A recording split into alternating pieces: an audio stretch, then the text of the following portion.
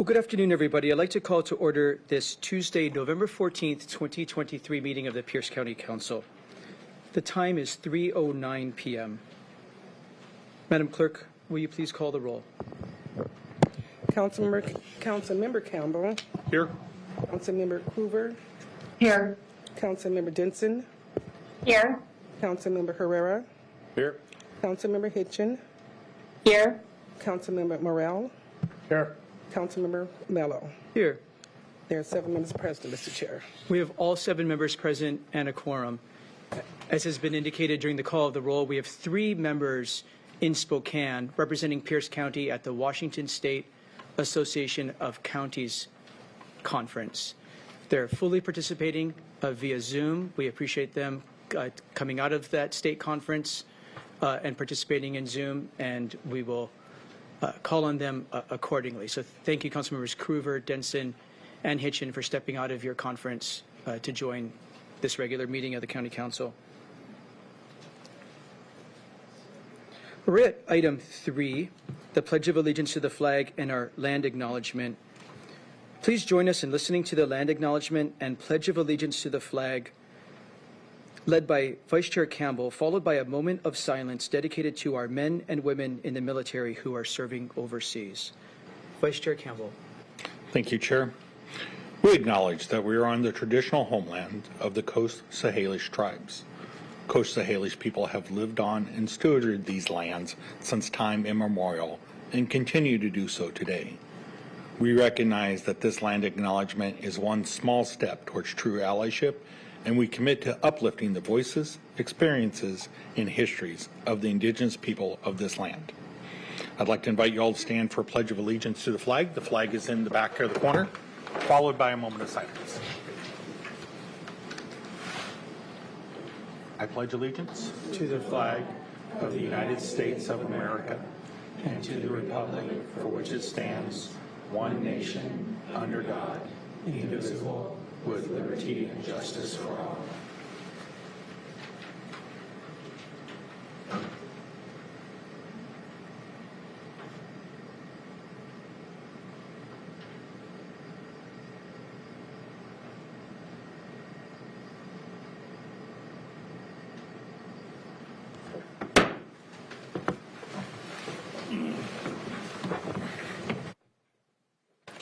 Before we get to the approval of the agenda, I'd like to make sure that those who have made time to join us today know that there is an overflow room just across the hallway here. We call it the Tahoma Conference Room.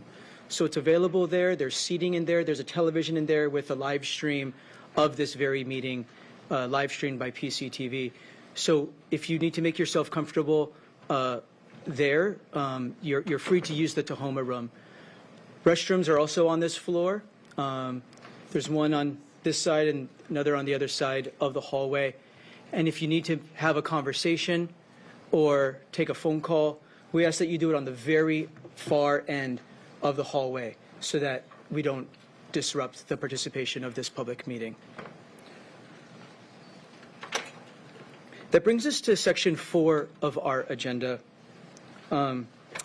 Before I do that, in addition to me just making sure folks know about the overflow room and your comfort, we really want to thank everyone for who have made time to participate in your local government today and to make your voice heard in however you choose to do that, hopefully in a respectful way though. But thank you for making time to be with us. We are at section 4 of our agenda, which is the approval of our agenda. I would like to propose that we move item 22, which is item 2023-44S, which is the biennial budget. I would like to propose that we move item 22 to the top of section 8, which would be first up under ordinances. And I would also, so let's do that first. Are there any objections to approving today's agenda as amended by moving the biennial budget to first up under ordinances so that I suspect that's why there's a lot of public participation. In order to respect that public participation, we would move it up to first under ordinances. Is there any objection?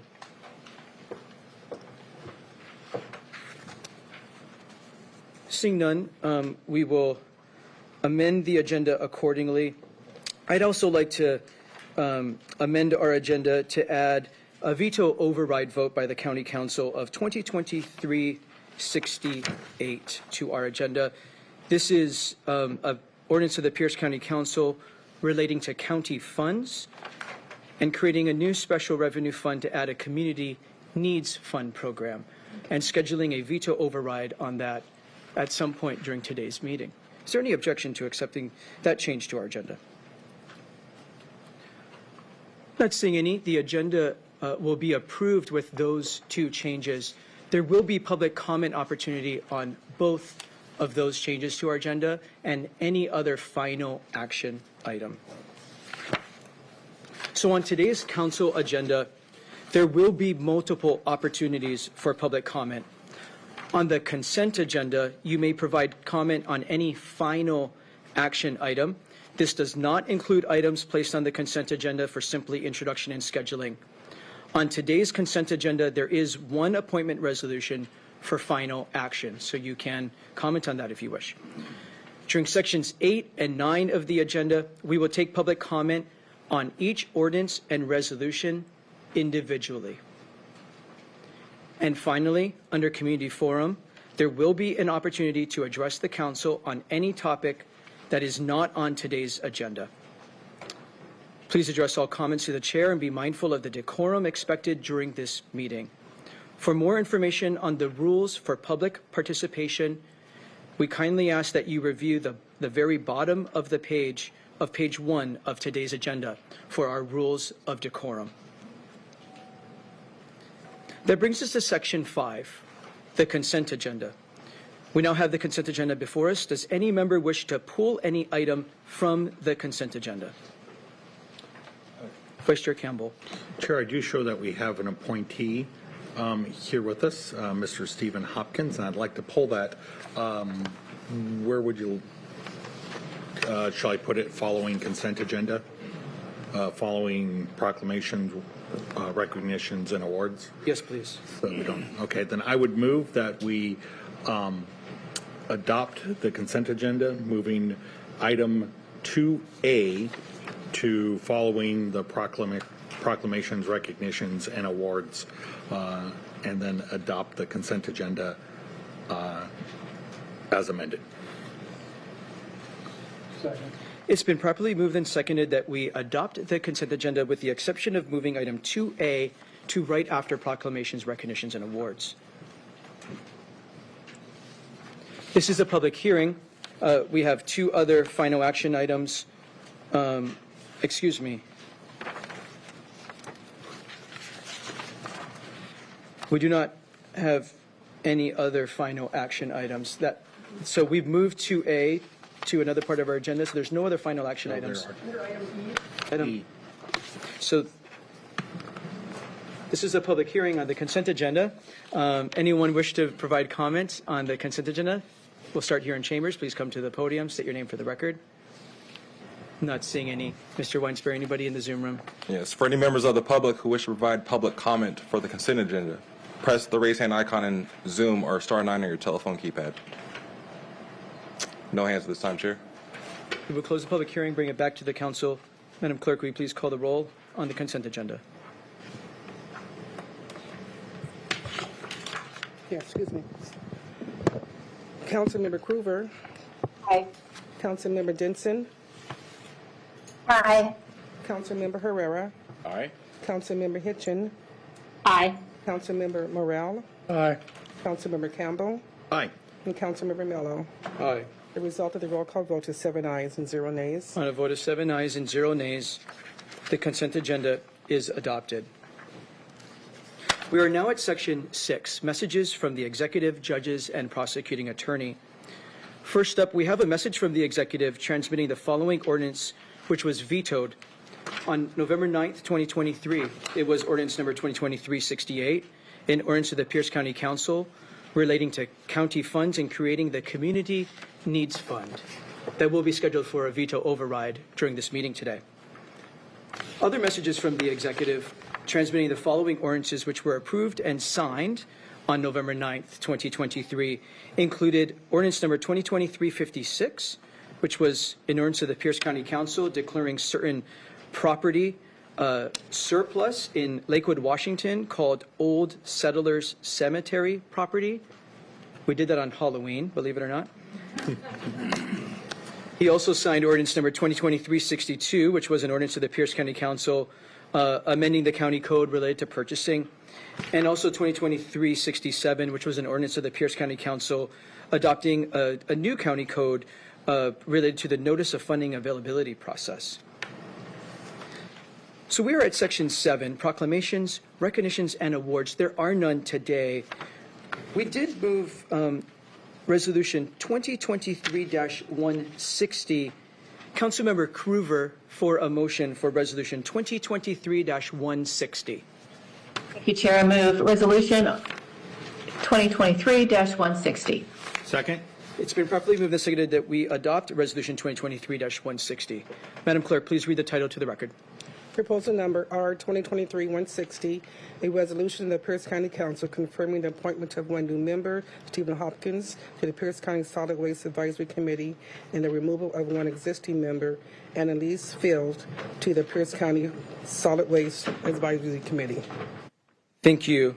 Stephen Hopkins, you're in the Zoom room, Stephen? I'm sorry, there's a lot of people in this. Hi there. Sorry, I couldn't see you in the many folks. Thank you for being with us. Thank you for your willingness to serve. We'd love for you to briefly introduce yourself and share why you wish to serve.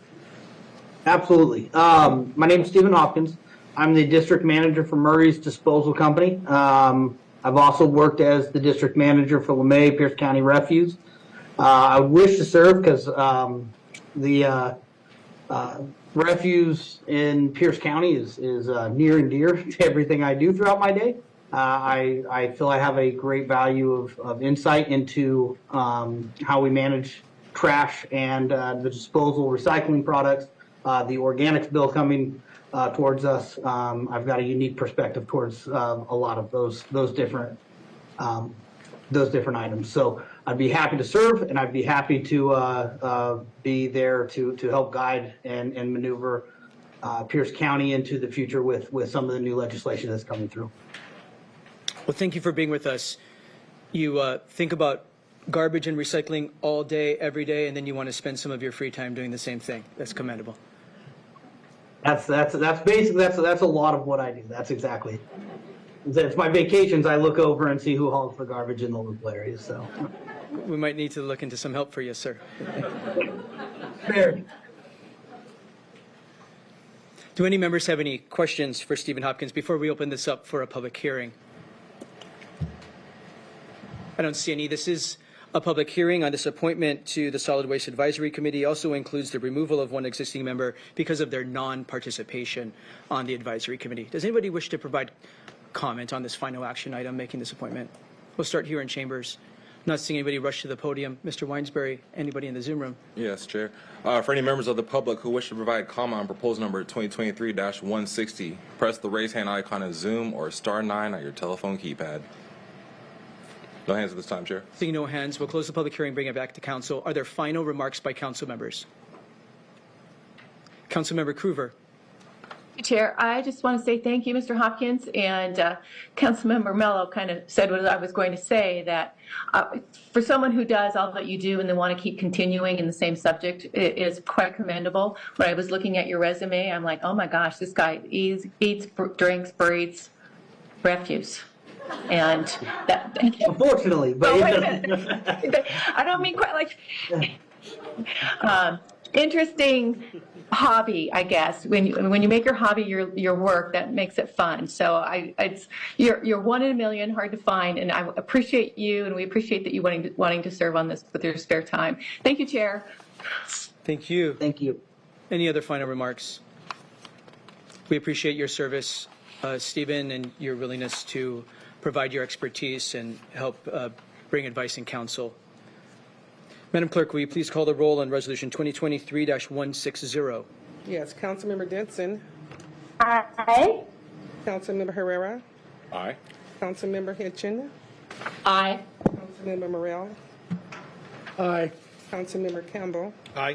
Councilmember Kruver, Aye. and Councilmember Mello.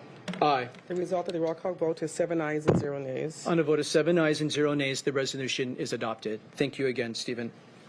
Thank you guys so much. That does bring us to Section 8, ordinances, and we did move the agenda around in order to accommodate what we understand is most public interest. For the public's understanding, what we intend to do, we're going to let's move this first, and then we'll explain what the process is so that folks can follow along. We have proposal 2023-44S before us. Vice Chair Campbell for a motion. Thank you, Chair. I move approval of 2023-44S. Second. It's been properly moved and seconded that we approve proposal 2023-44S. Madam Clerk, will you please read the title into the record? Yes. Proposal number 2023-44S, an ordinance of the Pierce County Council adopting the biennial budget of the Pierce County for fiscal years 2024 and 2025 and setting an effective date. Thank you. This is the biennial budget as amended from the Committee of the Whole. I will soon call on our council staff to introduce the item. The plan is we'll introduce this item. There's a number of amendments for council to consider. We will then open this up for a public hearing. And then the intent is to give this one more week to set over for more public opportunity to understand what's in the proposed budget, to make further comment. Make further comment by calling us, emailing us, writing in through our web form, or coming to next week's Tuesday council meeting where we intend to take final action. So we're here to listen to the public, hear a public hearing, and learn from all of you. And then the intention is to set it over so we can listen to what we heard today and take final action next week on the final budget. So that's what you should expect and why. This is very much intended to be an opportunity for the public to give us public input. With that, Mr. Boki, can you please introduce this item? Thank you, Chair Mello, Paul Boki, Council Staff. Ordinance 2023-44S is the biennial budget, or the proposed biennial budget for fiscal years 2024 and 2025.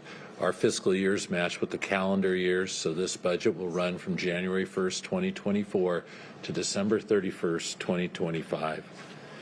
It was amended at the last Committee of the Whole last week with one large amendment. As it sits today, the general fund is expecting revenues of $894,568,490. Just for everybody's edification, the general fund includes the sheriff and the corrections departments, or those are the two very large departments. Also the prosecuting attorney, superior court, district court, the assessor treasurer, the auditor, the juvenile court, the medical examiner, and then the council itself, the finance department, and various other general, what are considered to be general government functions. The largest contributor to revenue is nearly $600 million. That's an estimated amount of taxes. That's both property tax and sales tax mainly. There's also the second largest contributor is charges for services and miscellaneous revenue, which in this case the number is up because of higher interest revenue coming in.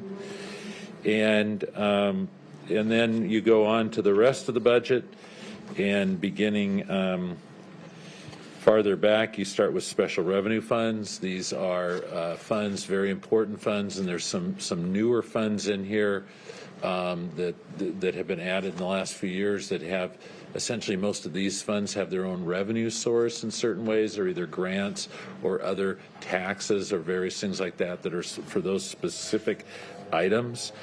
The large ones in here, of course, are the County Road Fund, which takes care of all the roads in unincorporated Pierce County. And there's also new funds in here, Behavioral Health and Therapeutic Courts Fund, and all your housing items are in here. Also, your American Rescue Plan Act, which the council has had a lot of discussion around, that has been around for the last couple of years. That's funding that came from the federal government for COVID relief and recovery. That is in there for $98,727,340. You also go in, so there's a number of items there, and that the council did a lot of amending in that case. There's also debt service funds, capital project funds. That's where all your construction items are. Enterprise funds, which the largest, of course, the largest enterprise fund by far is the sewer utility fund. So with that, and there's some other things that we also approved the budget for the Tacoma Pierce County Health Department, that we are their custodian, so as we call a custodial account. So with that, Mr. Chairman, I'll kick it back to you. We have, I believe by my count, 13 amendments. Thank you. So again, for the public's information, we will be considering amendments, but we're not taking final action today. We will be considering some amendments and then continuing this to next week, where council can consider further amendments and more public input. After we consider the 13 amendments on the budget, we will open this up for a public hearing, and it'll be the public's time. Some of you aren't going to like what I'm about to say. With all due respect, in order to accommodate everybody that is here, we have a full room here. We have folks in our overflow room. And by my last look, we have 86 people in the Zoom room. In order to accommodate everyone, we're going to limit public testimony to 1 minute today. That's to accommodate everybody. I know that doesn't make everybody happy. You might have come prepared to make 3-minute comments. I apologize for that. We will be limiting public comment to 1 minute today. We are available for further comment via email and next week. So please readjust your comments to 1 minute or less. But we sincerely want to hear from you. We have a lot of people to hear from and make space for before it gets too dark and cold.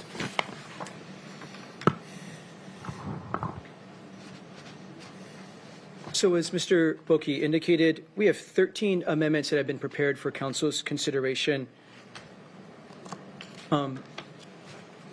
Also in the budget, Mr. Boki went through a very quick glance at the budget. We've been working on this ever since it's been delivered to us as proposed by the county executive. We've been having lots and lots of hearings and forums on this. This is not the only time we work on the budget. If you're perhaps just joining us, we've been working on this in earnest for a long time, actually starting this September when council set its priorities. But again, this is the time for us to have public input. And also, I suspect there's a lot of interest in our Community Needs Fund. The Community Needs Fund is in the budget, where we make some very transparent investments in our community. Those are in here, and you're going to hear some debate about that a little bit as we debate some of these amendments, and then we're going to open this up for a public hearing. So we have Amendment 1 before us. Vice Chair Campbell for a motion. Thank you, Chair. I move Committee Amendment Number 1, or I'm sorry, Council Amendment Number 1 to Proposal Number 2023-44S. It's been properly moved and seconded that we adopt Council Amendment Number 1. Mr. Boki. Thank you, Chair Mello. This amendment would clarify that a new limited duration recreation coordinator may be partially funded through the park sales tax and will be primarily funded through grants. So all you're being asked is to go into a proviso on page 21, strike the word exclusively, and insert the word primarily. And this was done at the request of the Parks Department. Thank you. Again, for the public's information, we had a robust debate about this at our noon study session, which is recorded and available for public viewing if you wish to watch that study session. Does any member have any questions or comments about Council Amendment Number 1?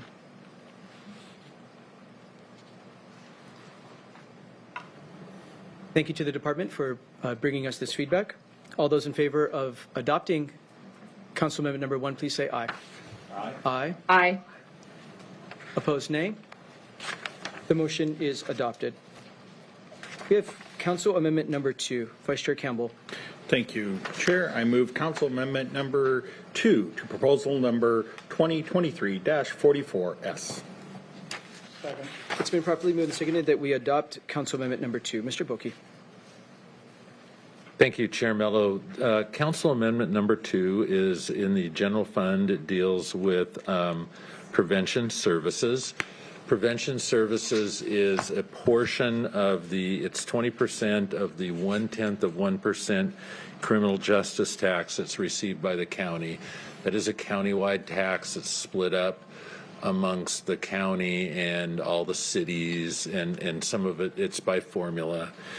And the county sets aside 20% of their 0.1% for prevention services, and has been doing this for some time. This goes back, I believe, to the 1990s. And in this case, they set aside 10% of that for member requests. So there's a formula. 25% goes to the health department to support family resource centers. A portion goes to admin costs, and the largest portion goes to a committee that votes on application, that considers and votes on applications every year. So in this case, the members have listed their items there in item number 1. For the most part, there is some portions that are unallocated. The council's portion this year, or for this biennium, is $542,170. And most of those are listed right there in number 1. In number 2, you're being asked to move a number of items, and this is a legal feature, a contracting feature, rather than this is just something we have to do in this case. These are prevention services, but we're moving them in to miscellaneous current expense and under the community needs program. These are 5 items. One is $40,000 for communities and schools in Peninsula. Another's $45,400 for community schools Tacoma. Then there's $32,000 for the Oasis Youth Center, $37,900 for the Salvation Army Northwest Division Camp Arnold, and $37,400 for the Red Barn Association. And then that will, so that is the selection for prevention services for the members in this biennium. Thank you. Are there questions or comments about Council Amendment number 2? Councilmember Murrell. Thank you, Mr. Chair. Mr. Boki, obviously, in looking at the amendment that we went over in study session, this one is different? Yes, it is. And the title is different? Under the subject line, you mean? Yeah. Yeah, the subject line is different because we had to put things into the community needs fund because these amounts were above the $24,999 contracting figure. I noted in study session that we would be doing that, and that the amendment would be doing that so that we can transparently appropriate to these organizations that are over $24,999. Okay. Councilmember Herrera. Just looking at that, after you guys talked about you moved some of them into the Community Needs Fund, the Franklin Pierce School District, why is that one still in there for $56,000? It's in this amendment as well, yes? Did you leave it there? It shows up right there, the 1, 2, 3, 4, 5th item down. Correct. So it looks like you moved some into the Community Needs Funds that were over the $24,000, except that one. Was there a reason on that one, or? There are different procurement rules for a direct appropriation to a school district. Yeah, that's right. And so in order to transparently and directly appropriate to a community-based organization like Communities in Schools or the Salvation Army or the Oasis Youth Center, we would use the structure that council created through the Community Needs Program. Thank you, Chair. Thank you for the question. Councilmember Krueger. Thank you, Chair. This is more technical, where I just noticed that for WSU Extension Shooting Sports, that is 4-H, and I didn't know if 4-H needed to be there. They have quite the archery team, and I believe they even won some awards or were recognized maybe this year, and I know last year at company gatherings. Would that make a difference to not have 4-H listed on that, or would that just be a minor technicality? Mr. Boki? We'll add 4-H on there if that was, I believe that was the intent. Yeah, thank you. Thank you for clarifying. Any other questions or comments about Council Amendment number 2? These are programs serving youth primarily from unincorporated Pierce County because of how the funds are collected. This helps address youth violence and especially youth that come from the unincorporated area of Pierce County.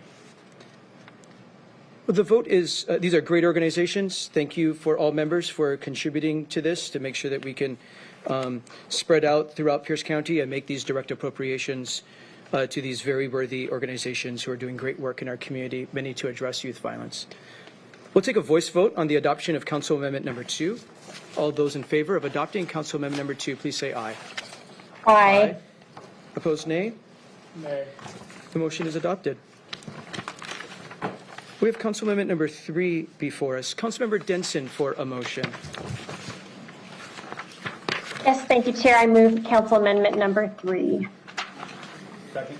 It's been properly moved and seconded that we approve Council Amendment number 3. Mr. Boki. Thank you, Chair Mello. This just goes into page 14, section line 1 in the ARPA, and this changes the line item there from Small Business Safety and Security Grant Program to Small Business Strengthening and Security Grant Program. It strikes the word safety and inserts the word strengthening. Questions or comments here? Vice Chair Campbell. Thank you, Chair. And again, I'll note that during committee meeting this morning, and so it'll be coming forward in the program written that way. We want to make sure that's written in the budget to match what the program is. Thank you, Chair. Thank you. Thanks to the work of our Economic Development Infrastructure Committee on this new program. Councilmember Morrell. Thank you, Mr. Chair. I just want to thank Councilmember Denson for her work on this. I think it does add more meaning to the definition of the program, and as Vice Chair Campbell said, we passed that this morning, and so I just want to acknowledge that. Thank you. Thank you.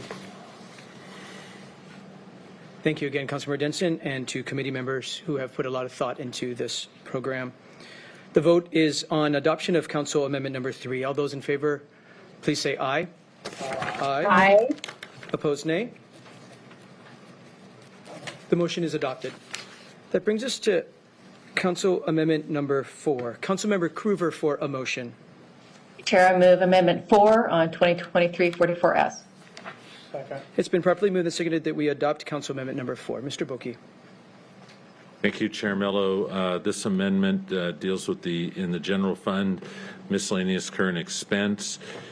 It increases that amount by $160,000 and provides $70,000 to the town of Eatonville for programs that address economic development and other community needs.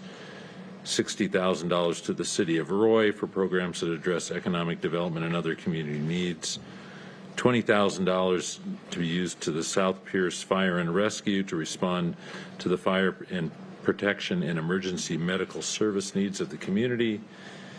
And $10,000 to be used for God's Pantry Food Bank to provide access to nutritious food to those in the community facing food insecurity. The additional $160,000 will be funded by an increase in the use of fund balance. Thank you, Mr. Boki. Are there questions or comments on Council Amendment number 4? Councilmember Kruever. Thank you, Chair. Switching screens. I just wanted to say I want to ask for support on this. I understand that it is something that I would prefer to have had in earlier, but it didn't come to my attention. The city of, or town of Eatonville is a bedroom community, I want to say, but there are millions of people that go through there every year going to the mountains, so they have to service a lot of folks, and their needs are many when it comes to their infrastructure. They also put on events that is people from all around go to, and they need help in servicing that. They have had issues with infrastructure, and it is not a rich town. It is a population of around 2,800, around in there. And they are in need of community needs. The city of Roy is similar. Roy is a small area that doesn't have a lot of infrastructure report like there is more in the urban areas. They have had issues with the water system. I know they had help with the state, but they are in need of assistance. There are folks that go through there. The military drives through the town and helps to service them. They are part of Pierce County as a whole. They are also working to develop some of the infrastructure for having trails and paths, which are goals that this council agrees on. The South Pierce Fire and Rescue, they cover territory. They can go out to Mount Rainier. They go out towards Roy. They kind of play a zone system in helping each other in other fire districts. They are always there to serve in the community events that are going on. And they are not a wealthy fire district, and they service a lot of folks. God's Pantry is an all-volunteer organization. They serve in a rural area where there is nothing else there. It's between Graham and Eatonville, not far from Mountain Highway. And so $5,000 a year to have them help with the folks in need is not very much. And the fund balance is going to be over $142 million, and $160,000 from that is very minuscule that will make up for it in helping them then without having to service the folks later. So I would ask for support on this amendment for the services that it offers and the good that it does. And I believe they've earned it. So thank you, Chair. Thank you. Other remarks?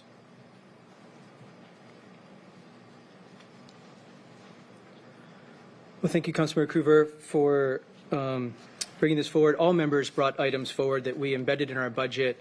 Every member have items in miscellaneous current expense in the Community Needs Fund in our underlying budget. That's quite fair to all corners of Pierce County, including a pretty generous investment in the Emergency Food Network, with the direction to Emergency Food Network, who will distribute those funds to food banks, food pantries, and hot meal sites throughout the county. And presumably God's Pantry Food Bank that is on this list would be one of many that would be very eligible to receive funds through the Emergency Food Network. We also provide $9,000 in our budget for the South Pierce Fire and Rescue to do work with the community to prepare for emergencies and community response. And while it sounds like we have a hefty fund balance right now, we do not long term. Our budget modeling shows that the cost of doing business, the cost of labor, the cost of goods and materials, we begin dipping below our fund balance reserve in about 2027, 2028. That might sound like a long way away. That is just around the corner. And we need to protect our fund balance in order to weather these storms and keep up with inflation, to afford the cost of labor, and be able to afford the core services of government. So I don't feel comfortable making these appropriations at this time. Chair, I just want to clarify an error. Councilmember Cruver, I need to keep my commitment. I'm sorry, you're not recognized. Councilmember Cruver, you are not recognized.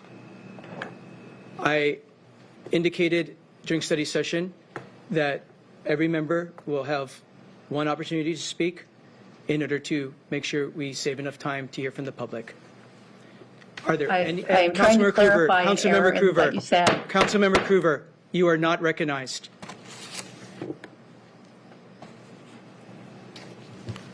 Councilmember Morel. Thank you, Mr. Chair. I will speak in favor of this amendment. I think it's several worthy projects that Councilmember Krueger has identified, especially within economic development.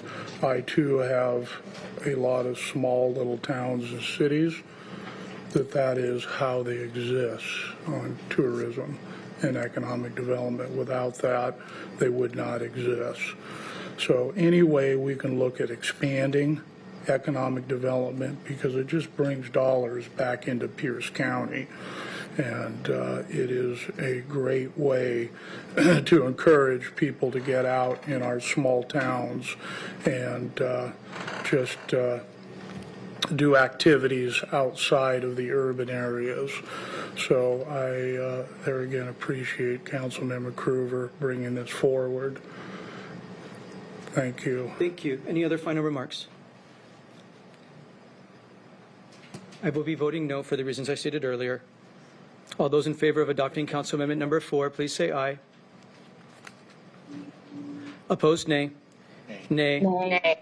The motion is not adopted. That brings us to item 5. Excuse me, Council Amendment number 5.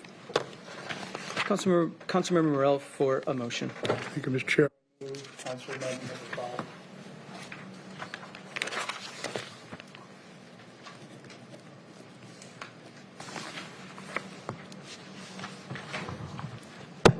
Been properly moved and seconded to adopt Council Amendment number 5. Mr. Boki.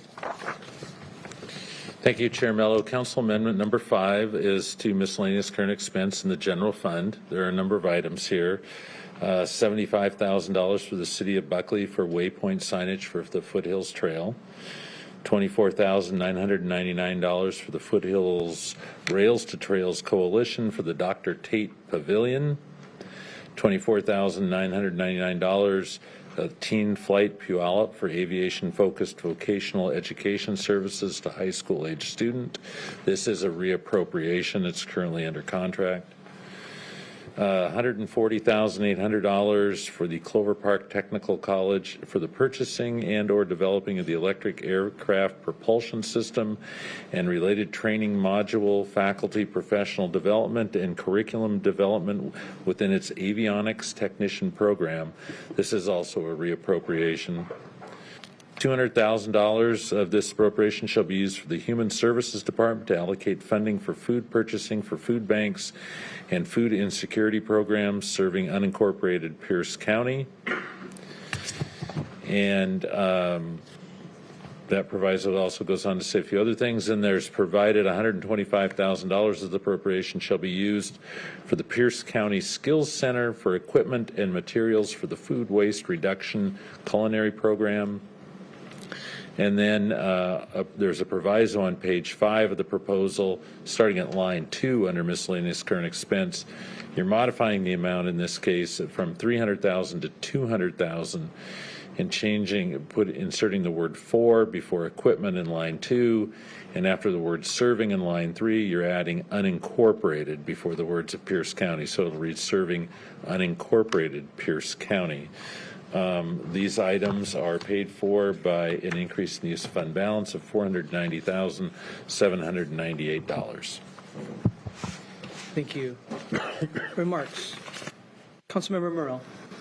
Thank you, Mr. Chair. Appreciate the opportunity to speak in favor of this amendment. As we discussed it in study session, the $75,000 for the city of Buckley is to put waypoint signage along the Foothills Trail that encourages people to use the trail. And with the new joint venture between King and Pierce County to cross the White River with a new pedestrian bridge that will open up early 2024, the signage is needed. The other item, which is $24,999, falls below the procurement allocation, and this is for the Dr. Tate Pavilion. For those who've been around for a while, Dr. Tate was one of the founding members of the Foothills to Trail Coalition. that successfully, after 20 years of work, got the Foothills Trail established. So this is a memorial to Dr. Tate, and majority of it is going to be private funded. But the other one is a reappropriation. Again, I say reappropriation to an existing contract with Team Flight. Team Flight is a nonprofit that takes 9th graders through 12th graders and teaches them about aviation. They have the ability to build an aircraft and fly it and get their private pilot license. So there again, that's a reappropriation. The other one is a reappropriation of $140,800 for Clover Park Technical College for the purchasing, deploying of an electric aircraft propulsion system. One of the things that I have pushed hard on for the last 4 years is to get the public to notify that general aviation is changing, and it is going to hybrid electrical propulsion systems. Clover Park took me up on the task. They will be the first technical college in the state of Washington to have a curriculum that actually teaches electric hybrid propulsion. And there again, this is a reappropriation.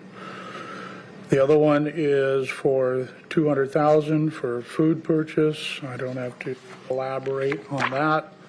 The other one is $125,000 that shall be used at the Pierce County Skills Center, which is part of the Bethel School District, to put together a culinary program of waste management reduction.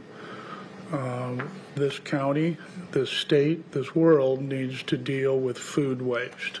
And here is a way that we are going to promote it and push it and have our kids that go to the Skills Center learn how to reduce food waste instead of landing in our landfills. The $200,000 is there again for capital equipment for food banks in unincorporated area. I don't need to explain that one. So thank you. And since I only get to speak once, I will be requesting a roll call vote on this amendment. Thank you. Councilmember Krueger. Councilmember Krueger, you're muted.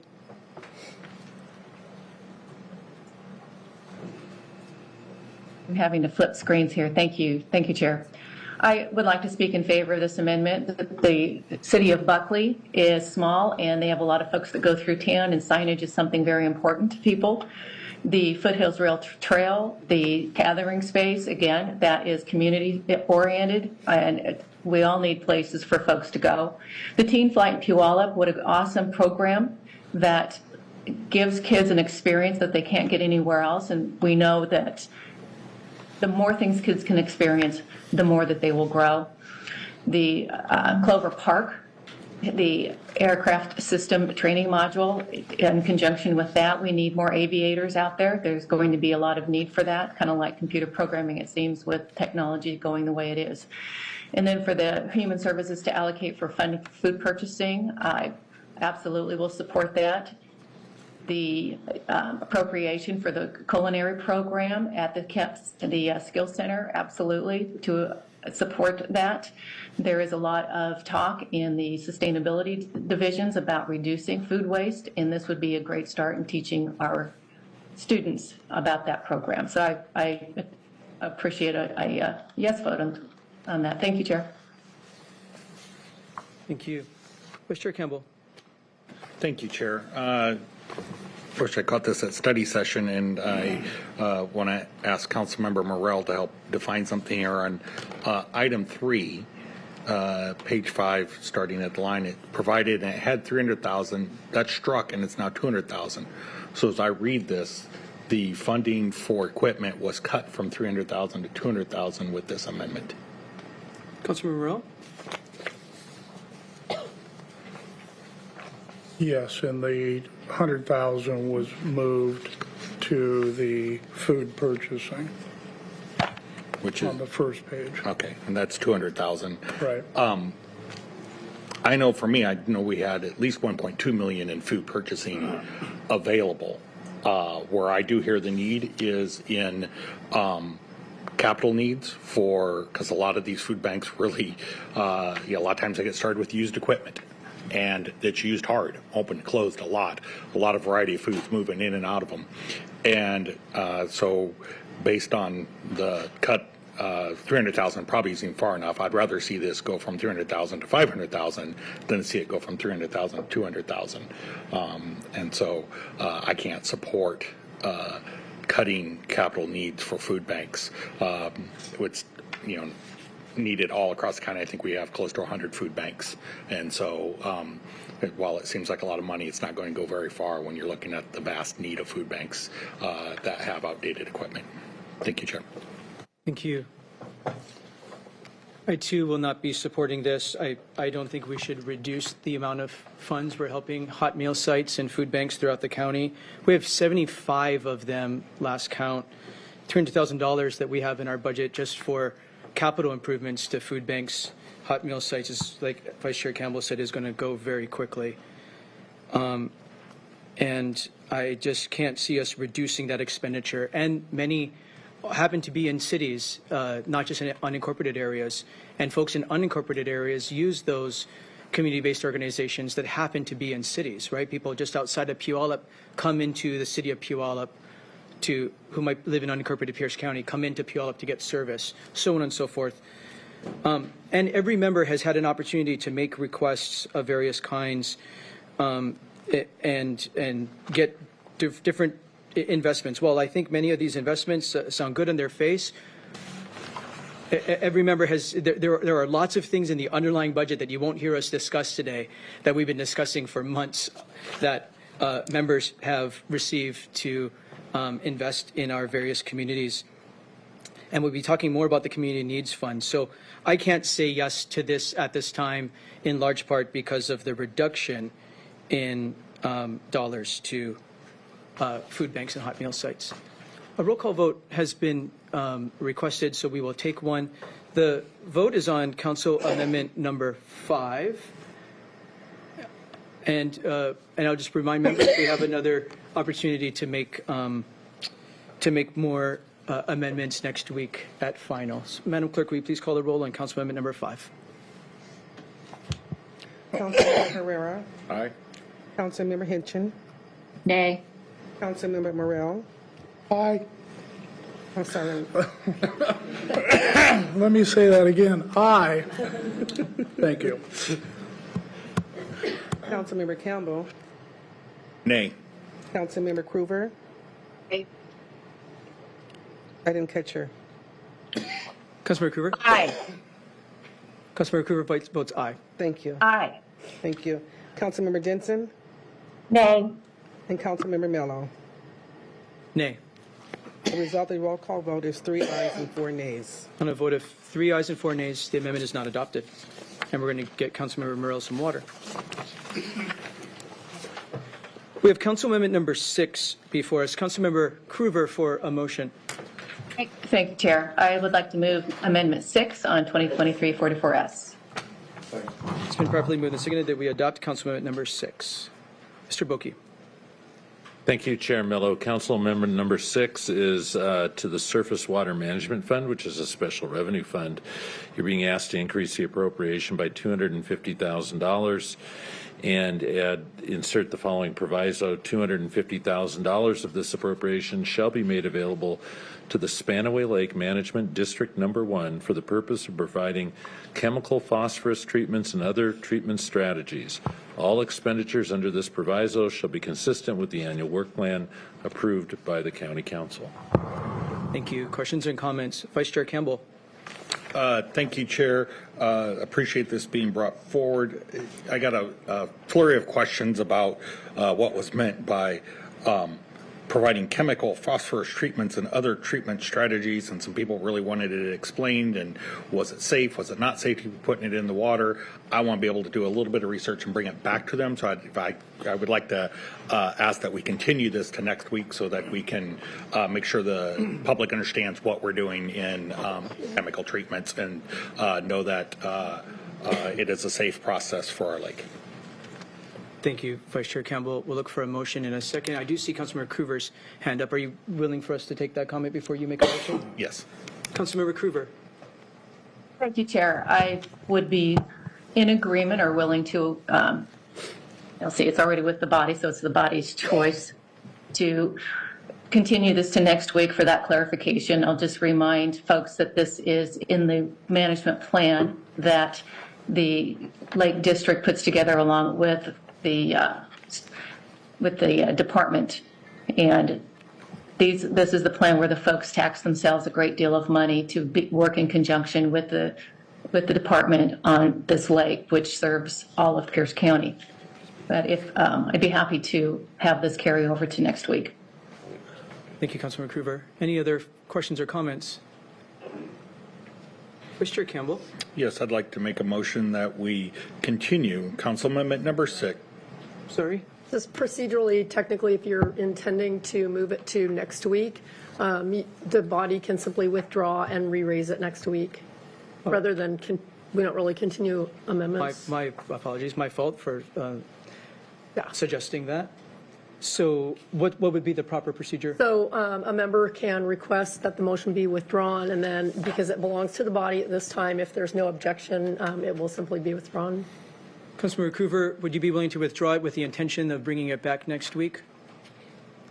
Yes, I will withdraw with a certain date of next Tuesday, the 21st.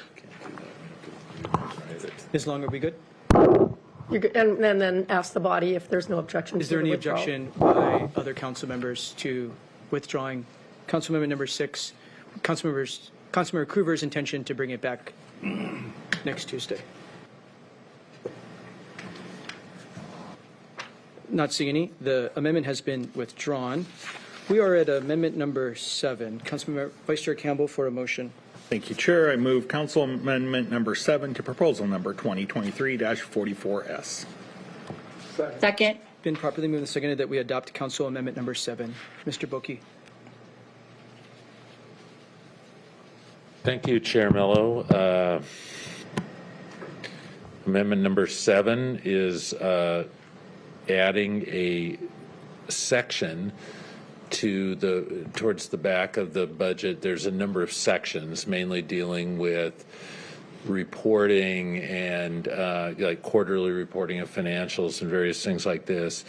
This section 17 that's in front of you is in the current 2022-23 budget, and staff is recommending that you put it back in. It's the executive shall submit to the county council for its approval any contract or agreement that would establish new programming, new expenditures, or future funding obligations that are not authorized in an appropriation included in the 2024-25 biennial budget or otherwise provided in Exhibit A. And then it goes through that the executive or a designee or department director or designee shall not sign any contract or agreement that obligates the county to appropriate funds beyond the 24-25 biennial budget prior to the county council authorization.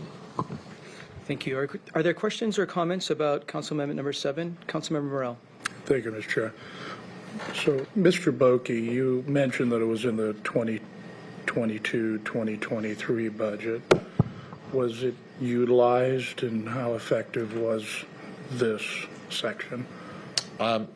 Overall, the section is not used a lot in comparison to your section dealing with grants and grant notification and contract notifications, which are two sections where there is a fairly high level of things that arrive here for the council to consider.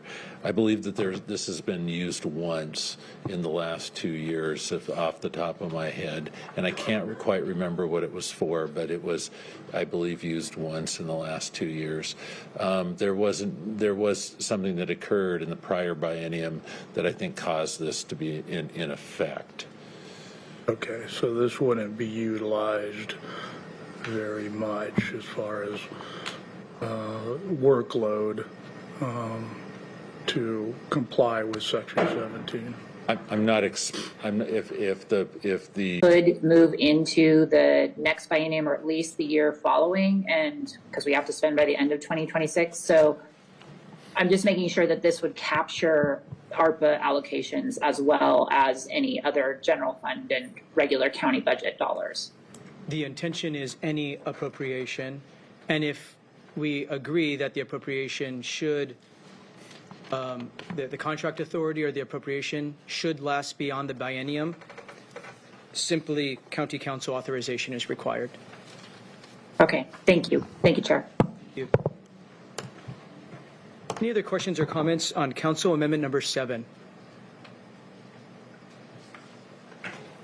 Not seeing any. We'll take a voice vote on the adoption of Council Amendment number 7. All those in favor, please say aye. Aye. Aye. Opposed, nay. The motion is adopted. For those following at home, we're on 8 of 13. Vice Chair Campbell to move Council Amendment number 8, please. Thank you, Chair. I move Council Amendment number 8 to Proposal 2023-4S. It's been properly moved and seconded that we adopt Council Amendment number 8. Mr. Boki. Thank you, Chair Mello. This is a addition to a proviso that's already in the budget. This was put in at the Committee of the Whole in Amendment number 1 at the Committee of the Whole. And this is actually to the County Council budget, which overall provides $75,000 to be used to contract with a third-party consultant to conduct an evaluation and provide a report by September 30th, 2024 on the efficiency and effectiveness of Pierce County's procurement and contract approval process. You're adding a item H. There right now it goes to G. You're now adding. You're being asked to add an item H. Review of staffing levels, training, and establishment of consistent steps in the review, approval, and execution process, and their effects on the overall contracting process and timeliness. Thank you. Are there questions or comments on this item? Folks can see, if you see the entirety of this amendment in context, we are trying to further improve our contracting in general, especially our human services contracting. That's what this appropriation strives to do and has a work plan for what we're trying to do to improve contracting, because things are taking so long to contract with community-based organizations, human service providers. There's going to be a lot of talk this evening about the process, about procurement, and one of the terms we use in government is the request for proposals process. Unfortunately, it takes really long time in Pierce County to do a request for proposals process. We were just told by the Human Services Department today, you heard us debate a little bit earlier about youth violence prevention dollars. There's a small portion of youth violence prevention dollars that council directly appropriates. You saw us run an amendment that does that. About a bigger portion of those funds goes out through a competitive process. So a nice mix of some direct appropriations, because we believe we know our communities really well, and then the rest goes through a competitive process. That youth violence prevention, that other pot that goes out for competition, we're told by the department it's going to take 3.5 months to issue the request for proposals. And that's from us saying yes, next Tuesday. It's going to take 3.5 months from the beginning of the start of the new year, which is the start of the new biennium, and that they're telling us that recommendations to council for contracts should be expected to start June 1, 2024. June 1, 2024. It's a long time.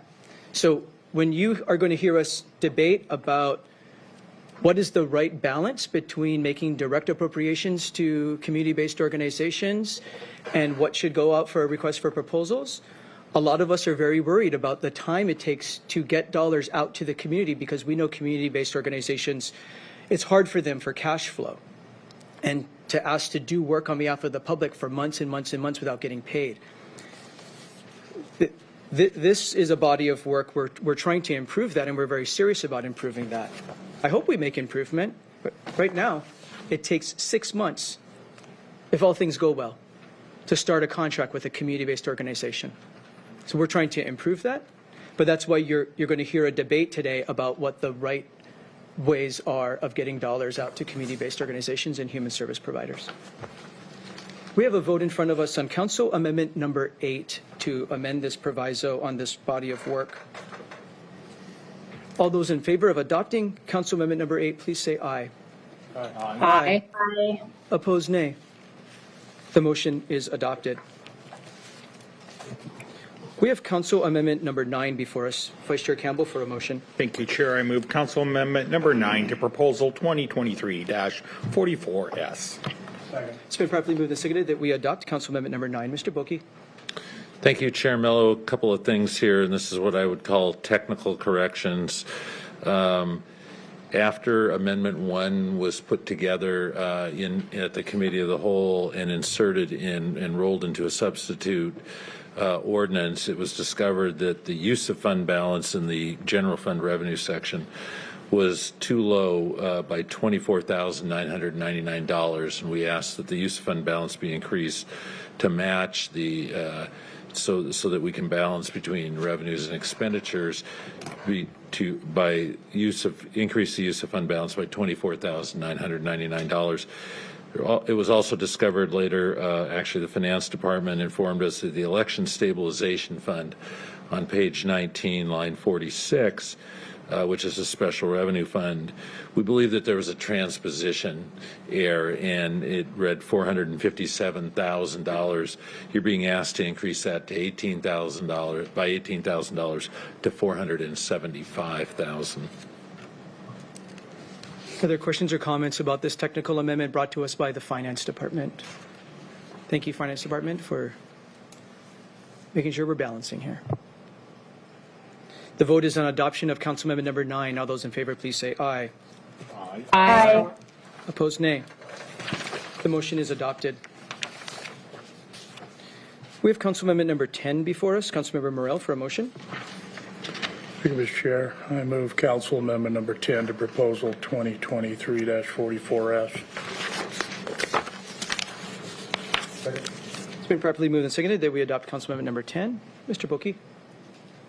Thank you, Chair Mello. Council Amendment number 10 inserts a proviso in under miscellaneous current expense in the general fund. $100,000 of this appropriation shall be used for Human Services Department to contract with an organization who operates a permanent supportive tiny house village for homeless veterans in East Pierce County to provide housing and support services to veterans. It then eliminates or deletes a similar but different proviso in the Community Needs Program. Thank you. Questions or comments about this amendment? Councilmember Morell. Thank you, Mr. Chair. I'm speaking in favor of this amendment to provide proviso language. As I said in study session, District 2 has the only village in all of unincorporated Pierce County, and it happens to serve 100% veterans. It is full to capacity. They would like to expand that, but need some money for soft costs to jumpstart it. And I know there was some concern about the language, but I am not going to attempt to craft language that's single sources and could be called out on a procedural question. So with that, I'm moving mine out of community funds into a direct allocation using current miscellaneous expenses. Thank you. And I will request a roll call. Thank you. Vice Chair Campbell.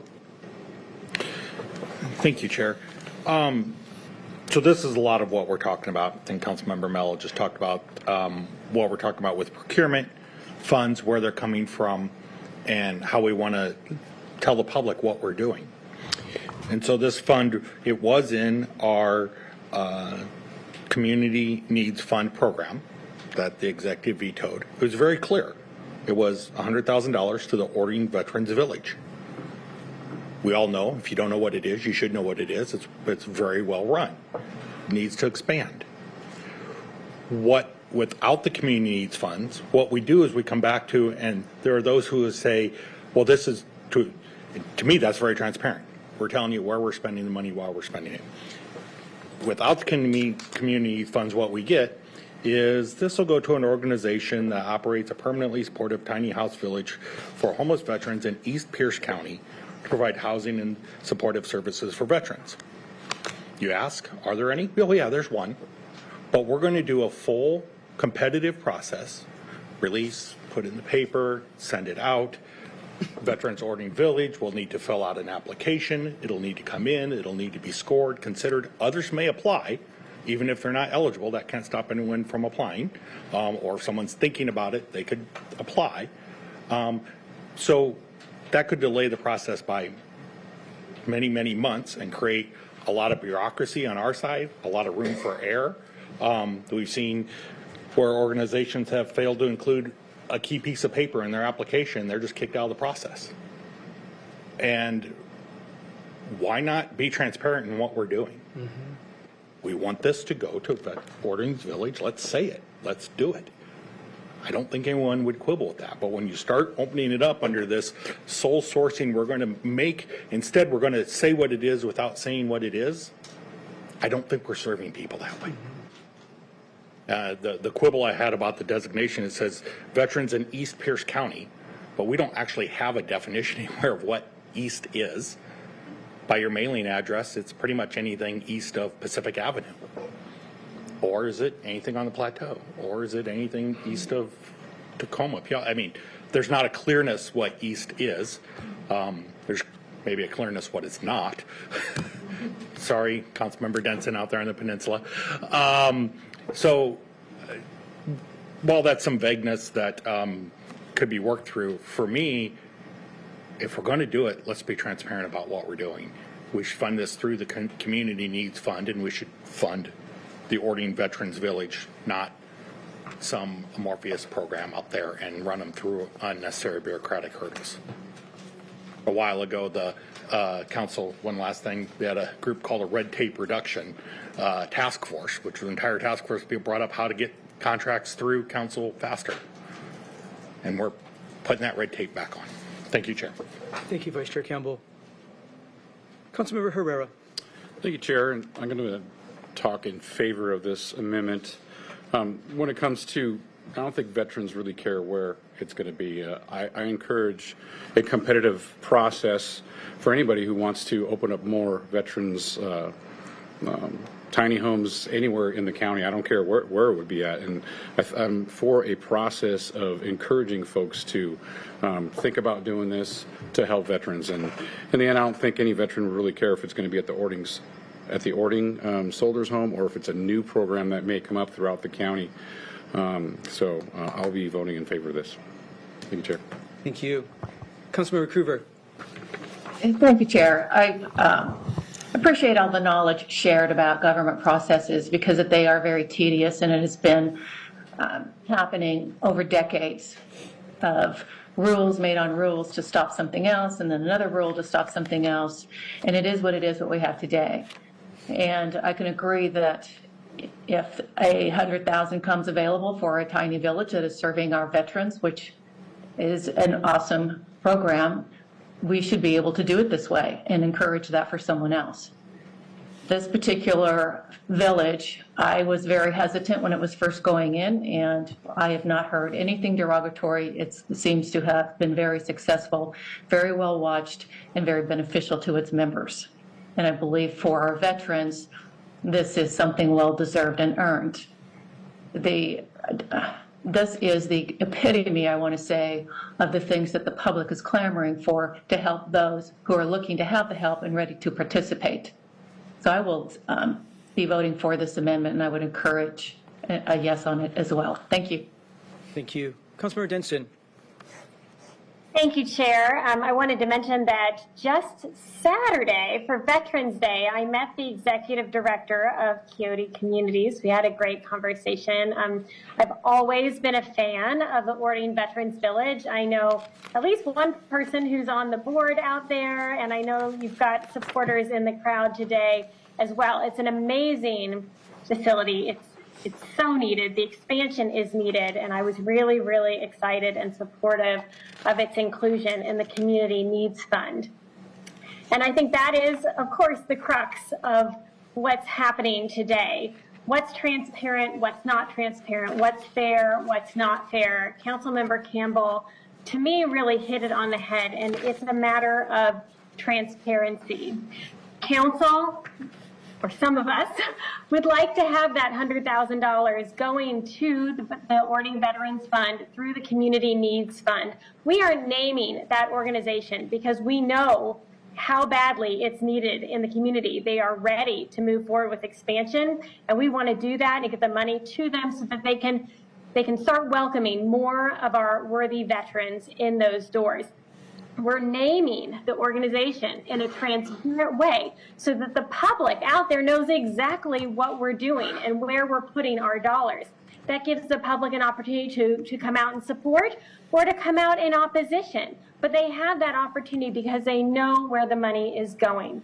By removing the name and getting around the whole regulations by creating a proviso, and you're going to see it in other places today too, by creating a proviso that the council member sponsoring knows exactly where it's going to go. And most of us on council know as well, because we know the background, but the public doesn't. The public may never know. So they don't have the opportunity to speak for or against, maybe talk about their experiences with an organization. Uh-oh, I hope I didn't. Am I still on? You're good, Councilmember Denson. It froze for a second, so I was worried. The public doesn't have an opportunity to voice its opinion. As Councilmember Campbell said, it goes to a very long and complicated RFP process. Then unelected officials, bureaucrats within the county make a decision. And because of the new procurement rules, when it comes back to council, we have very limited and very convoluted ways of having any impact on these appropriations. So ultimately, it comes down to what the unelected officials, the bureaucrats, the staff, sometimes political appointees, comes down to them making the decisions, not your elected officials, not the people that the community has trusted to speak on their behalf and to do what they feel is best for their own communities. So keep in mind when we vote today that I know myself, and I think I can speak for other council members, are very, very supportive of the Ordine Veterans Village, and we're very supportive of doing our job in a very transparent way so that the public knows where we're putting your taxpayer dollars and giving you the opportunity to weigh in and help us make the best decisions. Thank you. Thank you, Councilmember Denson. I too think Vice Chair Campbell said it very, very well.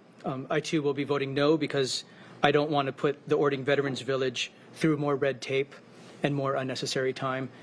We do a direct, very clear, transparent appropriation to the Quixote communities for the Ordine Veterans Village in our underlining budget, and this amendment removes that. I do not think we should remove that. I think we should give the money to the Ordine Veterans Village. I don't think we should be vague, bureaucratic, or take unnecessary time of orgs and staff time. They have other ways to spend their valuable staff time. A roll call vote has been requested. Madam Clerk, will you please call the roll on the adoption of Council Amendment number 10? Yes. Councilmember Hitchin. Nay. Councilmember Morrell. Aye. Councilmember Campbell. Nay. Councilmember Krueger. Aye. Councilmember Denson. Nay. Councilmember Herrera. Aye. And Councilmember Mello. Nay. The result of the roll call vote is 3 ayes and 4 nays. On a vote of 3 ayes and 4 nays, the amendment is not adopted. That brings us to item 3. Councilmember Councilmember number 11. Councilmember Kruger for a motion. Thank you, Chair. I'd like to move amendment number 11 for 2023-44S. It's been properly moved and seconded that we adopt Councilmember number 11. Mr. Boki. Thank you, Chair Mello. Council Amendment number 11 inserts a proviso in miscellaneous current expense that says $50,000 of this appropriation shall be used for the Bethel School District to partner with an organization in Spanaway serving families experiencing homelessness or at risk of homelessness to purchase playground equipment that will be made available for public use. It also then takes out a similar amendment, not the same, but a similar amendment out of the Community Needs Fund program and reduces that amount by $50,000. Questions or comments about Council Amendment number 11? Councilmember Kruger. Thank you, Chair. I would ask for support on this. This is for a project that would go through the Bethel School District, who is very well versed and experienced in being administrators to projects. At the time when we speak of how much time it takes to do the request for proposal, they would be preparing other things as well. So the wait is really irrelevant. And it's over a 24-month period. And so the expenditure for that and the need for that would occur long after the first half of the year. And this is serving the families who have been experiencing homelessness, the children in the area.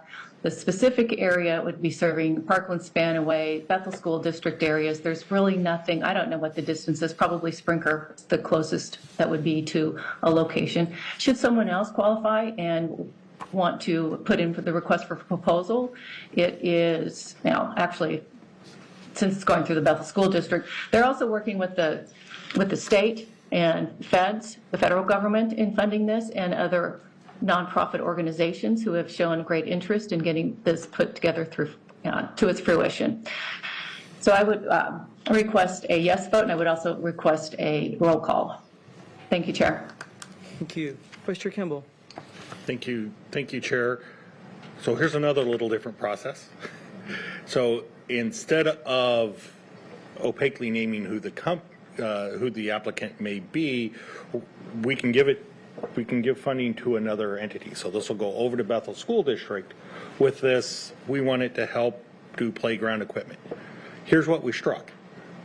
$50,000 of this appropriation shall be for Spanaway United Methodist Church to purchase playground equipment that will be made available for public use. That is clear. What we're doing, where we're doing it. And I got to say, Spanaway United Methodist Church, they've hosted one of our safe parking sites for a long time. They've been one of our first. I don't want this playground equipment to take any longer than necessary to get out there for those kids who are living in cars there and people in that neighborhood who want to park. I don't want to go through our process, then send it over to Bethel.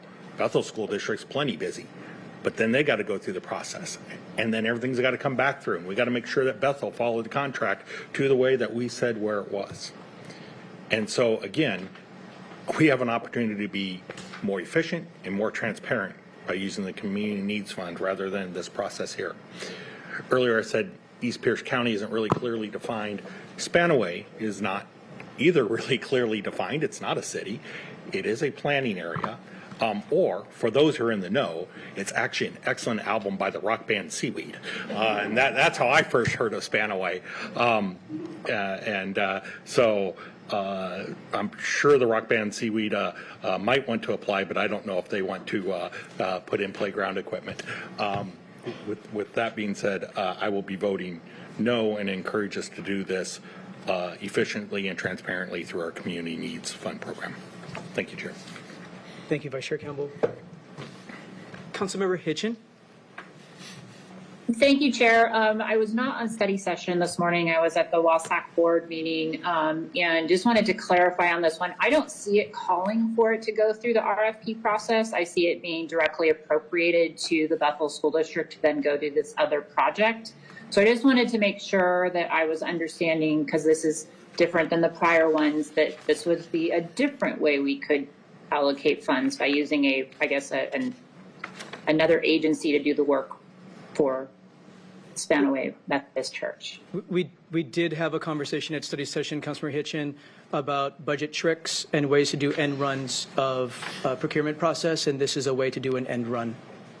Okay, thank you. And I will second that Bethel is actually a huge supporter of this original program as it was put in the Community Needs Fund. They were very pleased with the idea that this would be helping their students that are experiencing homelessness, being able to get outside and have safe places to play. So I will be a no vote on this amendment, not because the project is not a good one, but because we want to make sure that it happens where we want it. And I don't think the Bethel School District should be tasked with doing something like this. Thank you, Chair. Thank you. Councilmember Morell. Thank you, Mr. Chair. I'll be in support of this amendment. Some of the words that are used, I guess, are beyond what I have understood as far as procurement goes. Public to public doesn't need an RFP process. It can be directly allocated to them. So, I appreciate the explanation. I appreciate the comments, but in reality, they're just comments. This can be directly appropriated to Bethel School District, any school district, any fire department, any town, city, without an RFP process. So obviously you can tell where this whole communication is going, and I am understanding that the chair controls what happens, but obviously by the speeches they're all the same. So but that being said, I will support this amendment. Thank you. Thank you. I think the difference here and the concern that's being raised here that I agree with is that the Bethel School District has a lot to do to educate students and their own capital programs and their own facilities. They have a lot of responsibility and a lot that they need to be focused on. They don't need to deal with this. This is our job to support our safe parking sites, as has been noted, and the Spanaway United Methodist Church has been the first ones who raised their hand and said we will be a safe parking site. And it's a great idea to provide playground equipment for those kids there and making it available for public use. So as has been indicated, I don't support putting more burden on Bethel School District unnecessarily. Let's just say what we mean what we say, get the dollars to Spanaway United Methodist Church, who's a safe parking host site, and make it available for public use. A roll call vote has been requested, so we will take one. The vote is on Council Amendment number 11. Madam Clerk, please call the roll. Councilmember Morell. Aye. Councilmember Campbell. No. Councilmember Cooper. Aye. Councilmember Denson. No. Councilmember Herrera. Aye. Councilmember Hitchin. Nay. And Councilmember Mello. Nay. The result of the roll call vote is 3 ayes and 4 nays. On a vote of 3 ayes and 4 nays, the amendment is not adopted. We have Council Amendment number 12 before us. Councilmember Coover to move the amendment. Thank you, Chair. I'd like to move Amendment number 12. It's been properly moved and seconded that we adopt Council Amendment number 12. Mr. Boki. Thank you, Chair Mello. Council Amendment number 12 adds this following proviso to miscellaneous current expense.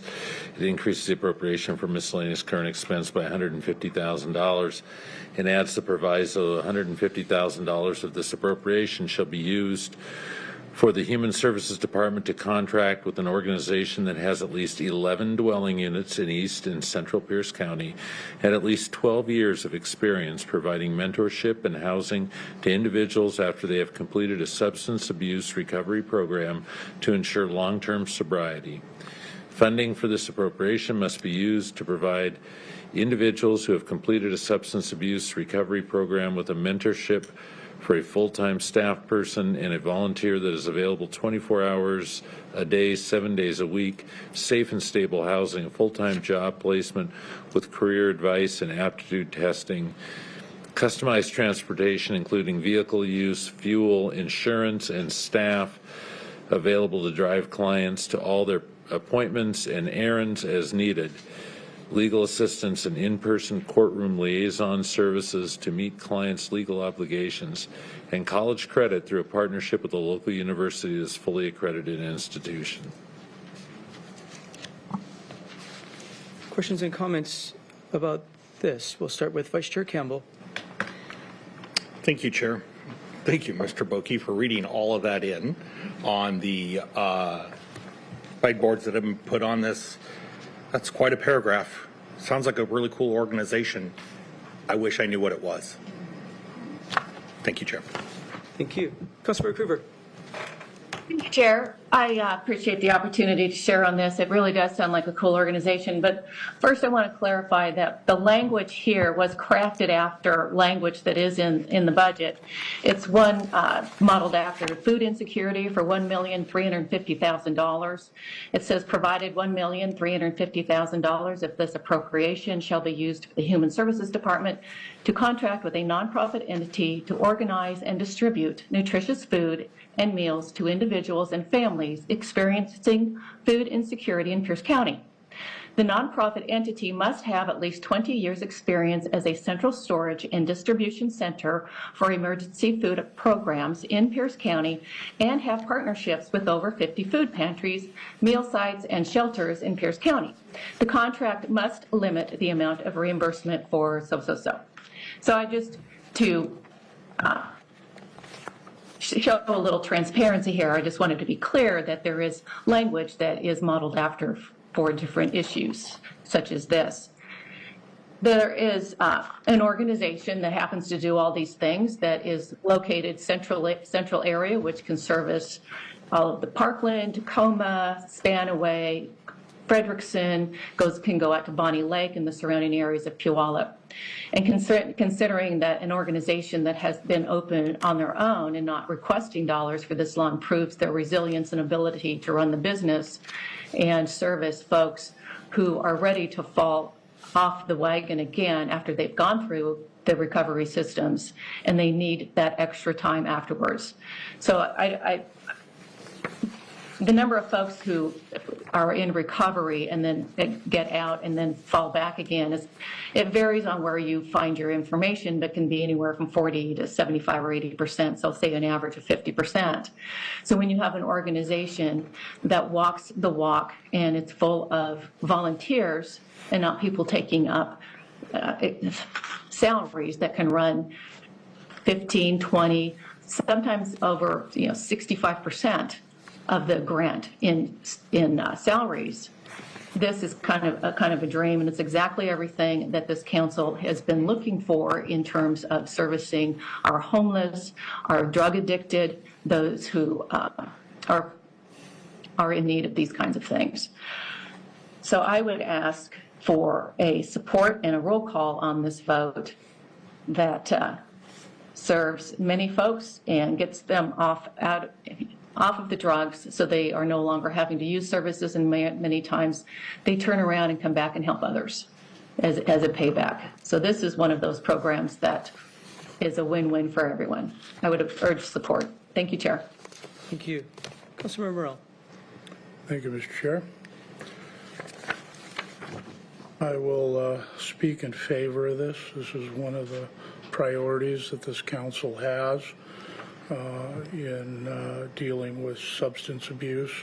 This organization, we were introduced to this organization by Council Member Zeiger when he was here.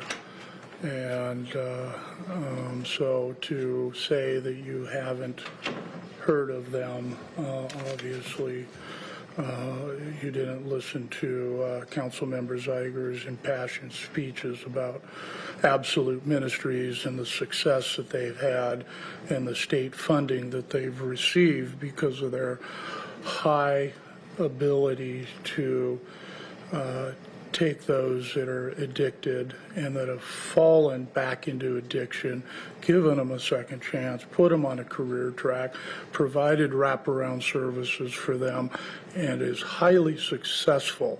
Where if you look at a lot of the services out there, they don't come anywhere close to the success that Absolute Ministries has. So there again, this is an appropriation that I think falls in line with the priorities of this council, and I support Councilmember Kruger's attempt to get this funds in the budget. Thank you. Thank you. Any other remarks? Councilmember Denson. Yes, thank you, Chair. Just real quick, I don't know this organization. It does sound like they're doing really good work. I'm just wondering, this being my first time going through the budget, we've been working for months and months to work through our priorities and get those to you, Chair. I know we had a form to fill out and deadlines, and so I'm wondering where some of these new ideas, I can see where people are moving from our community fund and trying to figure out other ways of getting funds to organizations without using the community needs fund. But when these new ideas are coming up, that's concerning to me, because I guess I was trying to follow the rules in terms of bringing as many things forward as possible, especially big things. 150,000 is a big ask. And again, it sounds like a great organization, but concerned at this point when we are already dipping into fund balance. We've got concerns over, our bargaining efforts with our different locals representing our employees and taking those types of things into consideration. It's just trying to be fiscally responsible. It's a concern for me to approve something like this late in the game. I will note that a lot of the things that have been said by Councilmember Morrell and Councilmember Kruger are indeed things that are things that this council has said that it supports, and I think they're things that we're already supporting in the budget through other organizations. I know we've got an appropriation for Oxford Homes. They do very similar things. They're an amazing organization. And we have a whole lot of other organizations getting funding through our behavioral health tax and other housing and homeless dollars. This organization should absolutely apply for those funds. I think that they would be very competitive. So that's why I'm a no today. I'm concerned about our reserve funds. I think we're going to need them for other things. This might be an organization that we keep in mind if we aren't able to expend all of our ARPA funds, and partway through this year we're looking for some other entities to get some of those dollars to. This might be one of those organizations to keep on kind of a list to the side to consider at that time. Thank you. Thank you, Councilmember Denson. I'm a no today on this for those same reasons. As has been noted, we have the behavioral health funds. We also have new opioid funds that Councilmember Hitchen is leading our thinking on how to best use opioid funds for our response to the opioid crisis, and other appropriations we've made. I just wanted to speak to one item. There is a proviso that explains the Emergency Food Network. That's true. There is $1.35 million in here for the Emergency Food Network. And if we could say the Emergency Food Network, this council would. I want to be clear. We created a structure when we approved the Community Needs Fund. We created structure and parameters about the Community Needs Fund. We said that was for appropriations between $25,000 and $150,000.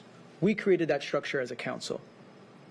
We said that in the Community Needs Fund, no one organization would get more than $75,000 in a year or $150,000 in a biennium, and we would live within a total, with all the organizations together, within a total amount and within our budget capacity, because we have a lot of things to fund, including labor, employees, other costs. We wish we could fund more community-based organizations. There's some amazing community-based organizations doing great things, but we have to live within our means. And so we said to ourselves, for things between $25,000 and $150,000 in community needs, we would name them directly for full transparency. So yes, there are appropriations above $150,000 that are named in the way that Councilmember Kruger indicated, that describes, in that example, the Emergency Food Network. There is an appropriation for the Emergency Food Network in here to get 1.35 million. They have a network, right? They support the network of 75 food banks and hot meal sites throughout the county, and will work to redistribute those dollars to those 75 food banks and hot meal sites throughout the county. So that is true, and this comports with how we said we were going to build this budget together. So for those reasons, I too will be joining my colleagues in a no vote on this. A roll call vote has been requested, so we will take one. The vote is on the adoption of Council Amendment number 12. Madam Clerk, please call the roll. Thank you. Councilmember Campbell. Nay. Councilmember Krueger.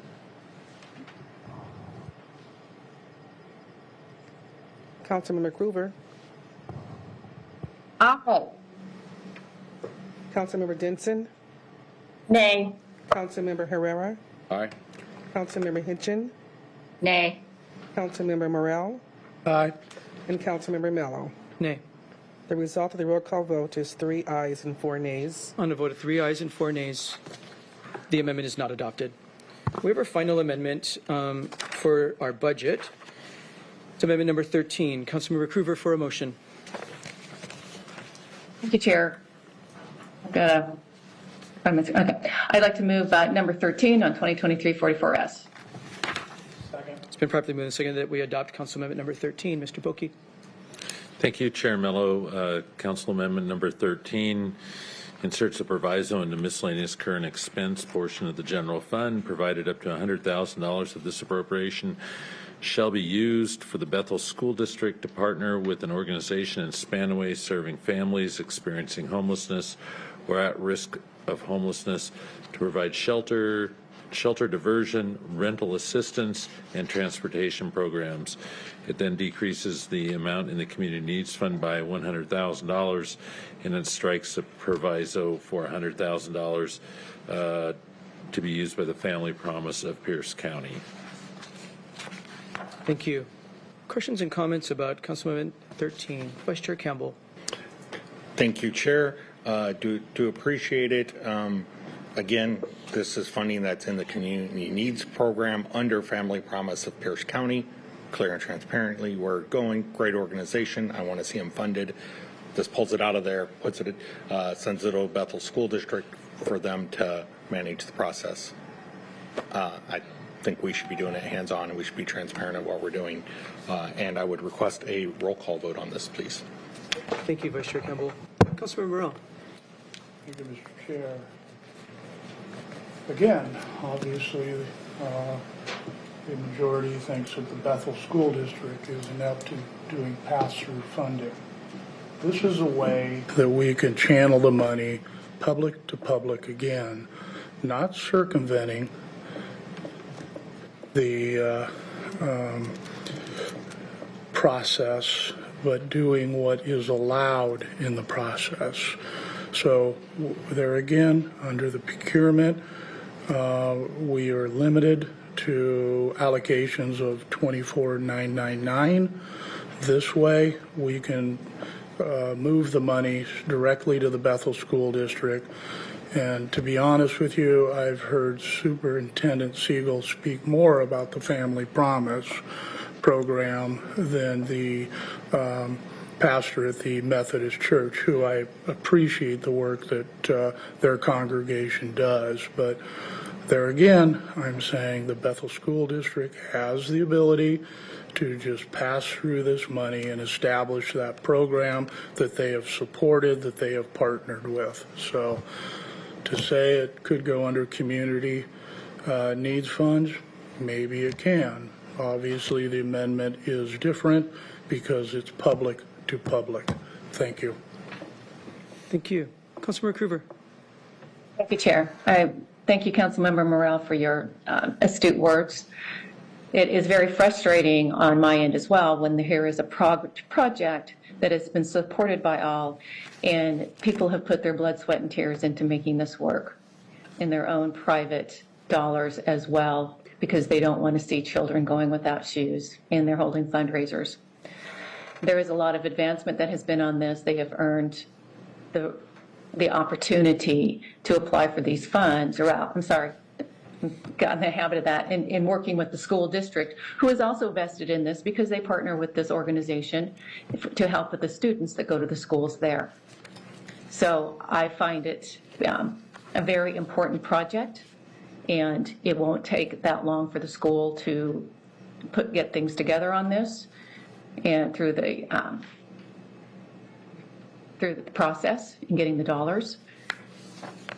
And I would urge a support. Thank you for calling for a roll call, Councilmember Campbell. Thank you, Chair. Thank you. Councilmember Hitchin. Thank you, Chair. Unlike the previous one that was equipment to be built on site, this is kind of a different type of funding. So I just wanted to clarify, had anybody confirmed that the procurement rules for the Bethel School District would allow them to do this? Since it's going to a church to I mean, I know that we have the ability to do that at the county level to do this work because of our rules, but it's a school district. So I was just wondering if anybody had checked. Have we looked into that?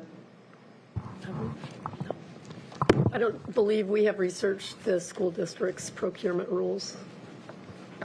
Or their capacity to do this? Have we asked their capacity to do this? Mr. Bookie? No, as far as I know, we have not. Thank you. Okay, thank you, Chair. And to clarify, I believe that both Councilmember Krueger and I were very enthusiastic about funding this upon the changes with the way things have fallen. Still would love to see funding get to Family Promise. I just don't think this is the right way. So I will be a no. Thank you. Thank you. Councilmember Denson. Yes, thank you. I was really excited through this budget process to learn about Family Promise.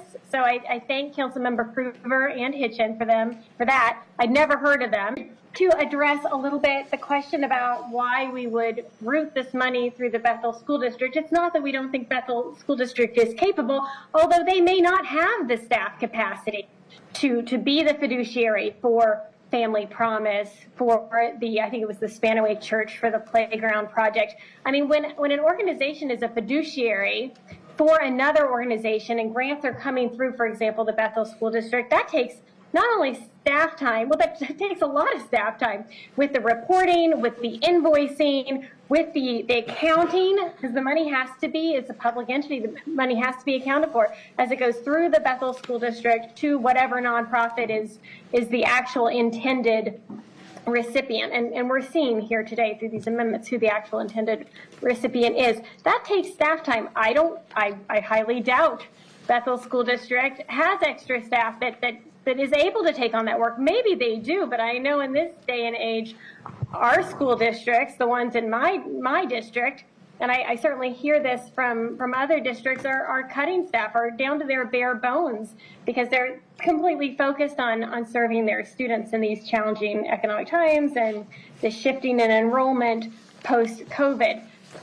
And it seems a little wasteful to me as well. If we are passing it through a fiduciary, like just using Bethel as the example here, they probably are going to need to take some administrative funds for the staff person that's having to do all that accounting and all that reporting, when all of those dollars could have just gone to the intended recipient directly. All of the funds going to the organization that's actually doing the work. And I think that most of us would agree that's the fastest, most efficient, and obviously the most transparent way of doing this. So as we're discussing this amendment, it's very similar to a lot of the other ones. These organizations, these projects are already in the budget through the Community Needs Fund in a very transparent way. And I think that that's the way it should stay. Thank you. Thank you. I'm going to continue to only call on members once, as we indicated at the beginning. I just wanted to answer the questions. Councilmember Krueger, I'm sorry, no. Every member only I'm sorry, thank you. Thank you for adhering to our rules.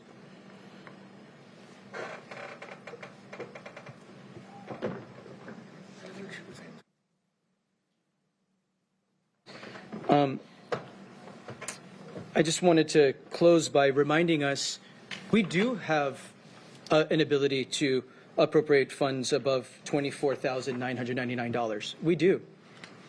And that's through the Community Needs Fund. we are not limited to $24,999. We can make a direct appropriation to this amazing organization, the Family Promise of Pierce County. We do not need to blindly follow the county executive and go along with the veto. That doesn't make any sense to me. We can appropriate monies directly, more efficiently, more transparently. We've set up a structure to do that. We are not hamstrung. So for those reasons, I too will not be voting for this. A roll call vote has been requested by Vice Chair Campbell, so we will have one. Please call the roll on Council Amendment number 13. Councilmember Cruver, Councilmember Cruver, you're on mute. You're on mute. Councilmember Cruver, Aye. thank you. Councilmember Denson, Nay. Councilmember Herrera, Aye. Councilmember Hitchin, Nay. Councilmember Morrell, Aye. Councilmember Campbell, Nay. and Councilmember Mello. Nay. The result of the roll call vote is 3 ayes and 4 nays. By a vote of 3 ayes and 4 nays, the amendment is not adopted. Mr. Bookie, are there any other amendments? There are not. Well, thank you to the public for being patient through that debate and hearing us consider that. And thank you to all the members for debating some really important policy matters and ways forward for the county. There's a lot in this budget, and perhaps you want to provide public comment on something we haven't talked about, which is more than fine. We're going to open it up for a public hearing on anything in the budget as proposed and as amended. So we did accept some amendments and did not accept others. So we're going to open this up for a public hearing, and it's time for us to hear from the public. Before we do so, Vice Chair Campbell. Chair, you made some changes to the agenda. Some people have arrived afterwards, so they may not know what this public comment is, what's next on the agenda, and what, because they might be wanting to comment on something else on the agenda. So if you could reframe that. Thank you. Thank you for that. So we are on the biennial budget as amended, and we're going to ask members of the public to keep their comments to 1 minute or less. We'll start here in chambers and then move to the Zoom room. After that, depending on how late it is, we may have to take a break. Our staff needs some time to use the restroom. You all may need to use the restroom, et cetera. We may take a break. After the public hearing on the budget, the council, I intend to ask that the council bring forward the veto override to override the veto of the county executive on the Community Needs Fund to allow us to have the Community Needs Fund as you've heard us debate today. So that veto override vote will occur after the public hearing on the biennial budget, and there will be an opportunity for public comment before the council takes its vote on the veto override. And then we're going to roll through the rest of the agenda. There's another 24 items on the agenda after that. So with that, we do have now you know why I limited public comment to 1 minute. We're going to start here in chambers. I have a maybe from Tom Deem. Tom Deem, we're on the budget. Okay. Tom Davis. Okay. Sorry if I can't read your handwriting. Dave Redman. You got it right. Would you like to speak on the budget? I was able for afterwards. Okay, thank you. Gary Dayton. Sorry if I can't read your handwriting. Would you like to speak on the biennial budget? I would like to speak on something. If you would like to speak on the biennial budget, we would welcome your remarks. We ask you to come to the podium, state your name for the record. You have 1 minute to make your comment. My name is Gary Dayton. I'm here to recommend that you do your veto override. Please speak to, sir, I'm sorry, I have to be fair to everybody. We'll take public comment when we bring the veto override up for consideration. This is just on the budget. You do realize, of course, that many of the people in here have been sitting here for over 2 hours because of this veto override? You can speak to an item that is in the budget that you may support or oppose. That might be in the Community Needs Fund. Thank you. Aaron, on the budget. Aaron Guinep. She left. Okay. Lena Bostic, on the budget. Would you like to speak on the budget? The next item. Okay. Joanne Lazowski. Next item. I see that. Thank you. We have people who want it on the budget. Yeah, let's just roll to that. Who's here to speak on the budget? Anyone here to speak on the biennial budget? Please come to the podium, state your name for the record, and you'll have 1 minute to make your remarks. Please come to the podium. So please proceed. Thank you, Chair. My name is Bunny Smith. I'm the director of the Mid-County Community Center. I have actually submitted proposals for 2 of your RFPs just this summer. One of them was for our senior center funding. The county received a total request of over $864,000, and they have only budgeted for $500,000 to support our senior centers. That is dreadfully underfunded, and our seniors are going to be suffering from that. I just wanted to make sure that is something we can consider as we go forward, because we need to do a better job of serving our seniors. They deserve it. Thank you. Thank you. Who else is here to please come to the podium, state your name for the record. You'll have 1 minute to make your remarks. Thank you. My name is Eric Wise. I'm a Pierce County employee. I've been an employee for Pierce County for 29 years. I've been a Teamster for 43 years. I have some information here that was forwarded to me by my shop steward. The county has a fund balance of $142 million. In addition, it underspent the current biennium budget by $30 million. It is unconscionable for the county to not fund a real COLA for its workers when it's built up such a massive war chest. Thank you for that. And I also would like to share this sign related to COVID and our budget. And I can give this to the clerk if that's okay. Of course. The sign talks about being courteous to others. Sir, you can do it after. Yeah, we need you at the microphone. Sorry. No, people at home need to hear you. The sign says, please be courteous to others and clean your area with disinfectant wipes before you leave. Thank you, facilities management. The county placed this in my break room. None of the people that placed this or who were in charge of me followed this regulation. So I'm left with a little bit of a sour taste in terms of who can I trust in the county? Thank you. Thank you. You can, thank you. You can give it to the clerk and she'll make sure we see it. Hi, Donna Ponapinto, President and CEO of United Way of Pierce County. First of all, I want to thank you for putting 211 in the biennium budget, but I'd like to request your consideration for funding for the Centers for Strong Families. We've talked a lot about Bethel tonight. One of our sites is in Bethel. The county has funded Centers for Strong Families, probably for the last 4 years in Bethel and in Clover Park. As you know, Center for Strong Families is really all about helping families build wealth in our community. And with so few services out in Bethel, these dollars help to support, but they also help to leverage other dollars that United Way is able to bring back into the community. So I ask for your consideration. Thank you. Thank you for staying under the limit. Anyone else wishing to provide comment on the biennial budget? Here's Director Miles. Thank you. Roxanne Miles, Pierce County Parks Director. I'd like to just mention and ask that we spend a little bit more time before there's a removal of the Planner 2 from the budget. You still have the capital program to visit, and there's a number of elements in the capital program that we've heard from you that are of high interest, including elements on the work plan that will be advancing the development of park sites and baseball fields with the Bethel School District and to serve the 67% of unincorporated Pierce County. So starting projects and that conversation today will ensure that we can write the grants, have the funding, and do those projects in 2026. And that doesn't preclude us from finishing what is in the CFP currently. So I think we've provided some information to you, Chair, and to staff, and would just look forward to further conversation before the conclusion of the budget. Thank you. Thank you. Anyone else on the biennial budget?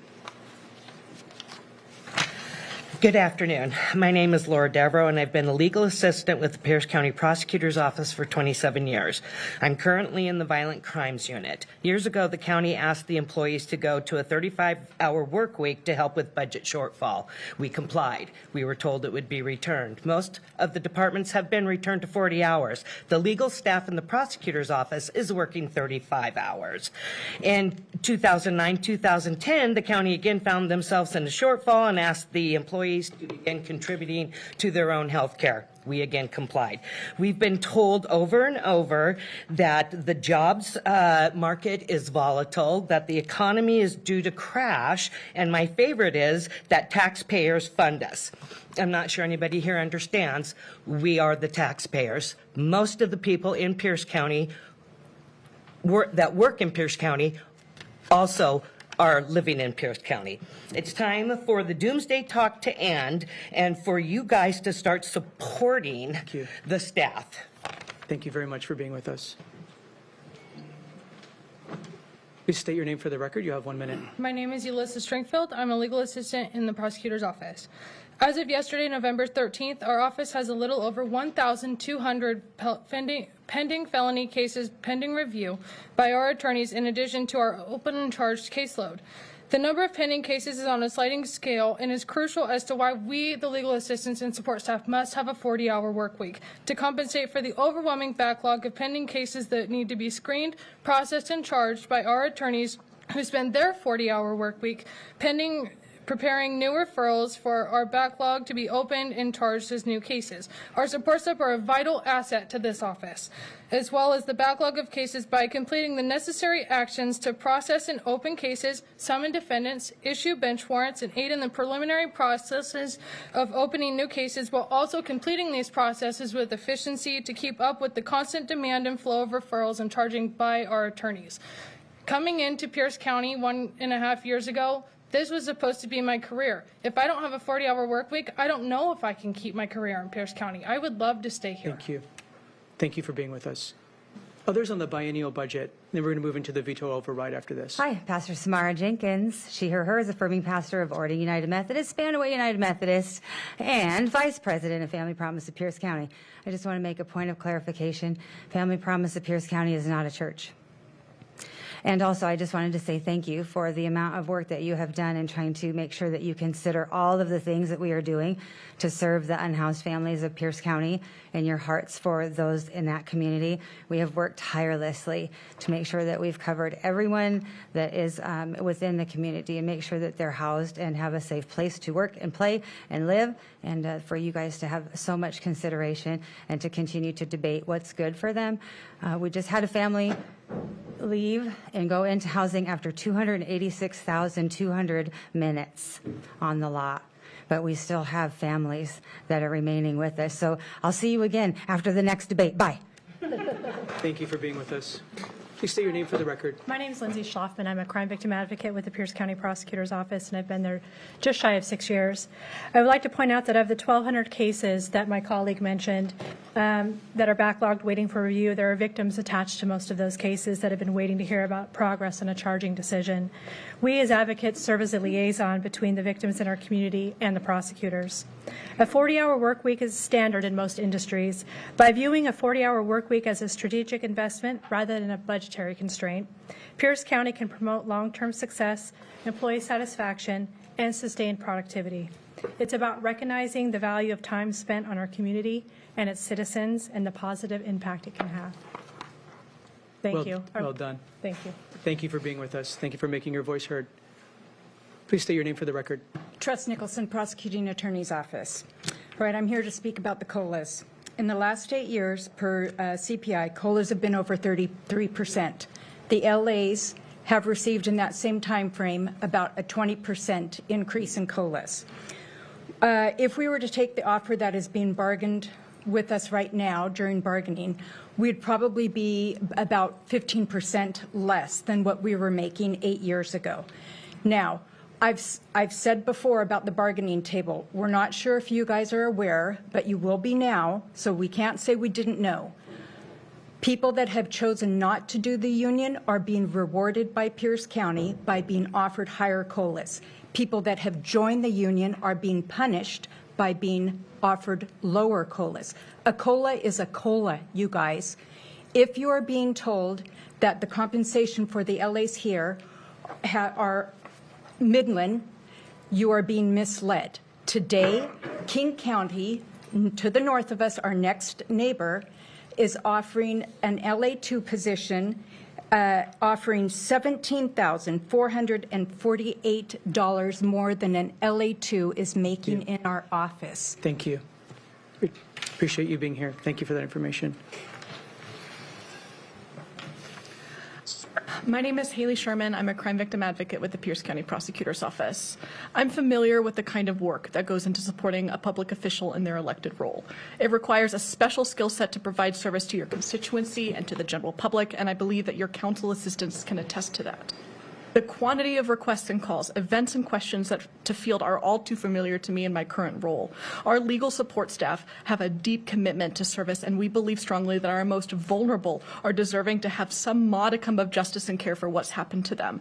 At our core, we do this job to help people, and I know that that is a shared tenet for why you sit in the chairs that you sit in today. I also believe that your assistants and I, to their core, have very similar jobs, and I only have 35 hours a week to provide the same level of service. What does it say about Pierce County's commitment to care for victims of crime when the people tasked with their advocacy are one of the few teams that are not funded at full time?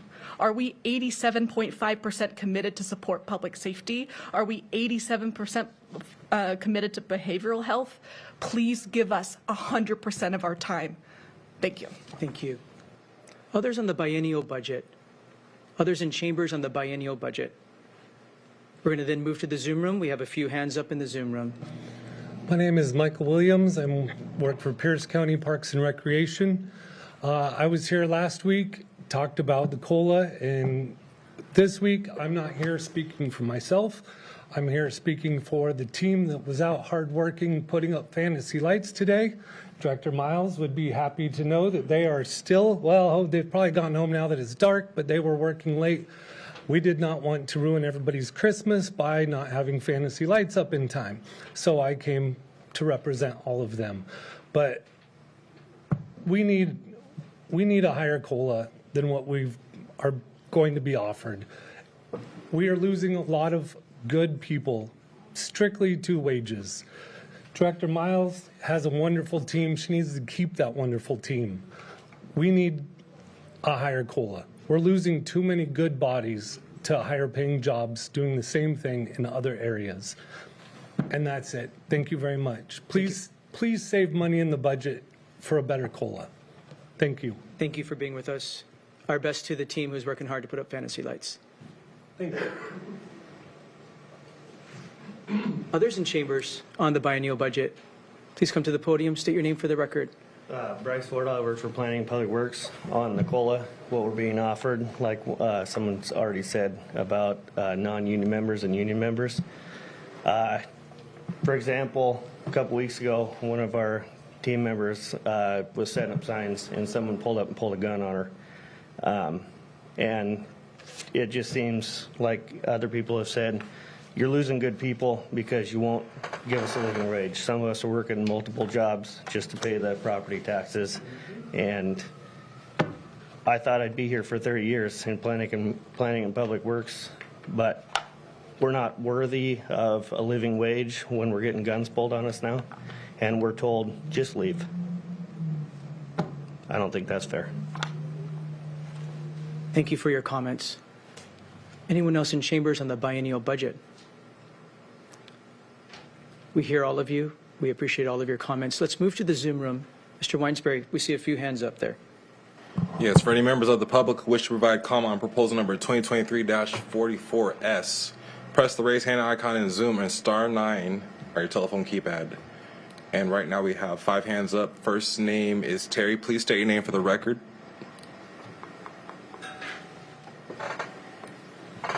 Oh, I'm Terry Hurd. 3 minutes would have been nice, but we don't have that type of representation. You move for consideration, name, not approval. Dividing the park impact fees, the way it's set up, park impact fees have a %. So why is additional money going to trails that have helped ruin our community park program? Live within the budget.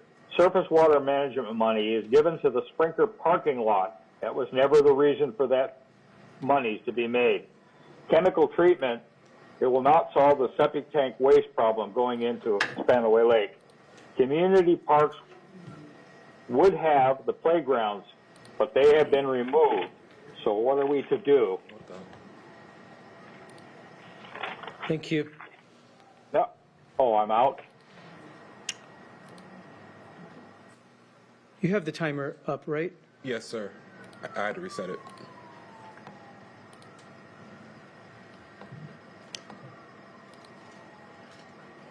All right, next we have Rosita. Please state your name for the record. Rosita Castellano. Can I verify if is this the part to speak to veto on the community needs? I might have jumped the We are on line. the biennial budget, so please keep your comments to items in the biennial budget or something you want to see in the biennial budget. I'll raise my hand later. Thank you. Thank you. We're going to come to the veto override as soon as we conclude this public hearing on the biennial budget. Huh? All right, next we have Sam. Please state your name for the record. Hello, I am Sam Cook, Emergency Food Network's Director of Programs. We are a nonprofit organization in Pierce County that distributes food and funding to food pantries, meal sites, and shelters in Pierce County. We are so grateful to the council for their past support and for calling out emergency food in this proposed budget. In 2022, there were over 2 million visits to food pantries in our network. This was a staggering number of visits in comparison to just 1.5 million in 2021. Unfortunately, this year that record has been broken as we have already seen 2.2 million visits. Each of these visits represent a member of our community that relies on these essential food programs. I get to work closely with the 75 plus food programs that we serve. These agencies need funding to buy highly desired food items like meat, milk, and eggs, and to cover the ever-increasing costs of things like rent, gas, and staffing. These funds keep the food pantry doors open, more often allow them to offer food with convenience through home delivery and self-select models, and keep shelves stocked with nutritious, culturally familiar foods that give dignity to those in need. Thank you. Thank you.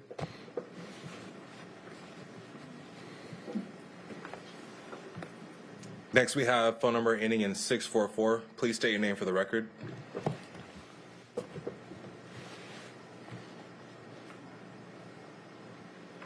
Elaine Hand. I am an OA2 in the Assessor Treasurer Office. This past year, Teamsters, my direct boss, Brandy Fish, and the Assessor Treasurer himself, Mr. Lonergan, have been working hard to the OAs of our office. Today, we received a memo stating Human Resources has completed the review of your classification request and in consultation with your department has determined that your classification is appropriate for the duties assigned to your position. I find this memo to be untrue.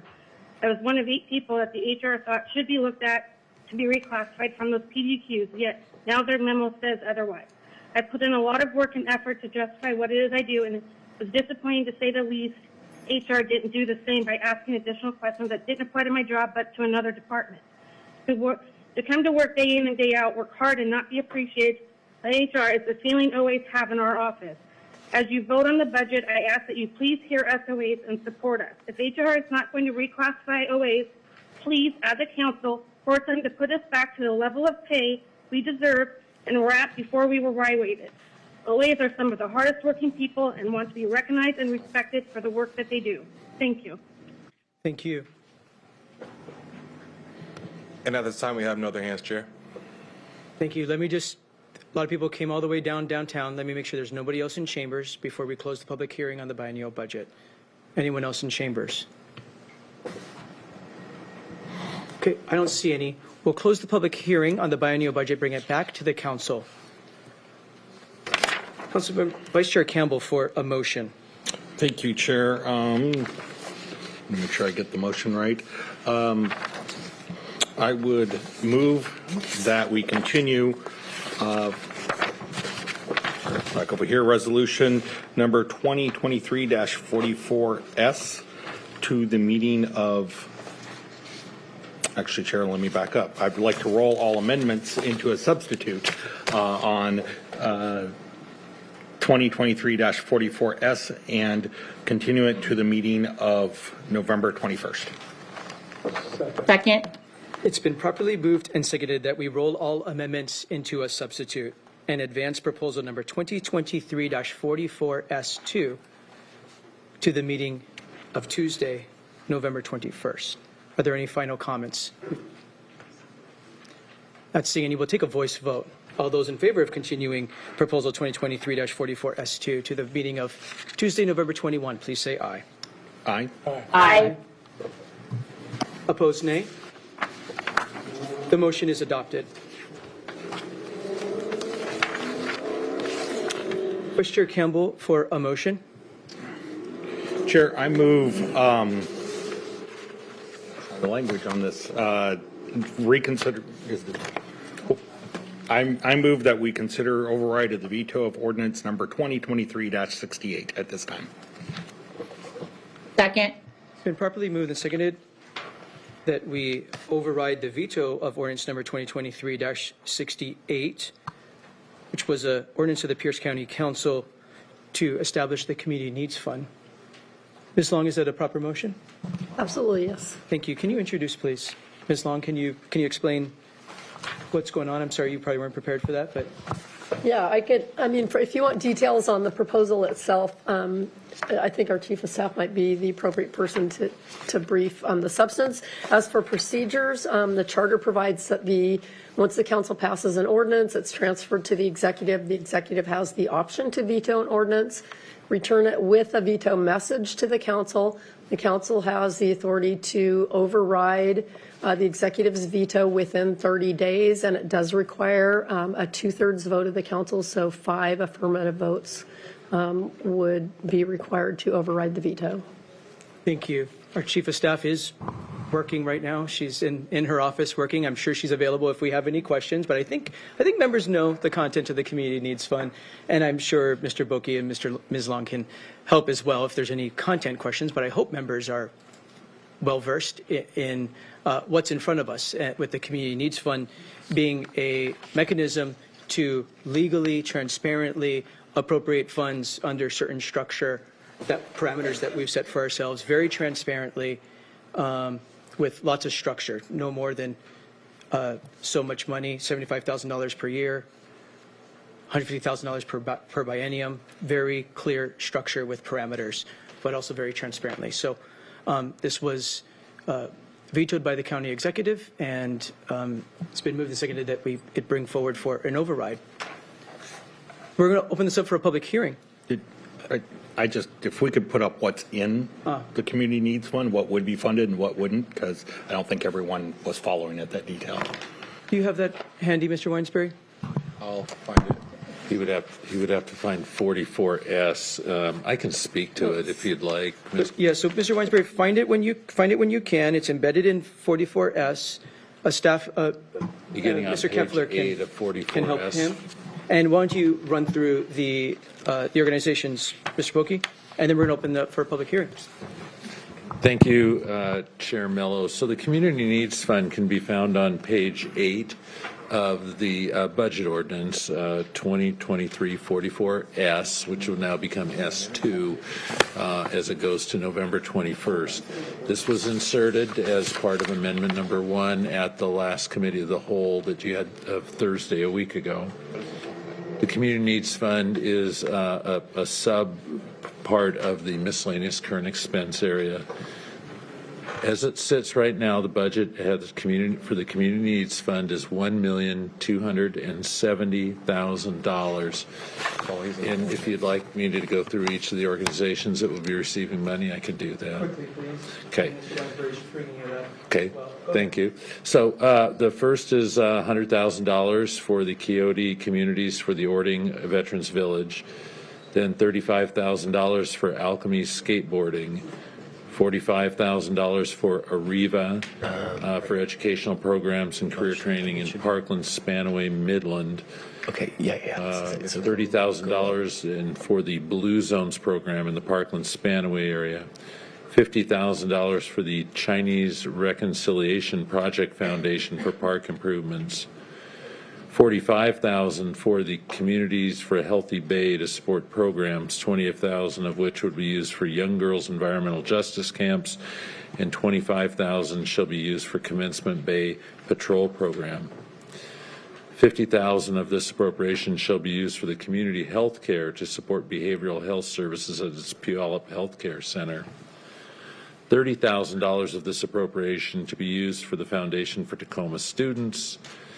$50,000 shall be used for the Graham Senior Center, $50,000 for the Grand Cinema, $50,000 of this appropriation for the Japanese American Citizens League, Puyallup Valley, for its Remembrance Galley, $35,000 for the Key Peninsula Council, $30,000 for the Key Peninsula Community Services, $50,000 for this Mid-County Senior Center, $50,000 for Multicare Good Sam Hospital to support inpatient substance use disorder treatment.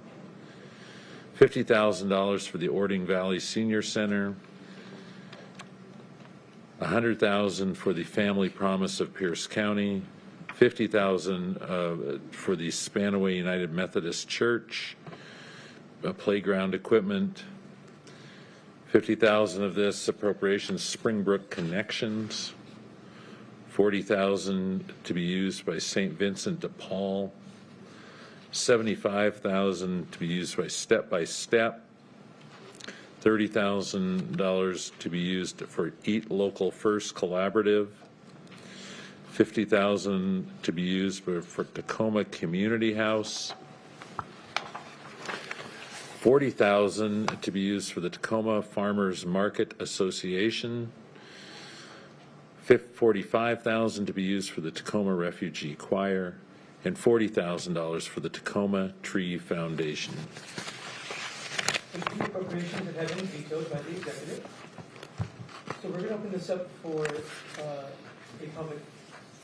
Thank you for making sure my microphone is on. That is the Community Needs Fund and all those appropriations that have been vetoed by the county executive. We will open this up for a public hearing. Same rules. Everyone gets 1 minute. We're going to ask you to state your name for the record, and you have 1 minute to make your remarks. We'll start in chambers again, and instead of me going through the paperwork, let's just have people come to the microphone. I think it'll be quicker that way. I'm sorry. I get okay. I'm going to get people upset. We'll go back to the paperwork. You can't make everybody happy. Tom Deem, would you like to? Tom Deem, Tom Davis, Dave Redman. Thank you for being with us, Chair and members of the council. I'm here to encourage you to override the veto of the executive for the community fund. As a retired faculty member at the University of Washington Tacoma social work program, I'm well aware of the organizations that you have targeted in your allocations. And there's not one of them that I recognize that I don't think is worthy of funding. I noticed that many of the amendments previously were an attempt to, it seemed to me, do an end run around the veto by putting the money into the regular budget. You'll get the money anyway, just in a slightly different way by by overriding the veto. Specifically, Oasis Youth Center and Grand Cinema are dear to my husband's heart, and we would like to see them fully funded through your budget. Thank you. Thank you.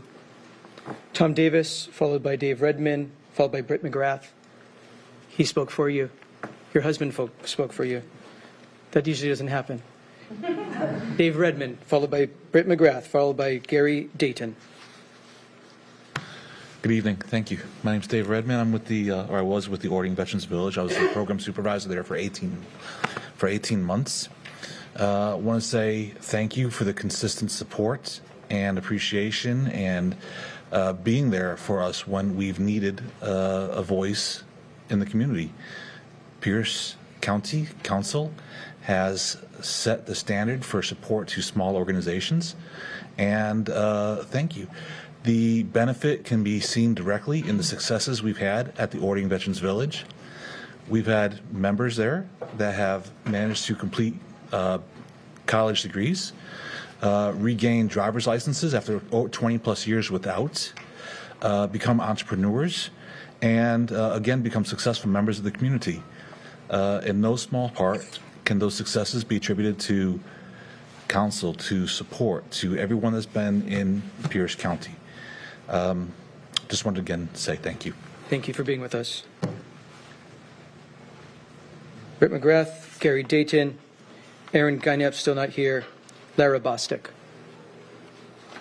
Good evening now, Chair Mello and members of the council. My name is Britt McGrath. I am the Executive Director of Tacoma Farmers Market. I am currently going through my budgeting process, as I'm sure a lot of the organizations here are as well, so I appreciate the thoughtfulness and time you're putting into this. A friend of mine once told me that brevity is a sign of brilliance, so I'll be short. The Community Needs Fund is good government and efficient government in action. Rather than create hours and hours of staff work and months of contracting and build a bigger barrier between council members and their constituents they serve, this fund would provide a direct avenue for the county's legislative branch to address needs and opportunities in their communities. I really thank you for your partnership and your time. Thank you. Aaron Ganyep still not here. Gary Dayton, Lena Bostic. I'm here to ask you to help the Mid-County Community Center.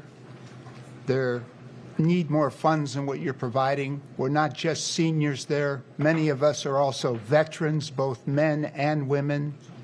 I'd like to talk about a 99-year-old man that I met there. He was a veteran. He was in an exercise class. I asked him how he was doing, and he said, "I'm here and I enjoy it because this place helps me stay alive." He died 2 months before his 100th birthday. The other person I'd like to talk about, I'll just say her name is Elle. She was an Army vet for 9 years. She managed a nursing department. Then she was in a horrible car accident and lost much of her mental and physical facilities. I see her at the AmVets. I see her at the Eagles. Every now and then I'll see her when she's out listening to people sing at a karaoke where she can't sing anymore. And at the same time, I've seen her smile when she plays cards at the community center. And that's where I see the biggest smile on her face. Thank you for coming. Please help them. Thank you for coming all this way to share those stories. Lena Bostic, followed by Melissa Malott. Thank you, Pierce County Council. My name is Lana Bostic. I actually live in Federal Way, but I have been a patron of the Grand Cinema for many years, and I also am a volunteer there. Got the shirt. And I just want to say this meeting has been very eye-opening to me. There are so many great organizations that need support for homes and for food. But the other thing that our community needs is the arts. And they need a place where community can be. They need to have entertainment. They need to have friendship. They need to have some place to go, and sometimes the movies are the best place to go to kind of take us away from what's really going on in the world, I guess. So I would ask you to override the veto. I think that, that we need to keep the Grand Cinema and the Merlino building. Thank you. And it's a great place. And thank you for your time. Thank you. Melissa Malott, followed by Joanne Lazowski, followed by Lynn Jabs. Thank you for having me, Chairman Mello, and thank you everyone for listening tonight. My name is Melissa Malott. I'm with Communities for a Healthy Bay. I want to talk about the need to override this veto. The needs identified in the Community Needs Fund list are countywide in nature, fiscally responsible, and reflective of community needs. One of the programs that is in Communities for a Healthy Bay's funding under this is our Bay Patrol program. With that program, we are the only clean water watchdog in the South Sound. We track pollution, push for accountability, and uphold the law. We focus on pollution that poses a risk to human health and salmon health. And while a lot of our work focuses on Tacoma, we prioritize really important projects throughout the county. One of these of which was the Electron Dam. I think everyone remembers a couple years ago the story about this dam that released tons and tons of astroturf down the Puyallup River. It was disastrous. It killed thousands and thousands of fish, and that dam, in fact, is a fish killing machine. Our work for accountability helped bring in the federal government and Attorney General to this. So it's a really important project. Thank you. Thank you for being with us. Joanne Lazowski, Lynn Jabs, Ellen Roth. Hello, Chairman Mello, council members. My name is Joanne Lasowski, and I'm a former professor from Pacific Lutheran University. So I'm a longtime Pierce County resident, and I'm speaking in favor of the Community Needs Program and Amendment 1 and against the veto. I am a member of the board of the Grand Cinema. Others have more specific information about how this grant can help the Grand Cinema in the very near future. But I'm here to remind council members a couple of general benefits of nonprofit arts organizations. Research from the Mental Health Foundation states that this is a direct quote, engaging in the arts seems to be growing in popularity as a way to improve your well-being.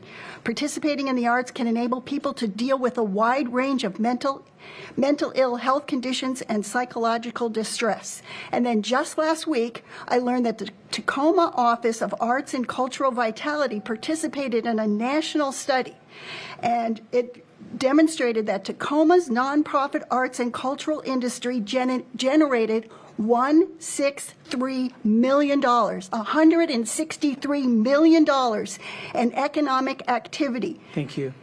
Thank you. Lynn Jobs, followed by Ellen Roth and Gary Roth. Thank you, Council.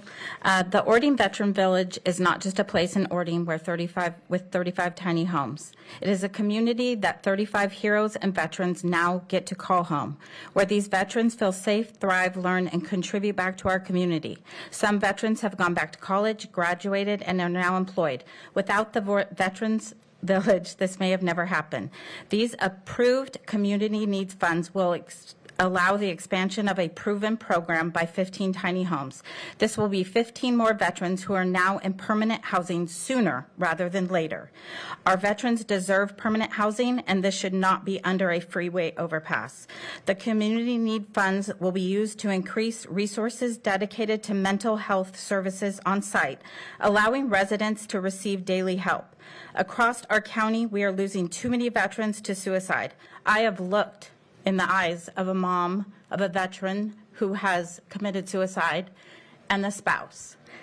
These funds are needed and time is of the essence. Thank you. When we provide the much needed, let me just say, our veterans should not be a pawn in a political divide, and I urge you to oppose the veto of community needs funds. Thank you very much. Ellen Roth, followed by Gary Roth, followed by Wingate Johnson. Yes, hi. My name is Ellen Roth, and I'm a member of the Mid-County Community Center. I come to you not as a leader, but as a user of their services. They provide for us nutritious meals. They provide mental stimulation through games that we get together and enjoy the companionship of other senior citizens, the mental challenge of playing strategy games, community, friendship, companionship, things that are really hard for seniors to get when they live alone by themselves.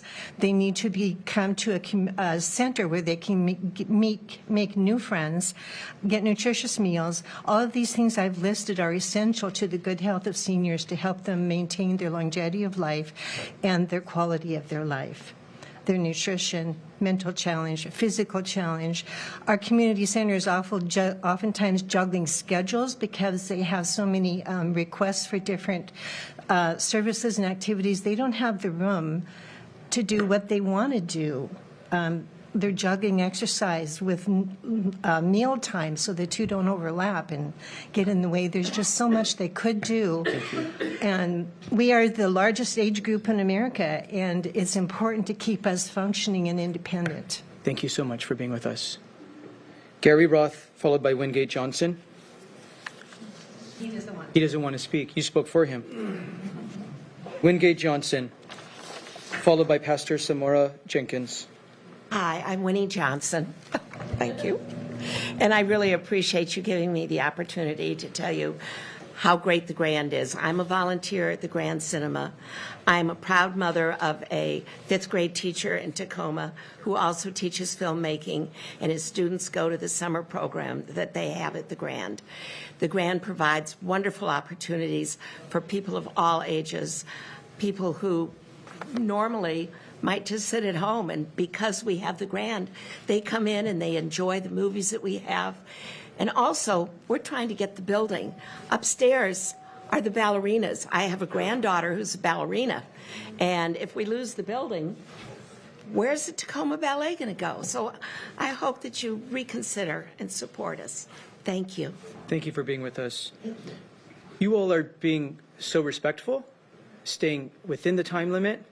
and getting really concise and getting to the point of your remarks, and we really appreciate it.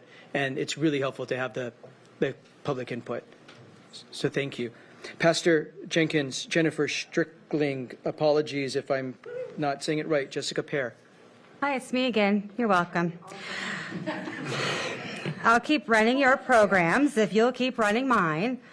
We've helped over 100 people experiencing homelessness from all over Pierce County. And Family Promise of Pierce County has allowed us to alleviate the burden on the county and continue to be part of the solution for families experiencing homelessness within the county. The only way that we can do that is to continue to receive some sort of funding from you. You've been very, very generous with your time and your ear. I know I've spoken to almost all of you, and you've been to my site, so you know that Jordan and Tori and Jasmine and Naya and Monty and all of those kids that get ready for school every morning with baby wipes out in the porta potty, how important it is for them to receive those funds in order to get ready for school just like everybody else does. So thank you very much for overriding the veto that we don't really need to be vetoing. Thanks. Bye. Thank you. Jennifer Strickling, Jessica Pear, followed by David Casper. Or I think you know what I mean. I'm just going to lend my time to the rest of the people here. We're Family Promise. Are you Jennifer Strickling? Yes, I am. Great. Just want to make sure our clerk could track that. Thank you for being with us, Jennifer. Jessica Pear, followed by David Cooper.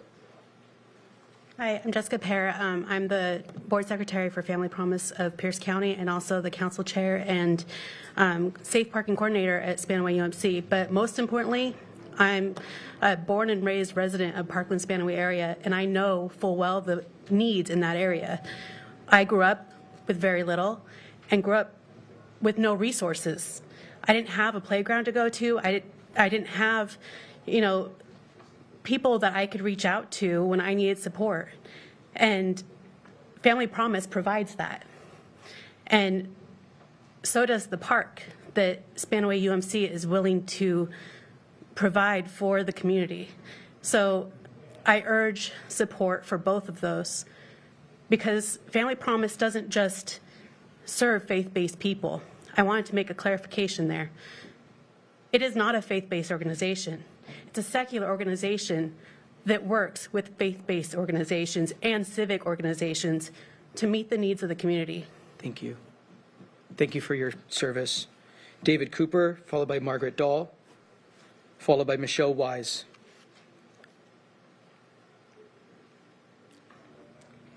Dave left early. My name is Margaret Dahl. I work at the Grand Cinema, and as my lovely volunteers over here have mentioned, it's just a safe place to be. It's a wonderful place where we bring films from around the world, and it's a wonderful place to meet people. I love working over the counter and seeing familiar faces. I work every Monday, Member Monday, so I see all the members every Monday. And we are trying to buy the building. We are trying to keep that as an arts center. We have a ballet upstairs, another theater up there, and we're trying to buy the building so that we can keep the rents low. So thank you for your time. Thank you for being with us. Michelle Wise, followed by Janine Smith. Thank you. So again, my name is Jeanne Smith, and I'm the director at the Mid-County Community Center. I also sit on the board for the Pierce County Fall Prevention Coalition. I want to say again that although I appreciate Executive Dammeyer's sentiments on the competitive bid process, because again, we've done that twice already this year, we were even awarded the highest allocation by the committee for the senior center grants, and it isn't enough. I will have to cut hours, cut staff, and cut programs next year without additional funding. The reality is that senior centers are vital to ensure that the needs of our seniors are being met. And the beauty of it is that senior centers are also one of the lowest costing interventions that help our seniors to live healthier, happier, and longer. We're helping enable them to age in place, which is what the vast majority of them have said that they want. And we do need to do better for our seniors and provide adequate funding for our senior centers. I also believe that our council members know their district service providers the best. I know that our council member knows us very well. Thank you. And I think that they know what we need to be able to continue to provide our support and services. Thank you. I'm sorry, you. I have to be fair to everybody. No, you're fine. Thank you very much for adhering to our rules, and thank you for being with us. Laura Devereaux, followed by Elisa, can't read the last name, and then followed by Lindsay Schlafman. Is Laura Devereaux here? If Laura comes back, we'll be happy to hear from her. Elisa? Lindsay Schlafman. Haley Riescherman. Therese Nicholson. We heard from Donna Panapinto during the budget. Is Donna in the waiting room? Donna Panapinto from the United Way. We heard from her earlier. Ben Mitchell. Ben Mitchell had to leave. Is Ben Mitchell in the waiting room? Monica. Is there a Monica in chambers? I can't read the last name. Mike Williams. Andrew Joseph. Wendy Bremner. Yes. Thank you. Please state your name for the record. Good evening. My name is Wendy Bremner, and I'm with Communities for a Healthy Bay. Thank you so much for hearing me tonight, chair, members, staff. So a substantial part of this funding comes from the Community Needs Fund of Greater Pierce County. And although I'm here to advocate for my educational program, I'm also here, as my ED said before, Melissa Malat, that this money also covers bay patrols, which are very important to our organization. My educational program is, sorry, I'm a little bit nervous here, is an environmental justice program, and it's focused on BIPOC girls and gender-expansive youth ages 11 to 17 in Tacoma and the surrounding communities, and offers a safe space for youth to convene outside of the classroom. Our curriculum empowers young people to steward the land and the waterways on which they live, and to take ownership in the health of their families and communities. And in addition to the help of several key partnerships, such as the Tacoma Library, Tacoma Creates. Thank you. Thank you. We just hope that you will override this veto. Thank you so much. Have a good night. Thank you, Wendy. Thank you for being with us. Daniel Wheeler, Alan Spolstra, are you here? Please come to the podium. We'd love to hear from you. Yes, thank you, Council. My name is Alan Spoelstra, and I am a senior participant in the services at the Graham Senior Center. I can see where the center has been quite helpful in preventing some of the social isolation that seniors in the area experience. Has very excellent leadership, and we are hoping that you will override the veto. Thank you. Thank you. Deborah Hammond, would you like to share? Deborah Hammond? Eric Wise. Eric Wise, followed by Carol Wright.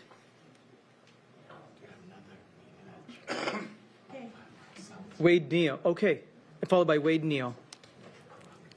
Chairman Mello and members of the council, we are here to ask you. Please state your name for the record. My name is Carol Wright. I'm representing Graham-Kapowsin Community Council. We're here to ask you to override the veto on the Community Needs Fund. You know that we have so many families that are really counting on us. In terms of their physical and mental health, we're providing a tremendous amount of support for Pierce County, just in the savings of the medical costs. We're doing a huge amount of work in our commerce. The money that we spend in our community has just been tremendous.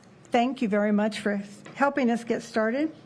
And I would like to also mention that we have a huge group of people that came along tonight to support us. Thank you. Please consider overriding this veto. Thank you. And you're right, we've received hundreds of emails from folks asking us to do that, and others have been here earlier but couldn't stay this long. Wade Neal?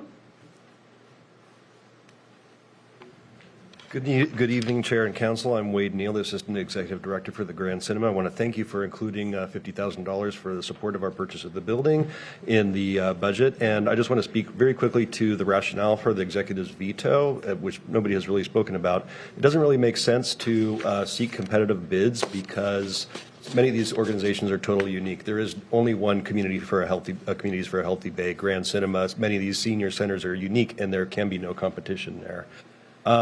You've received many emails from the staff, volunteers, members, and board. This is one of many, the Grand Cinema is one of many economic engines that brings not only cultural enrichment to Tacoma and Pierce County, but also brings dollars to downtown and into the county. Looking at the data of our membership, we have not only members, about half of our 12,533 members over the last 12 years have been from Tacoma, but the other half are from the other areas of Pierce County, and I'd like to submit this map and data for the record, if that's okay. Thank you. Thank you very much. That's everyone we have signed up in chambers. We'll soon turn to the Zoom room, but is anybody else in council chambers or in the Tacoma room or the hallway wishing to provide comment on the motion to override the executive's veto on the Community Needs Fund?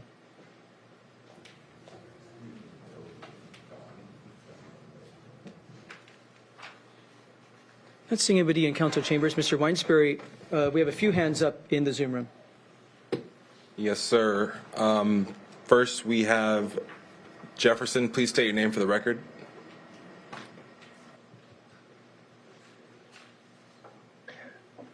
I'm Jefferson Mock with the Tacoma Refugee Choir, and I strongly support overriding the veto. Community investment is not about ideology. It is not a handout. These proposed investments benefit everyone. We all enjoy the arts, all believe in the potential of students, all want cleaner water, and the return is far greater than our contributions. As mentioned, research by City of Tacoma confirms the economic benefit from local nonprofit arts organizations, and the report adds the impact of this activity is significant in Tacoma, supporting 2,065 jobs and generating $28.7 million in tax revenue. Everywhere I look, there's an urgent need for ideas and organizations like Tacoma Refugee Choir that heal divisions and commit us to working together. And these funds are vital to building up that sense of shared community. Please be visionary in your leadership. Envision the stronger, more connected, healthier community that these funds can help create. Thank you. Thank you.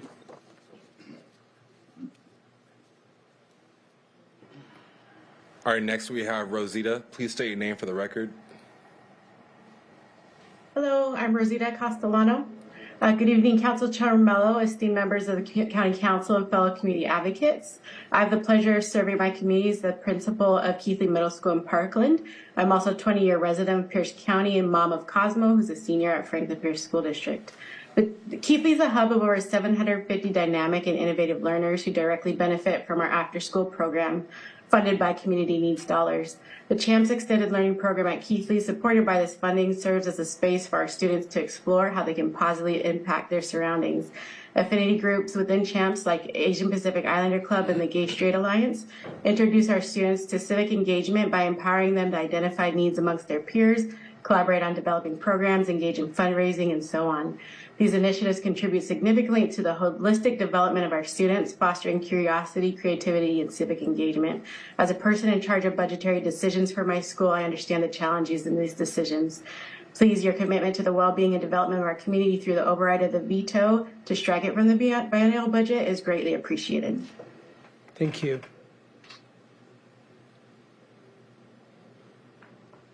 All right, next we have Yolanda. Please state your name for the record. Yolanda Markle. I live in Spanaway, Frederickson area, Pierce County.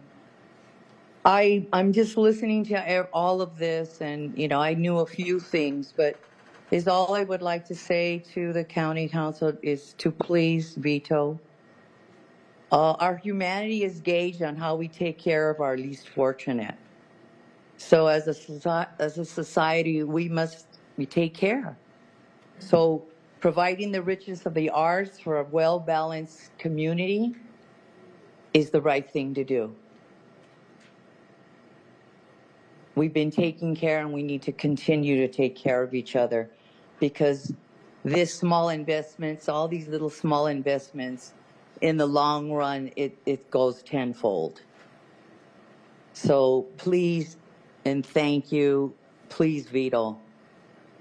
We need to take care of each other and prosper, not go backwards. Thank you. Thank you. Next, we have Alexis. Please state your name for the record. Alexis Jordan.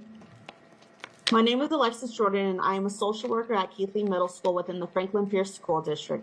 Keithley's summer and after-school expanded learning programs aim to offer the youth and young adults of the Parkland community with enriching environments for social-emotional learning. Additionally, these programs also provide academic support.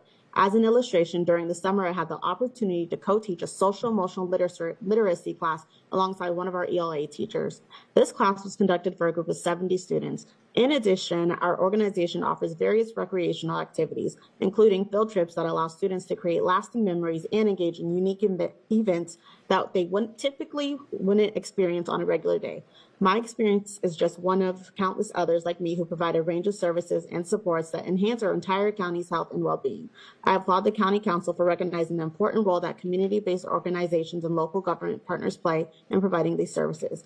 I hope that you will vote to restore funding to the Community Needs Funds program. Thank you. Yes. Thank you.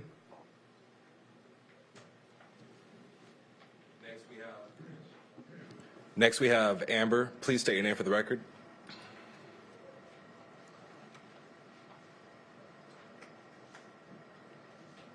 My name is Amber Garibay.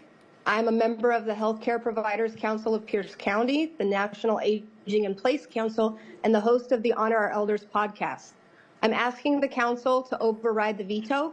The current allocated funding is not enough to sustain the projected growth in the senior demographic, and the budget for funding senior centers and related services in Pierce County has not increased in 8 years despite the continual rapid growth of our aging population. The number of Americans ages 65 and older will more than double over the next 40 years, reaching 80 million in 2040. The number of adults ages 85 and older, the group most often needing help with basic personal care, will nearly quadruple between 2000 and 2040. Up to 17% of the population of Pierce County was age 65 and above 3 years ago in 2020. The nation is aging. By 2040, 1 in 5 Americans will be age 65 or older, up from more than 1 in 8 in 2000. Thank you. Our local senior centers have a beautiful day. Thank you. Thank you for being with us. Next, we have Liz. Please state your name for the record. Hi, my name is Liz Johnson. I'm an elder law attorney in Pierce County and also a member of Healthcare Providers Council. I originally came to talk about senior centers, but looking at all of the other great programs, what we're really saying when we say no to this budget is that we want to pay more money for the police, fire department, ER to handle the mental health, the food shortages, the arts that these programs are going to support. We're getting a value in funding these programs at a rate that doesn't actually support them. And they're still going to continue to support our community because they're passionate about what they do with not a lot of money. It's easier to raise funds from the community when salaries and things are taken care of. They're just not things people want to donate their money for, but they will donate food, they'll donate services, people will come and volunteer their time, but we need this initial platform of support from the community. So I urge you to reconsider this budget and allow this money for the communities. Thank you. Thank you. Next, we have Aaron. Please state your name for the record.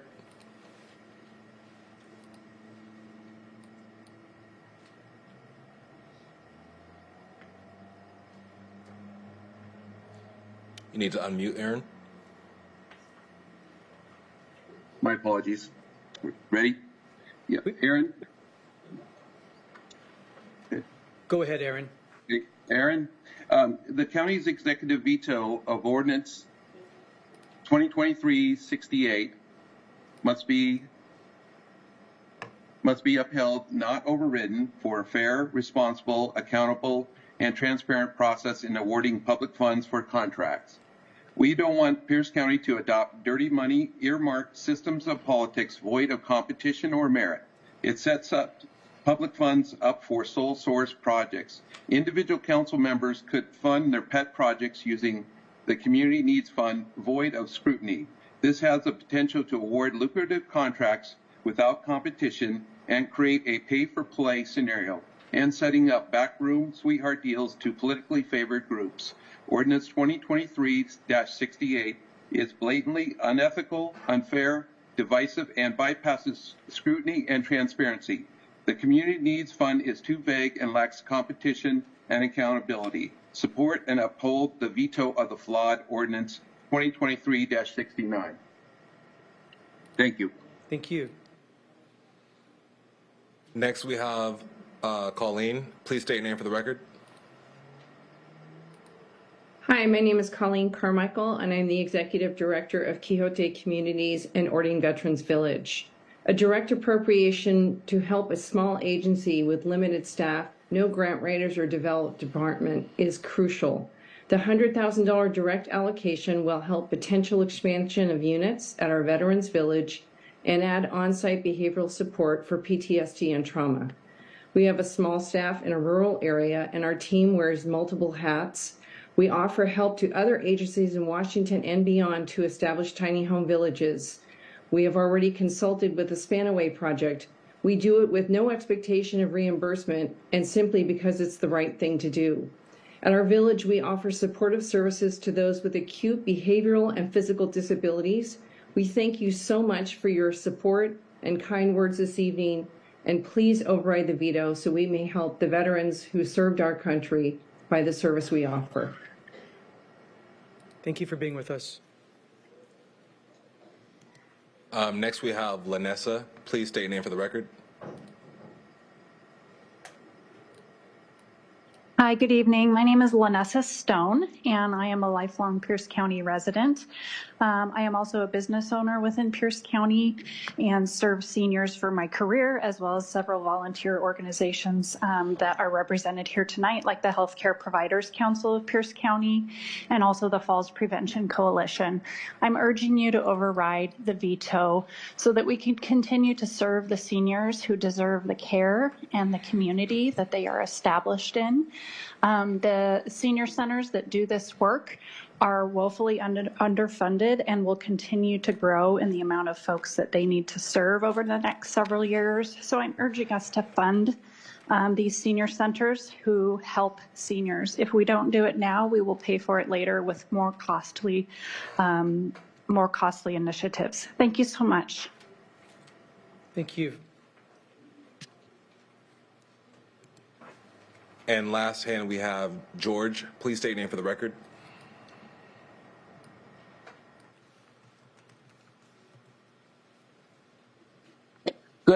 Good afternoon, Chair Mello and members of the council. Today I'm speaking as a member of the community, hearing everyone's opinion and stances on the veto. I also agree to push back on that veto. With my experience, I do understand that grant writing and getting these funding sources is a very difficult process, but when we have good organizations and good projects that need this funding, it is better to do the good work rather than push it away. As well as it has been said before, this is preventative work. This is work that's already being taken into consideration and happening on the ground. So let's continue funding these sources of good work to continue doing our best for Pierce County residents. Thank you. Thank you.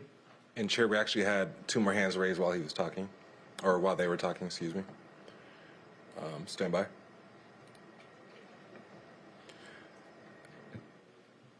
Next, we have phone number ending in 838. Please state your name for the record.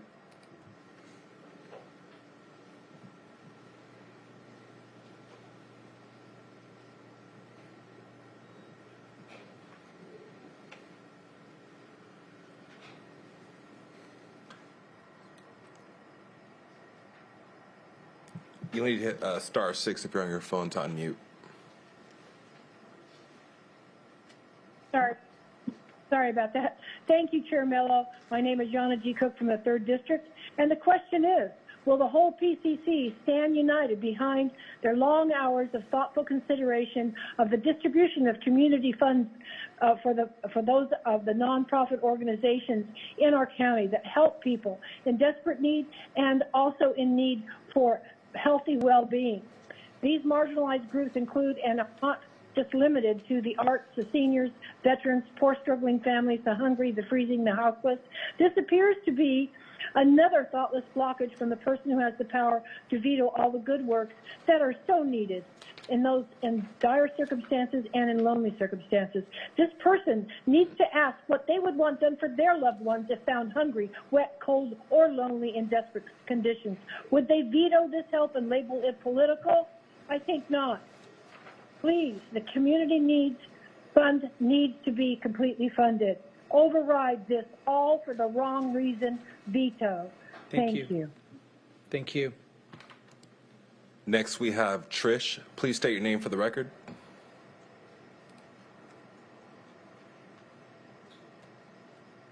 Aloha, yes, I am Trish Cooper. I am also the president of Healthcare Providers Council of Pierce County, and I know you've heard from quite a few of those folks. I just want to say thank you again, Chair and Council, for this opportunity. And again, just urging you folks to override the veto. Those funds are needed, especially within our senior centers. Healthcare Providers has been around for 37 years. We support our seniors through and through. Every year, whatever fundraising we do, we donate back, and it's not enough. There's just not enough. So again, I do urge you to do the right thing. Just do the right thing. And again, like the last caller had just mentioned, think about it. If it was somebody, your loved one in this kind of position, you will want them to get the help that they need. So thank you again for your attention, and please override your veto. Thank you. Thank you. And as of right now, it looks like it's the last hand. Please state your name for the record. iPhone 5.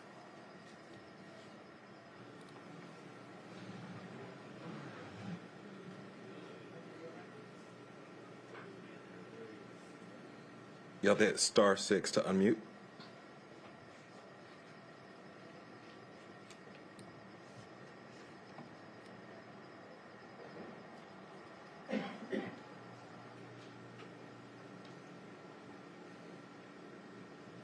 Yes, my name is Pam Silver. I'm also part of the Healthcare Provider Council of Pierce County.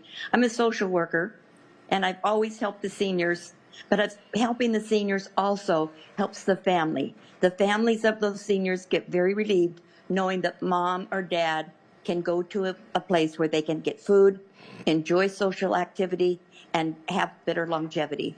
So please, for your help, thank you. Thank you. And at this time, we have no other hands, Chair. Seeing no further hands and seeing no others in chambers, we will close the public hearing on the vote to override the executive's veto on the Community Needs Fund. We'll bring it back to the council. I'll ask for final remarks by council members. Councilmember Krueger.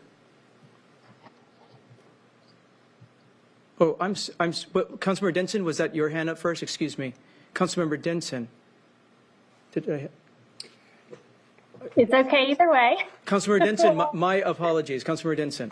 Oh, no worries, no worries. I don't keep track.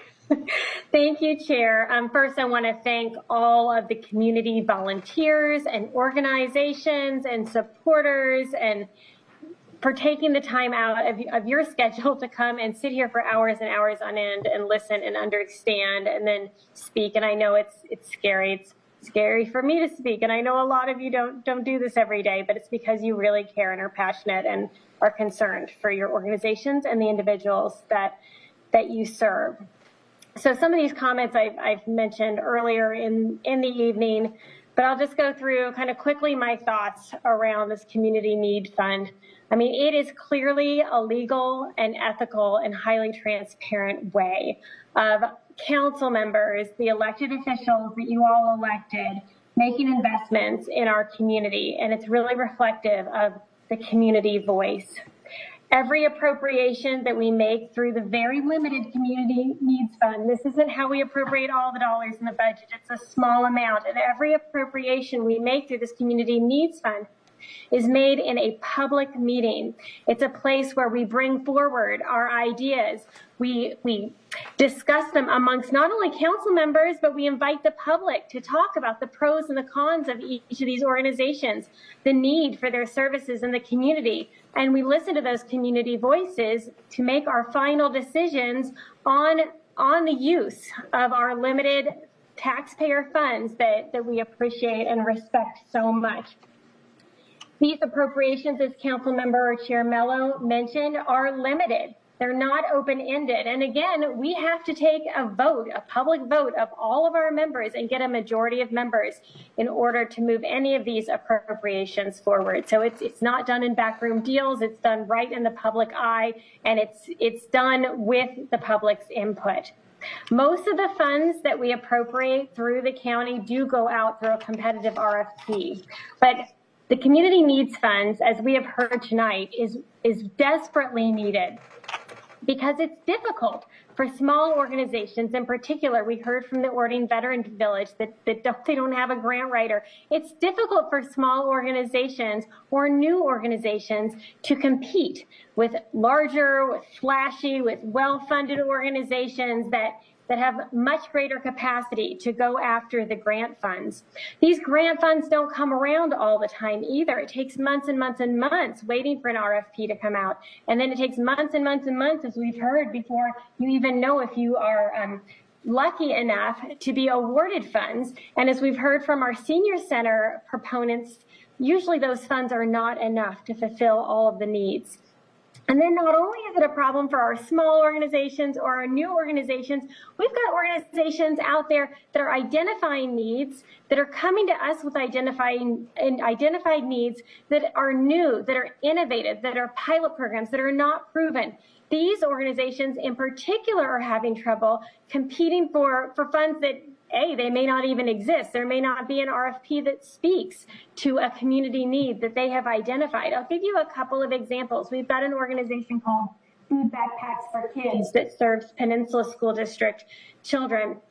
And as you all know, the need for food is so incredible. Well, this organization has been so inspired by another Pierce County organization out in Bonnie Lake that they now want to expand their services to providing healthy, affordable, as in really healthy food to the community, a food for all model. And they've taken that inspiration from an organization that Councilmember Morrell has really, really helped.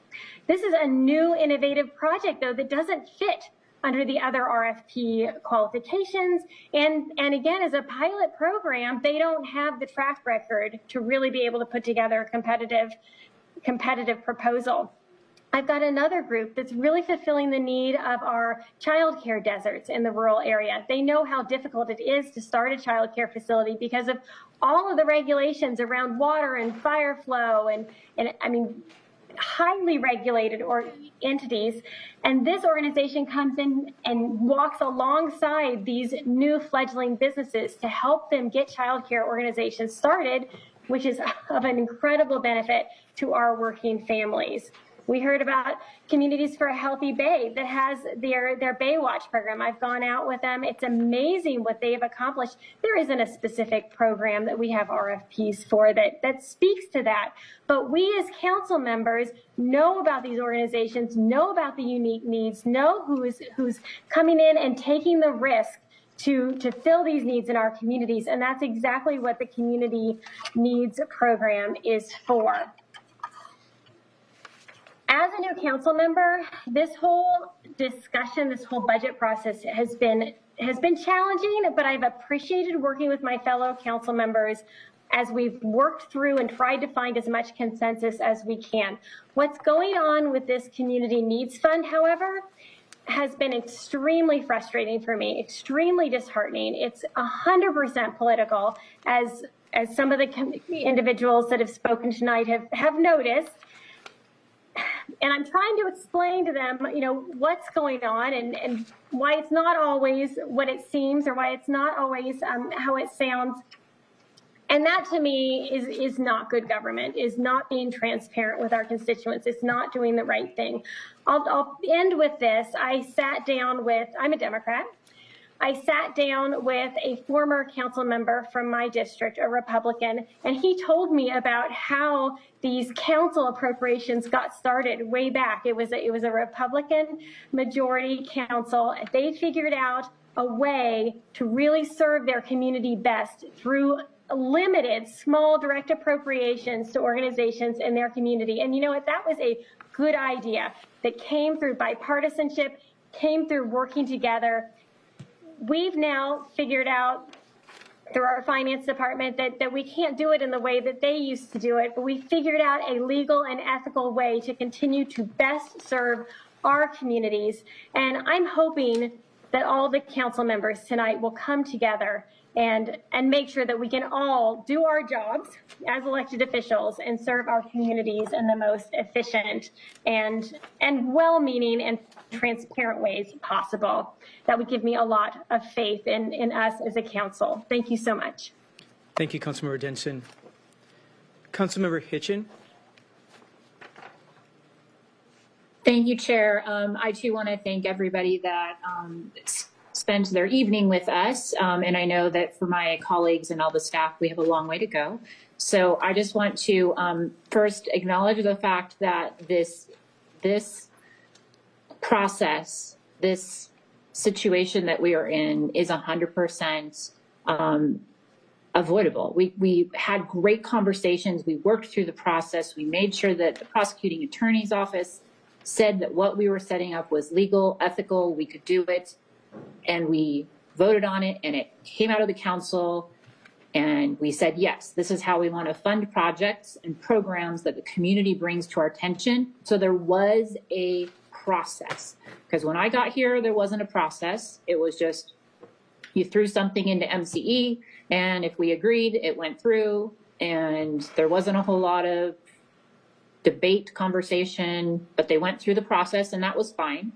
But there wasn't a process. It was literally like, just I want to fund this. Okay, you can, or okay, you can't. This creates a process that we will go through. It sets some guardrails around it, which is really important. It makes sure that we are looking geographically across the county. So it's not going to be everything happens in, say, District 6 1 year or something like that. I mean, it could.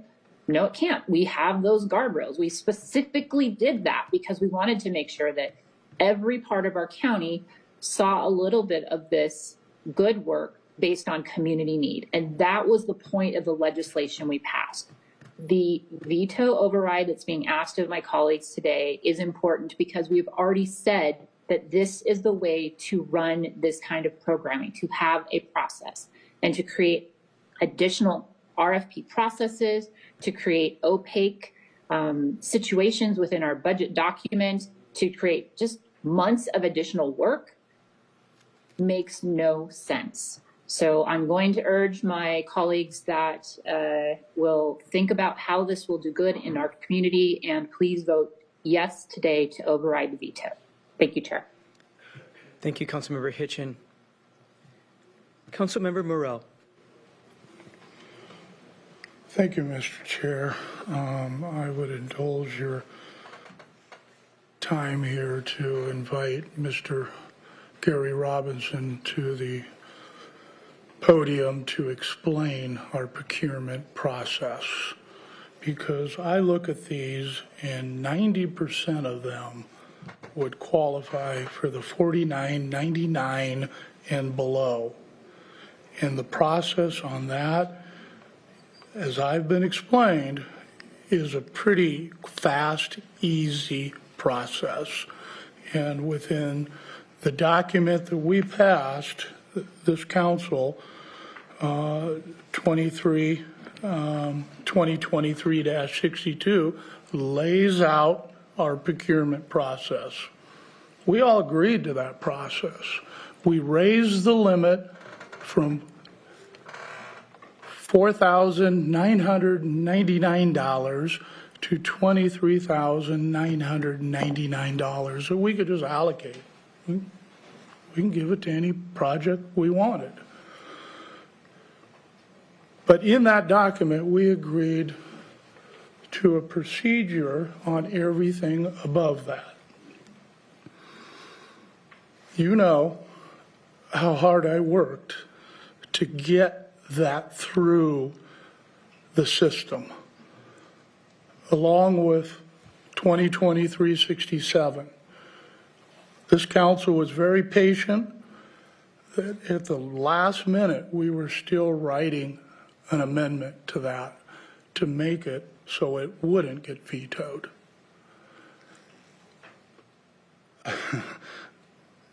You have put a lot of time into this.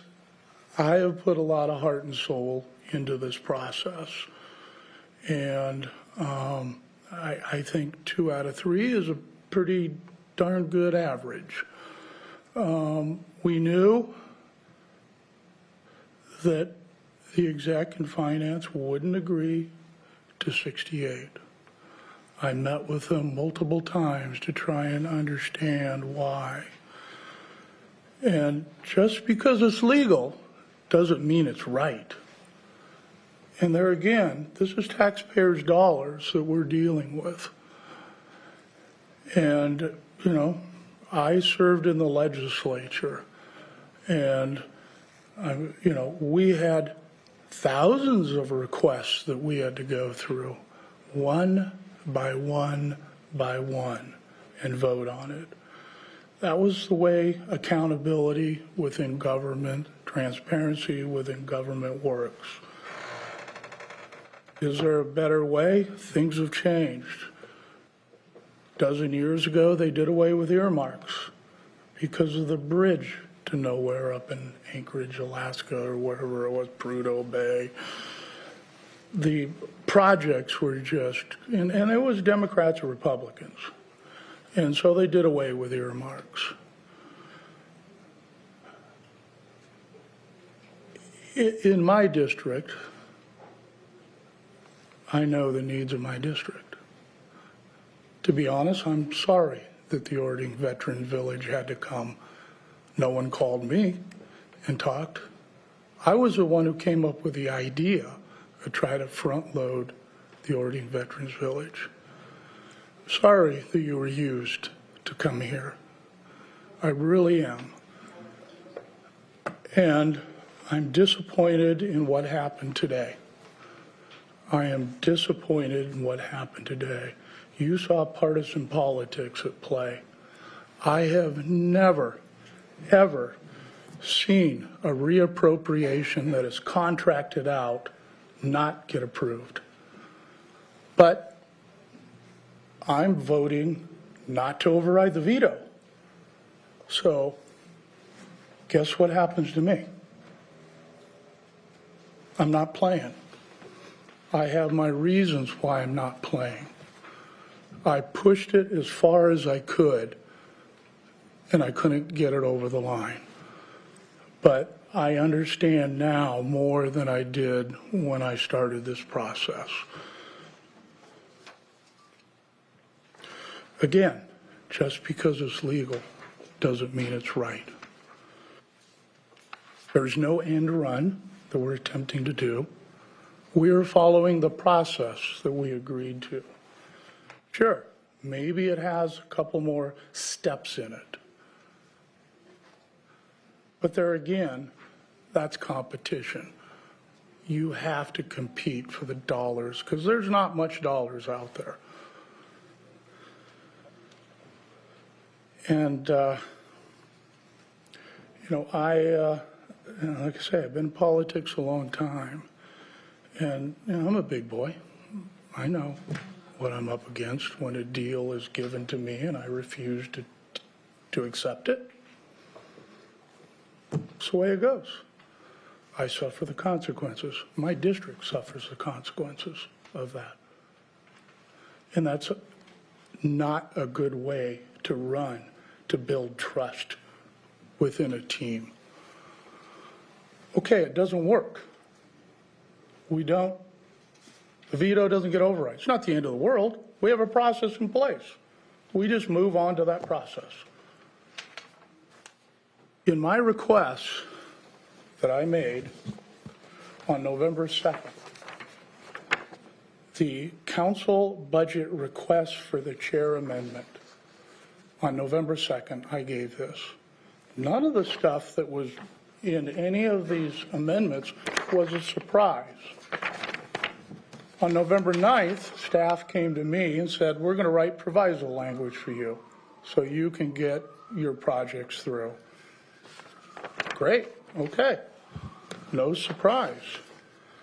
And, you know, here we are, obviously talking about a veto override where 90% of these projects can be kicked out within a week or two, maybe. Because all they have to do is make 3 phone calls to like nonprofits or private enterprises or whatever you want to do, up to 3. And finance says that they'll do that. Yeah, like I say, it adds a few steps. And I'm really sorry that everyone had to come out here because we knew on Friday there wasn't the votes to override. So you figure out why you're here. You figure it out. And I'm disappointed in that too. So with that, I will be voting not to override the veto.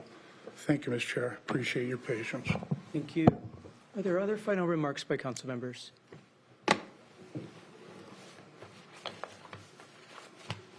Vice Chair Campbell. Oh, I'm sorry. Councilmember Krueger. Thank you, Chair. And I do want to give all my best to staff and all the hours that they have put in and the hard work with that. And thank you, Councilmember Morrell, for your remarks. Very, very astute. I just wanted to share how highly emotional tonight has been, and these issues are near and dear to the hearts of our constituents, but yet emotions don't govern well, particularly for long-term purposes or financial choices. And in a perfect world, I prefer that all of our great nonprofits could be supported by our citizens, by their friends and their neighbors, without having to come to the government for support. Because when a community needs programs, sounds so wonderful and so perfect, but community needs don't stop. They keep growing. And the discretionary income of our residents is not increasing enough to be able to support them all. It continues to diminish with the cost of living increases. When I looked at something, I think it was, we have to replace the HVAC over in the annex, and that's $13 million. And like, why are the prices going up so much? That's better off in the pockets of our families so that they can contribute to the charities, the philanthropy projects, the good things that they want to give the money to. But, you know, when a process is questioned by an authority whose business is doing budgets and studying them and putting them together, I can't ignore that. And, you know, what is good for now, or what sounds really good for now, it may have long-term consequences. It's what you see and what you don't see. And I have concerns with that. So with that, again, I thank staff for all their time. Thank you, Chair, for all your time, and other members. Appreciate this opportunity. Thank you, Councilmember Krueger. Vice Chair Campbell. Thank you, Chair. Thank you, everyone who has testified one way or another. I want to thank staff who've worked on this throughout the year at trying to make a better process. And sometimes we have different ways of looking at that. We have many, many competitive processes. There's lots of funding. It should be competitive for a variety of reasons. But at the end of the day, there are some things that are just really clear as to there's one entity. And how do we create a process? Because ultimately we want to make sure that we're competitive, but we want to be transparent and we want to be efficient. Tell people what you're going to do it. Tell them what you did. Tell them who you're going to fund them, show us what the outcomes were. We saw an example of what the process will look like without the community needs funds. These very opaque things kind of in this area, we'll know what it is because we'll know the code. We'll know the code words and the language. Power brokers will know the code words. The general public won't have any clue what's going on because everything will be in this opaque. With the community needs fund, here's where we're going. If you disagree, let us know. If a member wants to pull one out and say, you know what, I agree with some of these, I don't agree with that one, let's pull that one out and discuss that one, then we can. Councilmember Morrell, I join you in that I don't like partisan politics. But this is not the first time we've seen it. I've just pulled the budget amendments from 2018. Ladenburg, failed. Roach, pass. Richardson, approved. Ladenburg, failed. Richardson, approved. Campbell, failed. Morrell, passed. Young, failed. Ladenburg, failed. Richardson, passed. It's not the first time we've been here. I know, it feels a little different. I've been there. I did. And then they got vetoed. And we're here to fix that for a better process. I'll wrap up here, but the other day I was visiting someone in the hospital and they had the TV on. If you ever gone in somewhere and they got the TV going, it got some weird filter on it. None of the people, the voices don't quite match, the backgrounds don't move right, the body language isn't right. It's some weird anti-cinematic TV blocking. And I hate it whenever it's on. I can't even watch the movie. You can tell what the movie is, but it doesn't feel enjoyable because it's just really a shadow of what the movie is. Some time ago, there was a video store in Bellingham called Film is Truth 24 times per second. And that is that real film has 24 frames per second that go by, and they can't be changed. They tell you what they say, and they show it to you. It's transparent, and you can count on it. So I will be voting to override so that we can have a transparent process that we can count on. Thank you, Chair. Thank you. Are there other final remarks?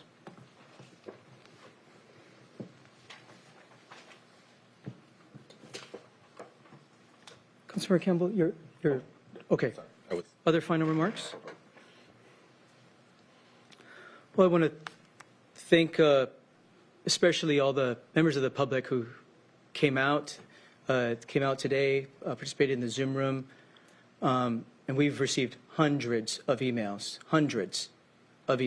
asking us to override this veto.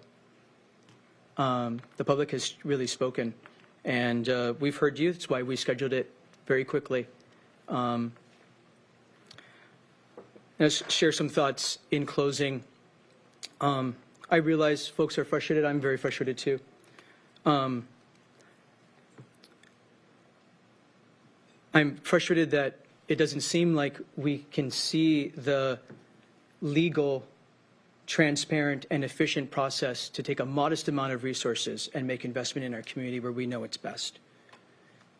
As Councilmember Hitchens said, completely vetted by the Deputy Prosecuting Attorney's Office for months, vetted by this council. Anyone who tells you that's just going to take a couple of phone calls and a week or two, I'm sorry, but they're fooling you. This council gets a lot of feedback from the community about how long it takes to contract in Pierce County, even the most straightforward of things. Our staff is busy. The staff is very busy. And to put more red tape and unnecessary process on already very busy staff makes no sense to me. That's not good government. That's not efficient government. That's not a good use of scarce resources. That's a waste of resources. It takes months to contract with Pierce County, unfortunately, even when things are very straightforward. As Vice Chair Campbell has indicated, what the council has put forward has lots of structure, very transparent. You don't got to try to untwine a couple of paragraphs of what the heck are they trying to say. I mean, talk about not transparent. I'm disappointed that some of my colleagues may not override just because the county executive didn't give his blessing to do this doesn't mean that it's not right, it's not legal, it's not ethical, it's not fiscally responsible, it's not transparent and efficient. We have a disagreement with the executive branch about what is the best use of public money and the best process. We have a simple disagreement. And the legislative branch can take a different path forward and vote to override. That is the prerogative of the legislative branch, the co-equal branch of government. We are the co-equal branch of government. We don't have to be told what to do. So a vote to override is a vote to support veterans, a vote to override is a vote to support health centers in rural communities. A vote to override is a vote to support senior centers throughout our community, arts programs and others. And one last note, some of my colleagues are arguing that competition is good, everyone should just go through requests for proposals. Well, as Councilmember Denson illustrated, that doesn't always happen. It's the organizations with the lots of staff, the development staff and the grant writers and all the staff who know how to write grants and know the right buzzwords to put in their applications that rise to the top and get scored well. That's how that happens. That's how people compete and get funding. It's the folks who have all that staff to do that. And I don't begrudge them. Good for them. They built up those staffs. If we're serious about being equitable and about distributing resources to the organizations that we know best, then then I think I know this council should override this veto. So I do sincerely urge that the legislative branch retain its appropriation authority. We are the legislative branch that appropriates resources. That is our main job, is appropriating resources, not the executives alone. And it is bad government to secede that authority to the executive alone. I do urge a yes vote. Madam Clerk, will you please call the roll on the motion to override the veto? Yes. Councilmember Herrera? Excuse me. Excuse me, I've been asked if I could at least just explain what a yes vote means in this instance and a no vote, just so everybody's on the same page, if that's okay. Ms. Long. Thank you. This is a request of Councilmember Morell. So the motion before you, as you know, is a motion to override Ordinance 2023-68. A yes or an aye vote means you are supporting the motion to override. A no or a nay vote means you are opposing the motion to override. Thank you. Thank you for that clarification. Making sure everybody knows what's in front of us is important. We're going to take a roll call vote on the motion to override the veto on 2023-68. Is that? Yes, 2023-68. Madam Clerk, please call the roll. Thank you. Councilmember Herrera? Nay. Councilmember Hitchin? Aye. Councilmember Morell? No. Councilmember Campbell? Aye. Councilmember Krueger? Aye. That was a nay, ma'am? Correct. Thank you. Councilmember Denson? Aye. Councilmember Mello? Aye. The result of the roll call vote is 2 ayes and 5 nays. No. Did I say it wrong? 4 ayes. By my ear, there were 4 ayes and. Okay, who was the 3 nays to? Oh, I see. Okay, you're right. Excuse me. Madam Clerk, do you agree with? Madam Clerk, do you agree with that? Could I do that again, please? Please take the roll again. Someone needs a mic. Excuse me? Please proceed. All right. Starting again, Councilmember Herrera. Nay. Councilmember Hinchin. Aye. Councilmember Morrell, Nay. Councilmember Campbell, Aye. Councilmember Cruver, Aye. Councilmember Denson, Aye. Councilmember Mello. Aye. Thank you. I have 4 ayes, 3 nays. By a vote of 4 ayes and 3 nays, the motion does not prevail. We needed 5 votes to prevail for a veto override, and we did not receive the 5 votes, so the motion does not prevail. And the veto is not overridden. We're going to take a 20-minute recess. We have a number of budget-related items to get through after this, so we're going to take a 20-minute recess. We'll be back at 7:05.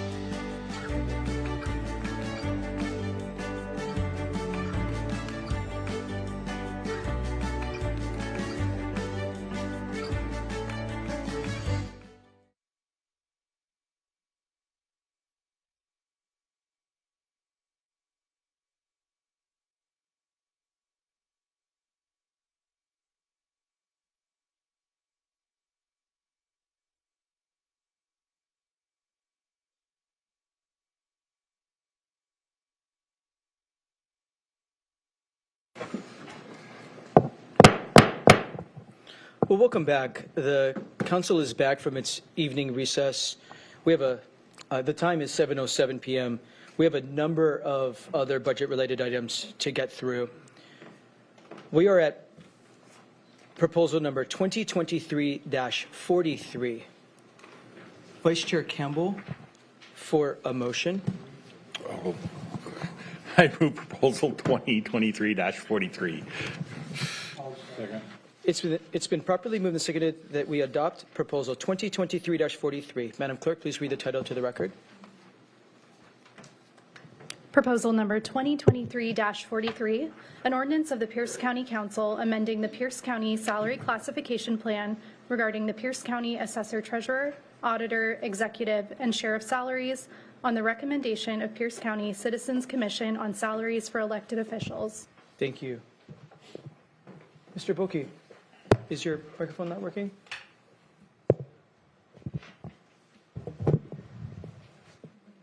One's being brought to you. Staff one. Thank you. Well, that means that we've really got to pick up the pace here. So I'll talk as quickly as possible at all times and be very brief. This proposal 2023-43 is an ordinance. Okay. You can do that. Unanimous consent. An ordinance amending, this is the Pierce County Citizens Commission on Salaries for Elected Officials was established to recommend salary levels for certain county elected officials. The commission met monthly from April 2023 through August 2023 to consider many factors, including inflation rates, job responsibilities, and salaries of similar positions in comparable counties. The commission has recommended the following: a one-time adjustment to the auditor's salary of 2.93% to match the salary of the auditor to the salary of the assessor treasurer, as has been past practice. The previous auditor had recommended lower adjustments in 2020, and 2021. Assessor treasurer and auditor are to receive a 4% salary increase effective January 1st, 2024, and a 3% increase effective January 1st, 2025. The sheriff is to receive a 6% salary increase effective January 1st, 2024, and a 3% increase effective January 2025. I've listed this in the report. I've listed the salaries of the individuals in 2023 and what the final salaries will be in 2025. For the executive will be $229,815, sheriff $203,384, auditor $167,019, assessor treasurer $167,019. The fiscal note on this is $40,580 in 2024 and $65,630 in 2025. And this was given a due pass recommendation at the, well, I don't know what was the recommendation. This was forwarded without recommendation at the Rules and Operations Committee meeting of October 9th, 2023. Excuse me. Thank you, Mr. Boki. Are there questions for Mr. Boki before we open this up for a public hearing?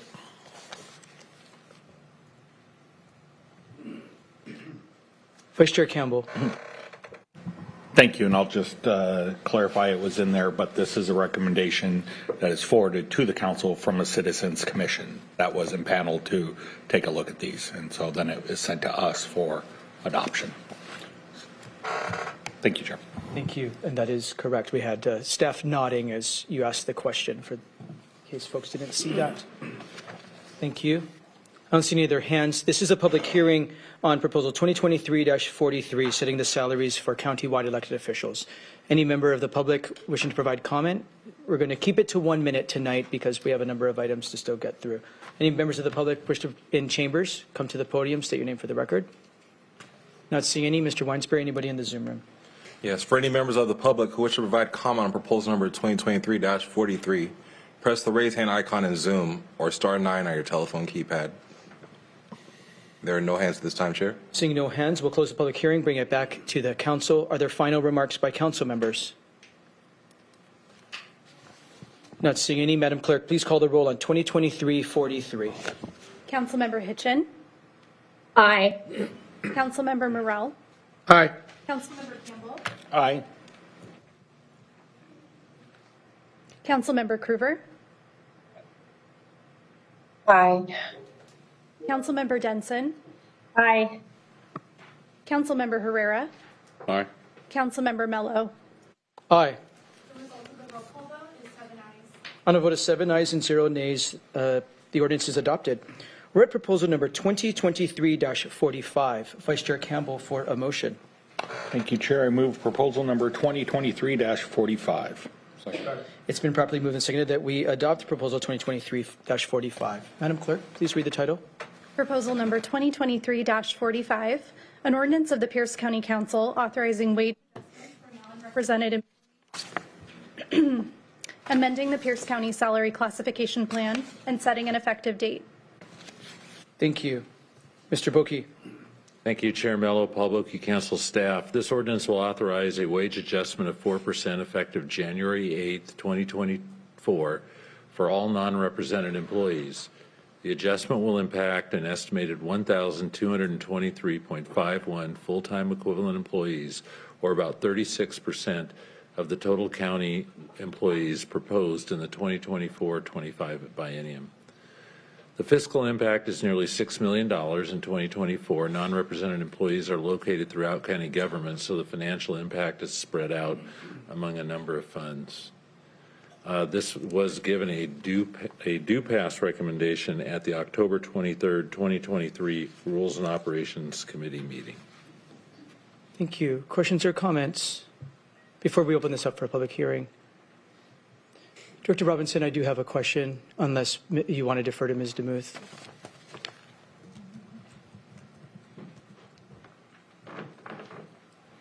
Good evening, Director Robinson. I'm Gary Robinson with the County Finance Department. Thank you. Director Robinson, this is for non-represented employees. So in other words, employees that are not part of a bargaining unit and actively doing collective bargaining, which many of our employees are right now. Our uniformed personnel, our sheriff's deputies, are not in the middle of bargaining as we understand it. Their contract doesn't end until the end of next year, but many of our other represented employees are in the middle of bargaining. This measure does not affect our represented employees, those that are part of a union. Is that correct? That is correct, Chair. And the decision here, the recommendation by the Finance Department and the County Executive to do wage adjustments for non-represented employees, this does not affect the bargaining of employees whatsoever. Is that an accurate statement? That is correct. This is only covering non-represented employees. Thank you. Are there any other questions by members? Not seeing any. Thank you, Director Robinson. This is a public hearing. Anybody wishing to provide comment on 2023-45, which has to do with wage adjustments for non-represented employees, please come to the podium, state your name for the record. You'll have 1 minute to make your remarks. We'll start here in chambers. Anybody in chambers? Not seeing anybody. Let's move to the Zoom room. Mr. Weinsberg. Yes, sir. For any members of the public who wish to provide comment on proposal number 2023-45, press the raise hand icon in Zoom or star 9 on your telephone keypad. And there are no hands at this time, Chair. Thank you. We'll close the public hearing, bring it back to the council. Are there final remarks by council members? Not seeing any. Vice Chair Campbell. Do we want to continue this to next week to be part of the final package, or are we prepared to finalize it today? Continue, please. Okay. I would move that we continue 2023-45 to the meeting of November 15th. 21st? November 21st. Second. It's been properly moved and seconded that we continue proposal 2023-45 to the meeting of November 21st. For the public's information, that will be happening a few times this evening. We are, for some of the more major items, we're making sure the public has proper review and ample opportunity to comment. And as Vice Chair Campbell's motion, this gives another week for further understanding and further comment. And we plan to take final action next week if the motion to continue prevails. We'll take a voice vote on continuing proposal 2023-45 to the meeting of November 21st. All those in favor, please say aye. Aye. Aye. Opposed, nay. The motion is adopted. This will be continued to the meeting of Tuesday, November 21st. We have proposal 2023-49 before us. Vice Chair Campbell for a motion. Thank you, Chair. I move proposal number 2023-49. It's been properly moved and seconded that we adopt proposal 2023-49. Madam Clerk, please read. Proposal number 2023-49, an ordinance of the Pierce County Council amending Chapter 9.47 of the Pierce County Code, jail incarceration rates, to establish rates for incarceration and booking of inmates at the Pierce County Jail and setting an effective date. Thank you. Mr. Boki. Thank you, Chair Mello. This increases various jail incarceration rates for 2024 and 2025. Call your attention to Exhibit A of the ordinance. This is in code in Chapter 9.47 of the code.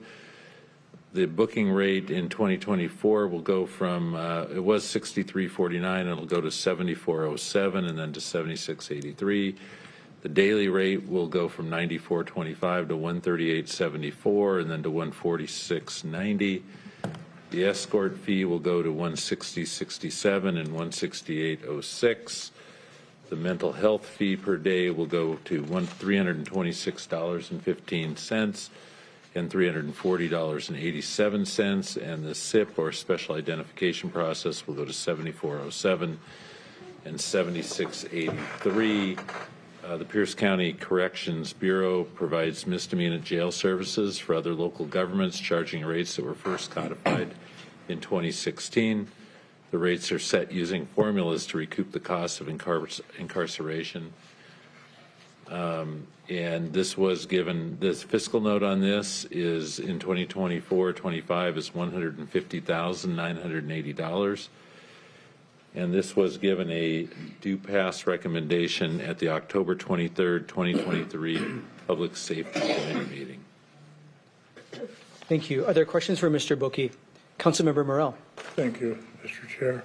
Mr. Boki, could you remind me where the funds go? They go into the general fund. They go into the generals, not yeah. into corrections. It goes into the general fund.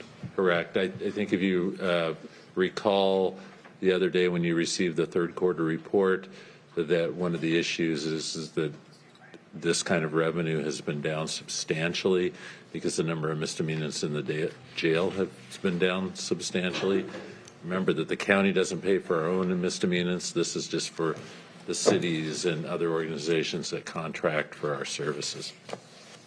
Okay. Any other questions before we open this up for a public hearing? Not seeing any. This is a public hearing on 2023-49 related to jail incarceration rates. Anybody in chambers wishing to provide comment? Not seeing any. Mr. Weinsberg, anybody in the Zoom room? For any members of the public who wish to provide comment on proposal number 2023-49, press the raise hand icon in Zoom or *9 on your telephone keypad. And no hands at this time, Chair. Seeing no hands, close the public hearing, bring it back to the council. Any final remarks? Not seeing any. Madam Clerk, please call the roll on 2020. I'll pause and make sure nobody wants to continue this to the next meeting. Vice Chair Campbell, do you think we're okay to final this today? I think so. The recommendation is to take final action today unless we see any other hands. Madam Clerk, please call the roll on 2023-49. Councilmember Campbell. Aye. Councilmember Krueger. Aye. Councilmember Denson. Aye. Councilmember Herrera. Aye. Councilmember Hitchin. Aye. Councilmember Morell. Aye. Councilmember Mello. Aye. The results of the roll call. On a vote of 7 ayes and 0 nays, the ordinance is adopted. We're at proposal number 2023-50. Vice Chair Campbell for a motion, please. Thank you. I move proposal number 2023-50. It's been properly moved and seconded that we adopt proposal 2023-50. Madam Clerk, please read the title. Proposal number 2023-50, an ordinance of the Pierce County Council amending Chapter 14.20 of the Pierce County Code, Parks and Recreation Fees, by amending fee schedules and adding new fees for parks and recreation activities and facilities, adopting findings of fact, and setting an effective date. Thank you. Mr. Krueger to brief. Good evening, council members. Mike Kruger, council staff. The proposal before you would amend the park and recreation service fees on January 1st, 2024. Building and facility rental fees are estimated to increase by $24,000. Frontier Park Horse Arena fees are estimated to increase by $25,000. Brinker Field recreational or rental fees are estimated to increase by $8,000. Shelter rental fees are estimated to increase by $15,600. And a new fee for bus parking at Lake Taps is estimated to provide $500 in annual revenue. The Department of Park and Recreation Services indicates that the proposal will increase park and recreation fee revenue by a total of $146,000 over the 2024-2025 biennium. And there is one amendment for you to consider, which I will explain at the appropriate time. Thank you. Are there questions or comments before Amendment 1 is offered?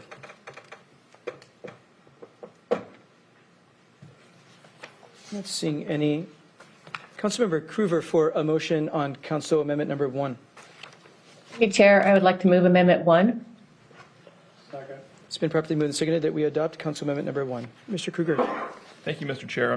Council Amendment number 1 concerns 2 items. The first item is a request for the department to consider establishing a new fee collection option using QR codes and come up with procedures to simplify the collection methodology for customers paying fees for park and recreation services.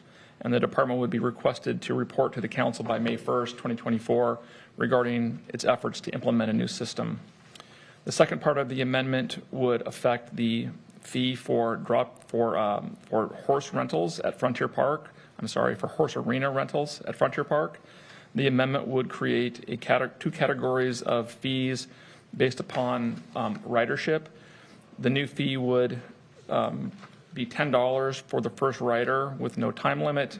Additional riders would have a $5 fee. And I believe that Councilwoman Kruger may have an oral amendment to this proposed portion of the amendment number 1. Thank you.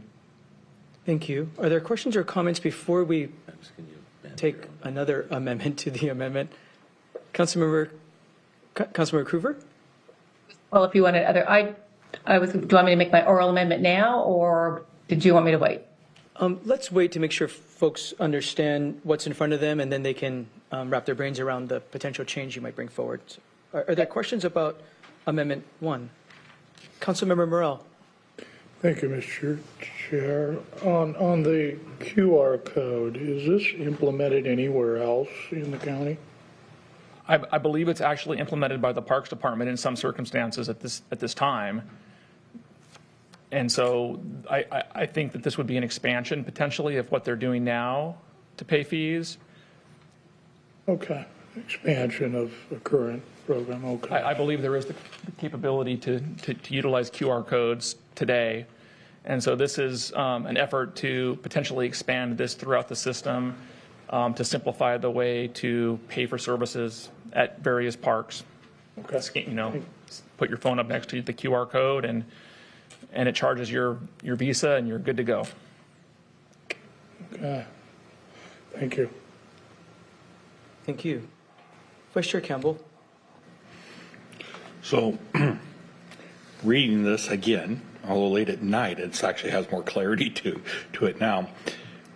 We were charging a drop-in horse arena per trailer, not per horse, with a trailer with a 2-horse limit, and the fee per hour was $15 per hour. And I think many of us saw that as a 2-hour limit, and it was a 2-horse limit, with each additional horse being $8. So if you had 3 horses on the trailer, 4 horses on the trailer.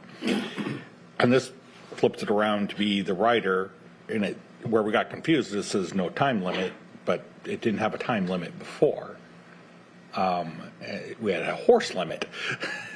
So, yeah, I just, in noticing that, I know there's an oral amendment, unless it brings a lot of clarity. I think we might want to, we are, I think, planning to continue this next week. We may want to continue the amendment because it wasn't a 2-hour limit, it was a 2-horsey limit. Councilmember Kruger. Or Mr. Kruger, if we wanted to clarify to make sure we're understanding. We'll begin with you, Councilmember Kruger. Thank you, Chair. The way I was reading this and have read, so let me think here. Did you want me to give my amendment? That may help in the sense. So Go ahead and make your oral amendment, Councilmember Krueger. So the first rider coming in is, if I may add some clarification with the director, because when I was reading this, a 2-horse limit, I'm thinking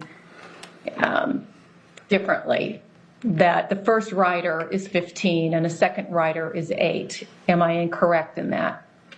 We can certainly have the director come up. As Vice Chair Campbell indicated, the recommendation on this item, whether or not it gets amended tonight, the recommendation is going to be to continue this to next week, to give everybody more time to think about this, possibly further amend it. Okay. So I don't know if that. Okay, actually, well, then I'll make my oral amendment is that the first the trailer 2-horse limit stay the 15, additional rider at 5, 2-hour time limit, replacing no with 2-hour. Councilmember Krueger, well, let me see if there's, well, before I see there's a second, I sense just a little bit of confusion, Councilmember Krueger, not because of you, just because of the hour and other things that have been on our plate. I'm wondering if you might work with staff to redraft in the way that you wish and come back with a clean draft next week, unless folks really want to dive into this tonight. No, it seems very simple. All I am in the amendment is retaining the 2-horse in a trailer for 15. It might be easier just to do it next week. I know what I want to say. It's just leaving the 15, but only amending the additional horses beyond the first trailer at $5 and making a 2-hour limit instead of a per hour, up to 2 hours for the time instead of making it per hour cost. My recommendation would be to work with staff to draft it up so we can see it in writing, and that would be fine. Councilmember Krueger, are you willing to withdraw the amendment? Yes. And do we have consent of the body to have the amendment withdrawn? Does anybody object to the amendment being withdrawn? Not seeing any objection. Sounds like Councilmember Krueger might be working with staff to refine this. And we have not done a public hearing on this. Are there any other amendments on this one? No, sir. Seeing no other amendments, are there any other remarks before we open this up for a public hearing?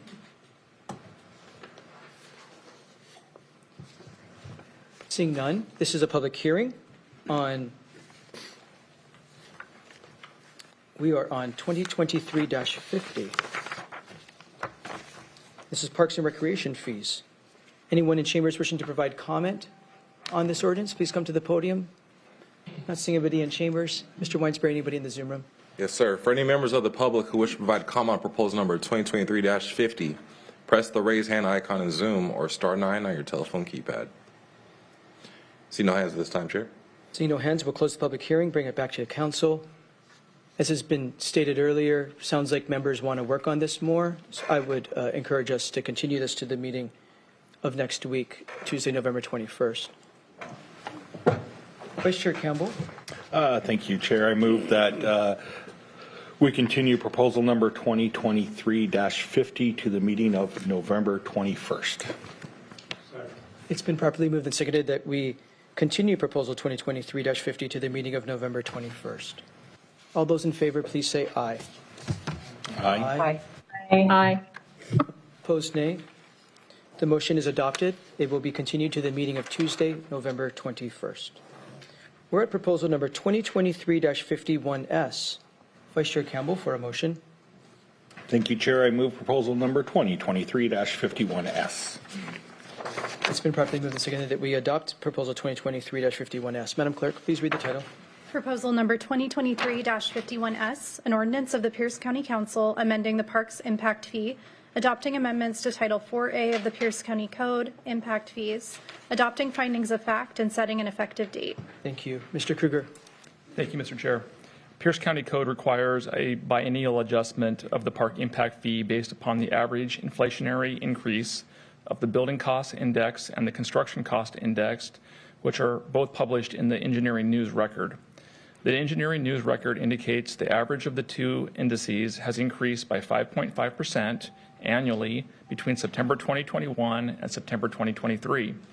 The proposal would increase the park impact fee obligation to $3,723 per residential dwelling unit on February 1st, 2024, and then the fee would increase to $3,928 per residential dwelling unit on February 1st, 2025.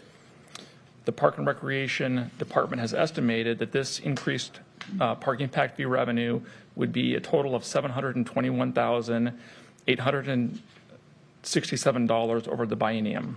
Happy to take any questions. Thank you, Mr. Kruger. Are there questions for Mr. Kruger before we open this up for a public hearing?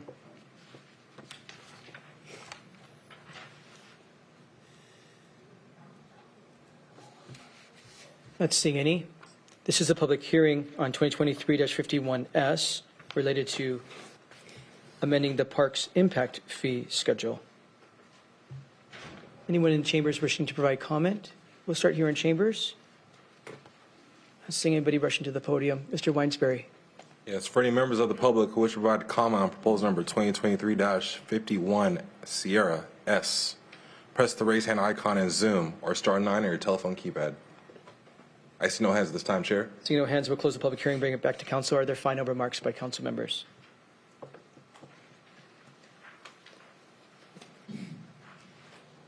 This has been debated in committee a bunch, and here in study session. My recommendation is that we advance this for final tonight. But let me see if any member wishes to move this to next week. Not seeing any. Madam Clerk, please call the roll on Proposal 2023-51S. Councilmember Denson. Aye. Councilmember Herrera. Aye. Councilmember Hitchin. Aye. Councilmember Morell. Aye. Councilmember Campbell. Aye. Councilmember Kruger. Aye. Councilmember Mello. Aye. The results of the roll call vote is 7 ayes. On a vote of 7 ayes and 0 nays, the ordinance is adopted. We have proposal number 2023-52S2 before us. Vice Chair Campbell for a motion. Thank you, Chair. I move proposal number 2023-52S2. It's been properly moved and seconded that we adopt proposal 2023-52S2. Madam Clerk, please read the title. Proposal number 2023-52S2, an ordinance of the Pierce County Council adopting the 2024 through 2029 Transportation Improvement Program and 2024 through 2037 14-year ferry program. Last line, please. Necessity and adopting findings of fact. Thank you. Mr. Taylor. Yes, good evening. Hugh Taylor, Council Staff. Proposal number 2023-52S2 adopts the 2024 through 2029 6-year Transportation Improvement Program and the 2024 through 2037 14-year ferry program. These programs identify the scope, timing, and funding for the improvement, preservation, maintenance, and operations of the county's transportation system, including the ferry system. The programs also include information on expected revenues and expenditures, as well as information on maintenance of capital improvements for the ferry system. Each of these programs is updated annually in accordance with the requirements of state law. The first 2 years of the programs are reflected in your biennial budget. Programs before you include more than $310 million of planned expenditures over the next 6 years, with the details for those planned expenditures set forth in Exhibit A, which is begins at page 124 of your packet. I'll note that the proposal before you did receive a due pass as substituted recommendation from the Committee of the Whole on November the 8th. It's before the Council today for your final consideration. I will note that action on the proposal today includes approval of the amendments that were approved by the Committee of the Whole on November the 8th. You'll note in your packet there's an addendum to Exhibit A that includes those amendments. I just want to be clear that your action today also includes action relative to those amendments. I will note that there's one amendment that's been offered today that's in your packet supplement. I'd be happy to walk through that amendment when you're ready for me to do so, Mr. Chair. Thank you. Are there questions about the underlying proposal that is before us before we offer the amendment? Not seeing any. Councilmember Denson for a motion to move Council Amendment number 1. Yes, thank you, Chair. I move Council Amendment number 1. It's been properly moved and seconded that we adopt Council Amendment number 1. Mr. Taylor. Thank you. Council Amendment number 1 to Proposal 2023-52S2 adds one new project to the Transportation Improvement Program. This project is titled 34th Street Northwest, 63rd Avenue Northwest Traffic Calming. Has proposed 2024 funding of $25,000 for the purpose of evaluating that corridor for measures to calm traffic. Funding source is a county road fund balance. The details for that new project are set forth in attachment 1 to the amendment memo. Thank you. There are questions about Amendment 1 or remarks about Amendment 1. Councilmember Denson. Yes, thank you, Chair. Just real quickly, I appreciate the council's consideration of this amendment. Some constituents brought this to me earlier this year. This is a neighborhood, a true neighborhood in every sense of the word, with lots of children. But unfortunately, it's between two heavily trafficked arterials, and it is used constantly as a cut through, especially during the heavy traffic hours, which coincide with when the children are out waiting for the bus or getting home and playing, in their neighborhood, in the streets. So they've already worked closely with the county and have had lots of discussions with county staff. County staff's been really, really helpful to them, giving them some advice. They worked with the county to have those neighborhood entry signs, and they paid for that themselves. They've done about everything that they can do, but they've asked that we consider moving ahead with an evaluation, something just to slow people down as they're coming through, or maybe discourage people from using that street as a cut through in the future to keep the children safe. So thank you for your consideration. Thank you. Are there further remarks about Council Amendment number 1? Not seeing any. We'll take a voice vote on the adoption of Council Amendment number 1. All those in favor, please say aye. Aye. Aye. Opposed, nay. The motion is adopted. We have proposal number 2023-52S2 in front of us as amended. I don't see any other hands, and there's no other amendments. There are no further amendments, Mr. Chair. We're going to open this up for a public hearing.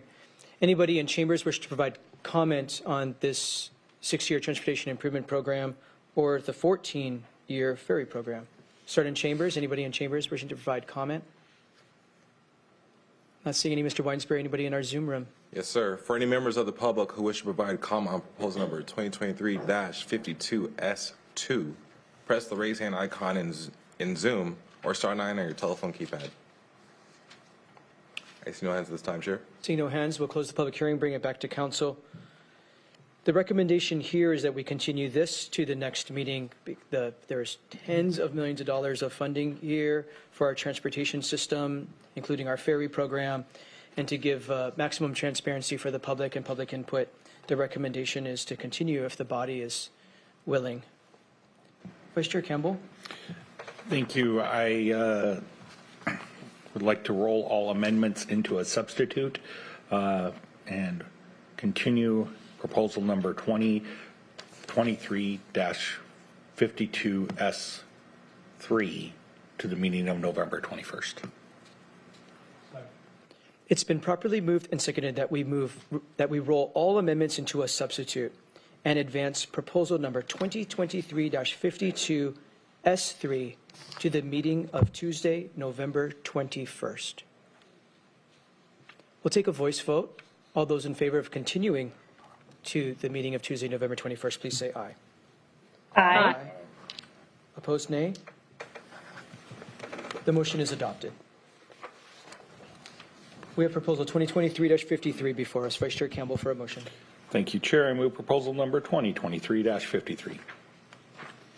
It's been properly moved and seconded that we adopt proposal number 2023-53. Madam Clerk, will you please read the title? Proposal number 2023-53, an ordinance of the Pierce County Council amending section 13.13.85 of the Pierce County Code, rates and charges, by establishing the year 2024 and year 2025 rates and charges for the availability and furnishing of sanitary sewer services and setting an effective date. Thank you. Mr. Swanson. Thank you, Chair Mello, council members. 2023-53 would adopt the 2024 and 25 sewer rates.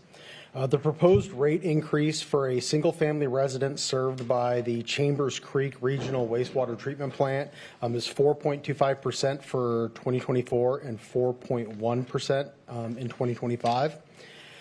For the Cascadia Wastewater Treatment Plant, the proposed increase is 4.45% for 2024 and 4.32% in 2025.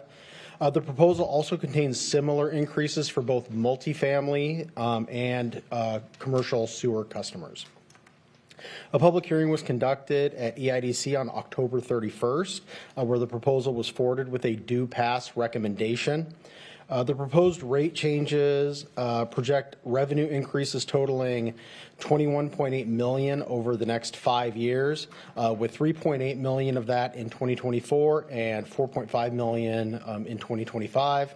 A more detailed staff report is included in your packet beginning at page 321. Both council and sewer division staff are available, Mr. Chair. Thank you.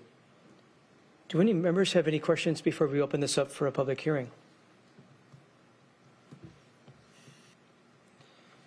Not seeing any. We will open this up for a public hearing. Anybody in chambers wishing to provide comment on the rates and charges for our sanitary sewer system? Anyone in chambers? Not seeing anybody. Mr. Weinsberry, anybody in the Zoom room? Yes, sir. For any members of the public who wish to provide comment on proposal number 2023-53, press the raise hand icon on Zoom or star 9 on your telephone keypad. And I see no hands at this time, Chair. Seeing no hands, we'll close the public hearing, bring it back to the council. Are there final questions or comments by council members? This one has been beaten up pretty well at the Economic Development and Infrastructure Committee and along its legislative life. So the recommendation is to consider this for final action this evening. Pausing to see if there's any disagreement. Not seeing any. Madam Clerk, will you please call the roll on proposal 2023-53? Councilmember Hitchin. Aye. Councilmember Morell. Aye. Councilmember Campbell. Aye.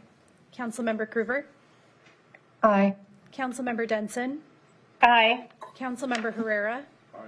Councilmember Mello. Aye. The result of the roll call vote is 7 ayes. On a vote of 7 ayes and 0 nays, the ordinance is adopted. That brings us to proposal number 2023-54. Vice Chair Campbell for a motion, please. Thank you, Chair. I move proposal number 2023-54. It's been properly moved and seconded that we adopt proposal 2023-54. Madam Clerk, please read the title.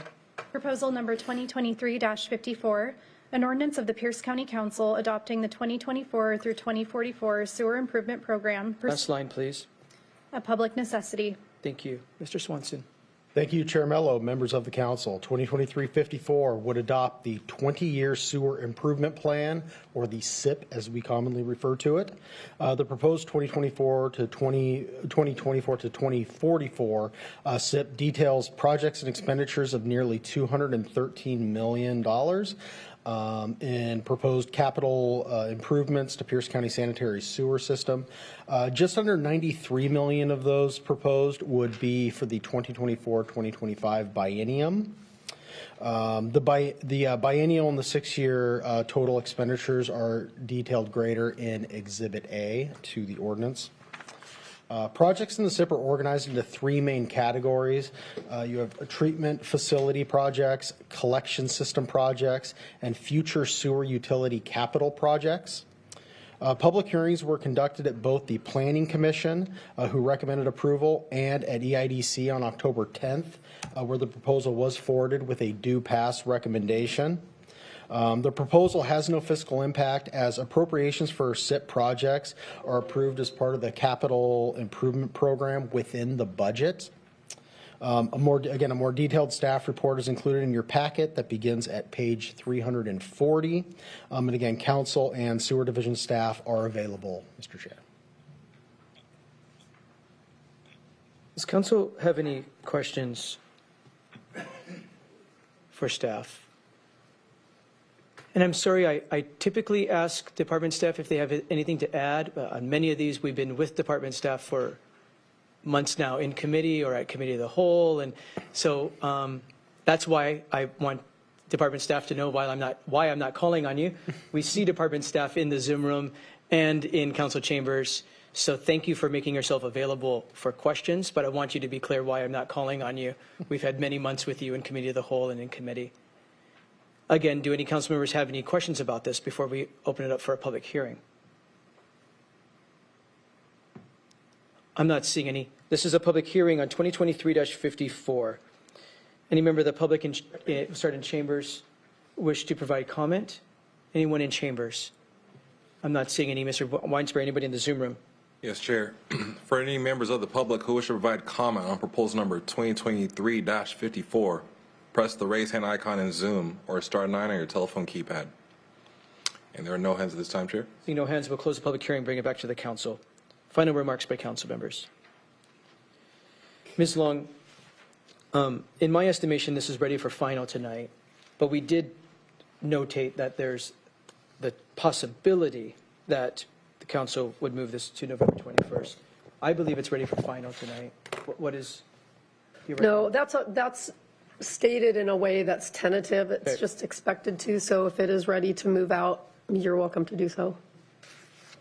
Members, I'll pause to see if anybody disagrees. In my estimation, this is ready to be moved out. We had a lot of time with it in committee of the whole and in committee. Anybody disagree? Vice Chair Campbell. I will note it says for final action below. So, thank you. Seeing no further hands, Madam Clerk, please call the roll on proposal 2023-54. Councilmember Morell. Aye. Councilmember Campbell. aye. Councilmember Krueger. Aye. Councilmember Denson. Aye. Councilmember Herrera. Aye. Councilmember Hitchin. Aye. Councilmember Mello. Aye. The result of the roll call vote is 7 ayes. On a vote of 7 ayes and 0 nays, the ordinance is adopted. We have proposal number 2023-55 before us. Councilmember Morell for a motion. Thank you, Mr. Chair. I move proposal number 2023-55. It's been properly moved and seconded that we adopt proposal 2023. Madam Clerk, please read. Proposal number 2023-55, an ordinance of the Pierce County Council amending Chapter 2.112 of the Pierce County Code, Pierce County Airports, lease rates and rental fees, and setting an effective date. Thank you. Good evening, Mr. Taylor. Good evening. Thank you. The proposal before the council is proposal number 2023-55.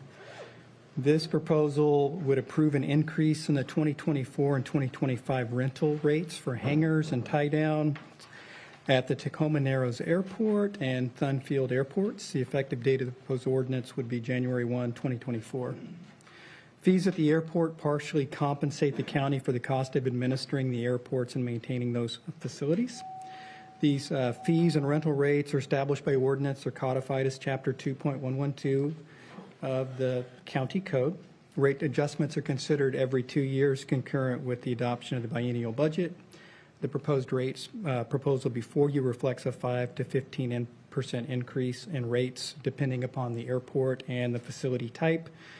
Details on the rate increases can be found at page 434 of your packet. The proposed increases are expected to generate approximately $120,000 of additional revenue over the biennium. The proposal before you did receive a due pass recommendation from the Economic Infrastructure Development Committee. That recommendation came on October 31. The proposal is before the council today for final consideration. There are no amendments that have been proposed, and I'm happy to answer any questions. Thank Are there questions for Mr. Taylor before we open this up for a public hearing? We also have department staff on the line.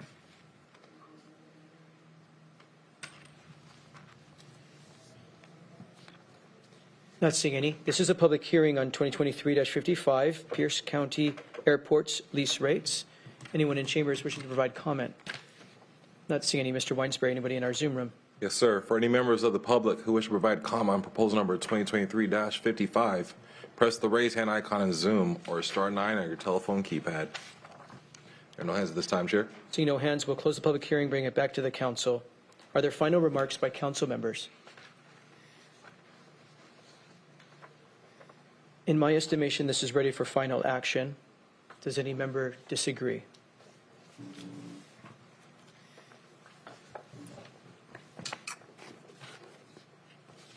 Madam Clerk, please call the roll on 2023-55. Councilmember Campbell. Aye. Councilmember Krueger.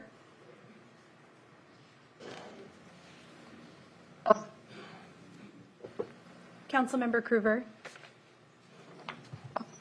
That's an aye. That's an aye from Councilmember Krueger. Thank you for the hand signal, Councilmember Krueger. Councilmember Dunson. Aye. Councilmember Herrera. Aye. Councilmember Hitchin. Aye. Councilmember Morell. Aye. Councilmember Mello. Aye. The result of the roll call vote is 7 ayes.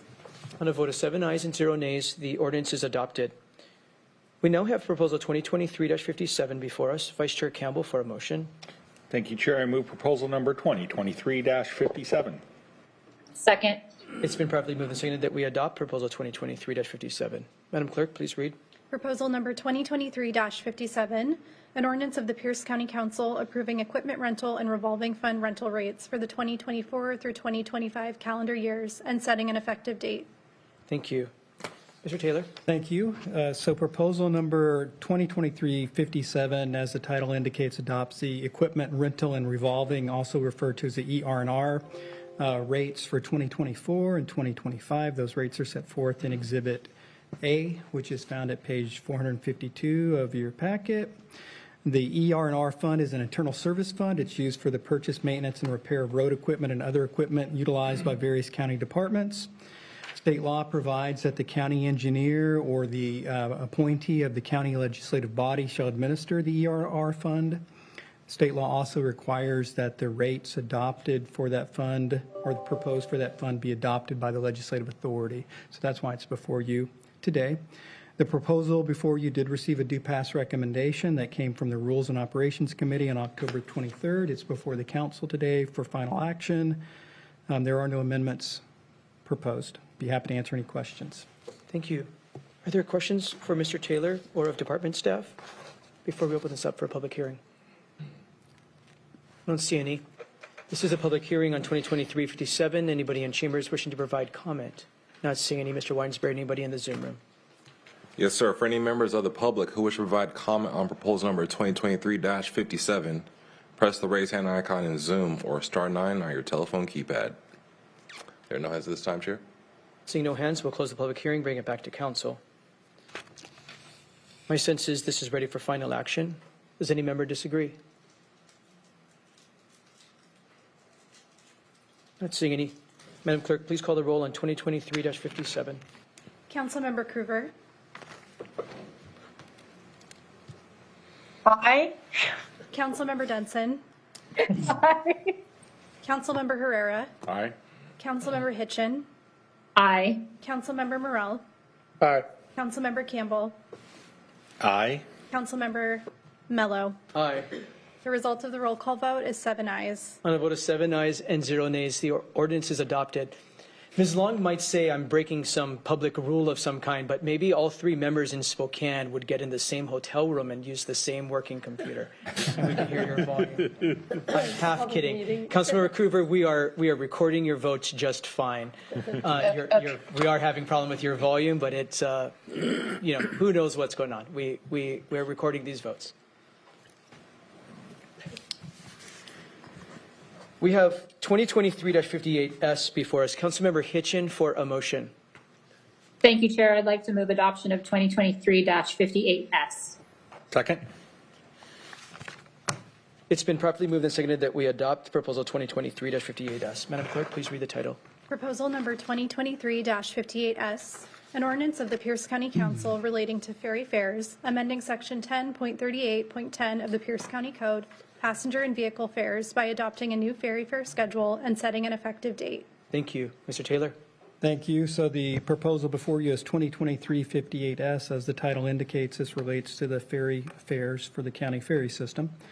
This proposal would approve an increase in ferry fares of 3% for 2024 and 5% for 2025, and it would also approve a $1 per ticket capital replacement surcharge. Proposal also codifies the free fare for youth and children, which is subsidized by the state of Washington. I'll note that this ferry system, of course, provides vehicle and passenger ferry service to Anderson Island and Ketron Island, as you're aware. Revenues to support the service are derived from a variety of sources, including the fares that are before you today.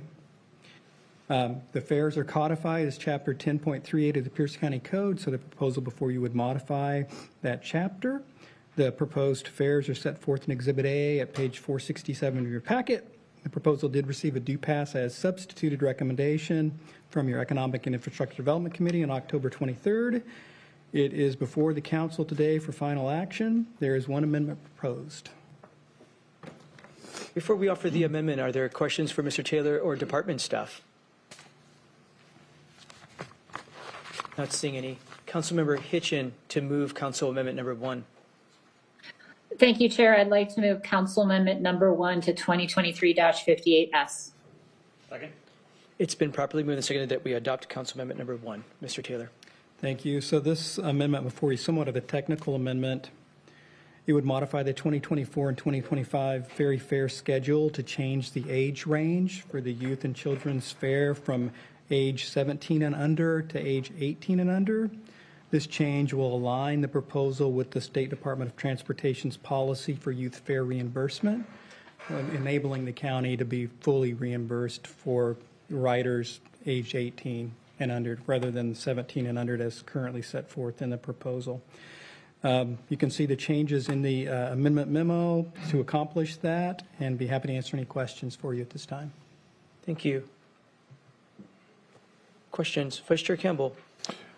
Thank you. At study session, I asked, because we saw the age range for youth and children, what the senior one was, since I have an answer for you. It is, well, I'll let you go ahead and answer. Okay, it is codified. It's 65 and older. For purposes of ferry fare schedule, that's a senior. You hear that, ARPA? Quit sending me mail. 65 and older. 65 Yes. and older. Yeah. Thank you. Thank you for that question. Any other questions on Amendment 1? Not seeing any. We'll take a voice vote on the adoption of Council Amendment number 1 to these ferry fares. Passenger and vehicle fares. All those in favor of adopting Council Amendment number 1, please say aye. Aye. Aye. Opposed, nay. The motion is adopted. We have Proposal 2023-58 before us, 58S as amended before us. We're going to open this up for a public hearing. Is there anyone in chambers wishing to provide comment? Not seeing any. Mr. Weinsberry, anybody in the Zoom room? Yes, sir. For any members of the public who wish to provide comment on proposal number 2023-58S, press the raise hand icon in Zoom or star 9 on your telephone keypad. I see no hands at this time, Chair. Thank you. We'll close the public hearing, bring it back to the council. Are there final remarks by council members? Councilmember Hitchin. Thank you, Chair. I just want to thank the department staff that worked really hard to reach out to the community to get us to this point. We know we have to continue looking at how we're funding our ferries, and the county is committed to working with our state partners and really thinking about how we'll do this long term, because it's not sustainable. But this was a good step forward to specifically start allocating and setting aside funds for the future. And then also recognizing that our youth that are able to ride free on our buses around the community should be able to get to said buses. So I appreciate the state stepping in to help us with continuing to allow that opportunity for youth, whether they live on islands in our community or off islands. So thank you. Thank you, and thank you for your work on this. Any other final remarks? Not seeing any. My sense is this is ready for final action unless you disagree. Councilmember Hitchin? Any other member? Not seeing any other member. Madam Clerk, please call the roll on 2023-58S. Councilmember Denson. Aye. Councilmember Herrera. Aye. Councilmember Hitchin. Aye. Councilmember Morell. Aye. Councilmember Campbell. Aye. Councilmember Krueger. Councilmember Mello. Aye. The result of the roll call vote is 7 ayes. On a vote of 7 ayes and 0 nays, the ordinance is adopted. We have proposal 2023-59S before us. Vice Chair Campbell for a motion. Thank you, Chair. I move proposal 2023-59S. It's been properly moved and seconded that we adopt proposal 2023-59S. Madam Clerk, please read the title. Proposal number 2023-59S, an ordinance of the Pierce County Council amending Pierce County Code Chapter 2.5, Planning and Public Works and Assessor Treasurer Development Review, Inspection, and Last line, please. Application fees and setting effective dates. Thank you. Mr. Krueger. Good evening, Council. Mike Krueger, Council staff. The proposal before you would adjust various planning and public works, development review, inspection, and application processing fees, as well as fire protection permit fees. The planning and public works development processing fees would be adjusted on February 1st, 2024, and then again on February 1st, 2025. The building and fire code fee adjustments would become effective on February 1st, 2024. The Department of Planning and Public Works has indicated that this proposal will increase the development processing fees by $659,794 in 2024 and $694,640 in 2025. Of that amount, $54,000 is estimated to come from the increase in fire protection permits each year. Total fee revenue is estimated to increase by $1,354,434 over the biennium. This proposal was considered at the October 16th, 2023 Community Development Committee hearing and did receive a due pass as substituted recommendation. And there are no additional amendments for you to consider this evening. Thank you.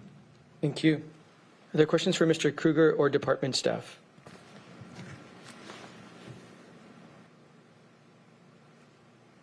Not seeing any. Let's open this up for a public hearing on proposal 2023-59S. Anyone in chambers wishing to provide comment?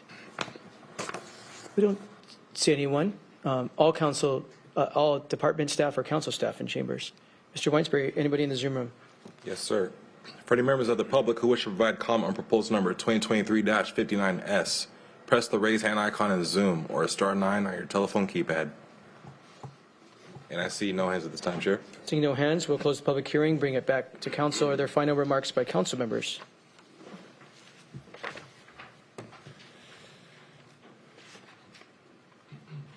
Vice Chair Campbell, what's your thought here?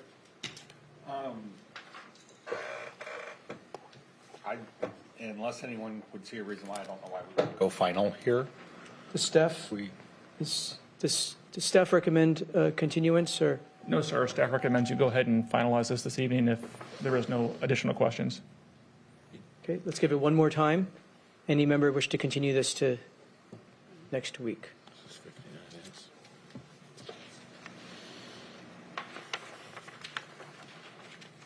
Madam Clerk, will you please call the roll on proposal 2023-59S? Councilmember Herrera. Aye. Councilmember Hitchin. Aye. Councilmember Morell. Aye. Councilmember Campbell. Aye. Councilmember Krueger. Aye. Councilmember Denson. Aye. Councilmember Mello. Aye. The result of the roll call vote is 7 ayes. On a vote of 7, excuse me, on a vote of 7 ayes and 0 nays, the ordinance is adopted. We have proposal 2023-60S before us. Vice Chair Campbell for a motion. I move proposal number 2023-60S. It's been properly moved and seconded that we adopt proposal 2023-60S. Madam Clerk, please read the title. Proposal number 2023-60S, an ordinance of the Pierce County Council adopting the 2024 through 2029 Surface Water Improvement Program pursuant to Section 6.40 in the Pierce County Charter and the Revised Code of Washington, Sections 36.70A. Last line. plan is a public necessity. Thank you. Mr. Swanson, good evening. Thank you, Chair Mello, members of the council. 2023-60S would adopt the 6-year Surface Water Improvement Plan, or the SWIP as we call it. The proposed 2024 to 2029 SWIP details projects and expenditures of just over $180 million in proposed capital surface water and flood management system projects. Close to $53 million of those proposed are for the upcoming 2024-2025 biennium. The biennial and 6-year totals are explored in greater detail in Exhibit A to the ordinance. Projects in the SWIP are generally organized by their purpose and benefits to both flood risk reduction and then water quality improvement, and then also fish barrier and habitat improvement projects. Public hearings were conducted at both the Planning Commission, where it did receive, they did recommend approval at the Planning Commission, and then again at the Economic and Infrastructure Development Committee on October 10th, where the proposal was forwarded with a do pass as substituted recommendation. The proposal has no fiscal impact, as appropriations for SWIP projects are approved as part of the capital improvement program that is within your budget. And again, a more detailed staff report is included in your packet. It begins at page 562. And again, both council and surface water management staff are available for any questions, Mr. Chair. Thank you. Are there questions for Mr. Swanson or department staff? I don't see any. Let's open this up for a public hearing on the surface water improvement program. Any members in chambers wish to provide comment? Not seeing any. Mr. Weinsberry, anybody in the Zoom room? Yes, sir. For any members of the public who wish to provide comment on proposal number 2023-60S, press the raise hand icon in Zoom or star 9 on your telephone keypad. And I see no hands at this time, Chair. Seeing no hands, we'll close the public hearing, bring it back to the council. Are there any final remarks by council members? My sense is this is ready for final action. I'll see if anybody disagrees. Madam Clerk, will you please call the roll on 2023-60? Councilmember Hitchin. Aye. Councilmember Morell. Aye. Councilmember Campbell. Aye. Councilmember Krueger. Aye. Councilmember Denson. Aye. Councilmember Herrera. Aye. Councilmember Mello. Aye. The result of the roll call vote is 7 ayes. On a vote of 7 ayes and 0 nays, the ordinance is adopted.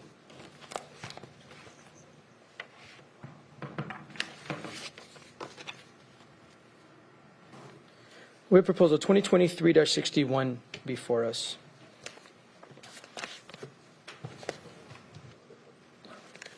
Councilman Morell for a motion. Thank you, Mr. Chair. I move proposal number 2023-61.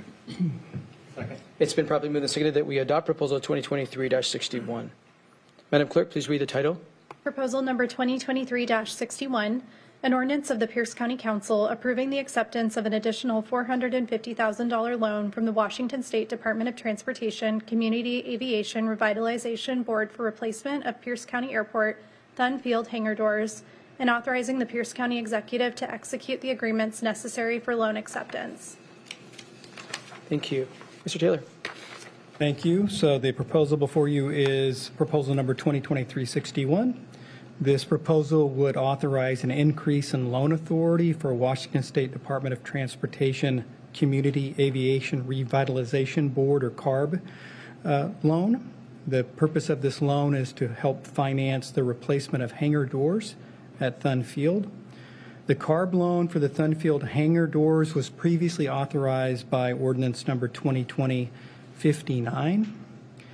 The proposal before you would increase the loan authority for that CARB loan by $450,000 with no change in loan terms. With the additional loan authority, the total loan authority would be $1.2 million. Interest rate and term of that loan would remain the same, 2% per annum for 20 years, with an initial payment deferral option to August 1 of 2027.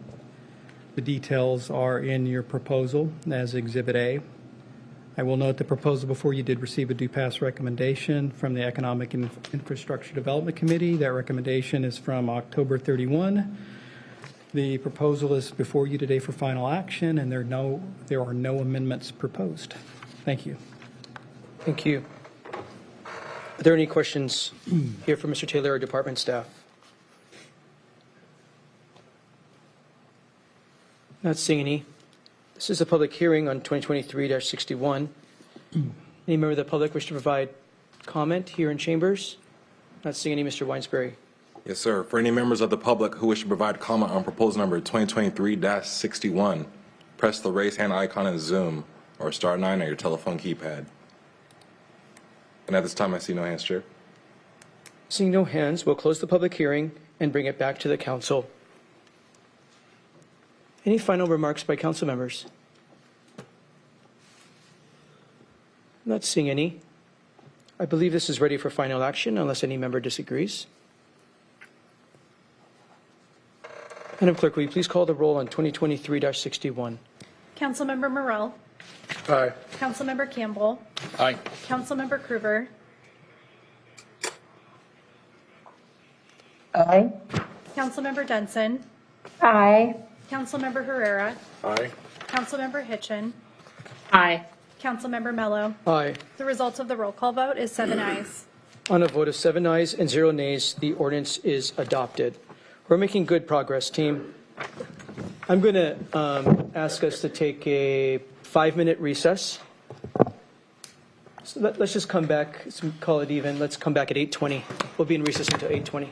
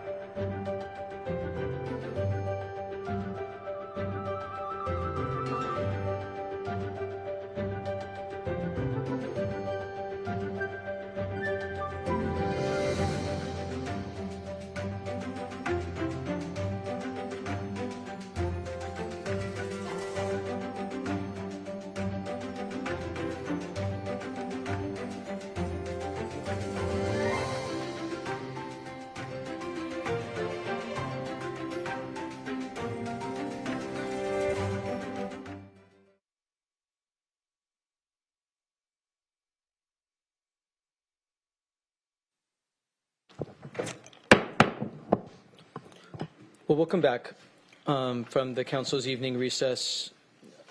We're on the home stretch here this evening. We have proposal 2023-63S before us. Vice Chair Campbell for a motion. Thank you. I move proposal number 2023-63S. It's been properly moved and seconded that we adopt proposal 2023-63S.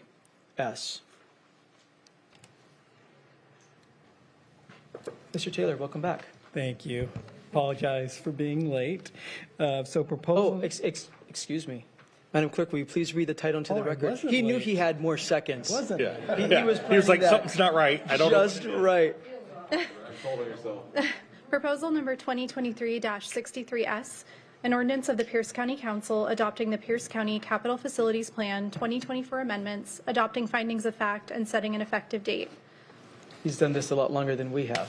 All right. Mr. Taylor. All right, thank you. So proposal number 2023-63S, as the title indicates, adopts the 2024 amendments to the Pierce County Capital Facilities Plan, also known as the CFP. The CFP is a component of the county's comprehensive plan. It's required pursuant to the Growth Management Act.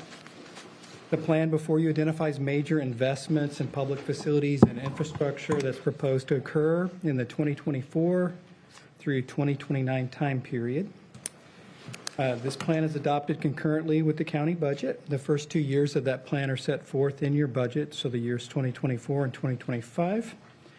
The CFP before you identifies approximately $329 million of proposed capital facility investments for 2024 and 2025. The details are set forth in Exhibit A that begins at page 677 of your packet. The proposal before you did receive a forwarded as substituted recommendation, without recommendation. So that's a different one. So forwarded as substituted without recommendation from the Committee of the Whole on November the 8th. It's before the council today for final action. I will note that action on the proposal today includes approval of amendments that were approved by the Committee of the Whole on November the 8th. They're in an attachment to Exhibit A as a cover sheet to Exhibit A. There is one amendment proposed to the proposal today. Mr. Kruger is going to walk through that amendment when you're ready, Mr. Chair, and I'll stand by for questions at this time. Thank you. This is the Capital Facilities Plan. There's a lot in it. These are general government facilities, including sheriff's facilities throughout the county, parks facilities, and others, including this building that many of us are in right now. Are there any questions about the Capital Facilities Plan as it's come out of the Committee of the Whole?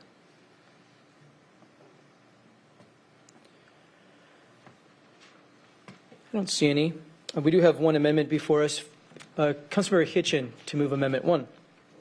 Thank you, Chair. I'd like to move Council Amendment Number 1 to 2023-63S. Second. It's been properly moved and seconded that we adopt Council Amendment Number 1. Mr. Kruger. Good evening, Mr. Chair and council members.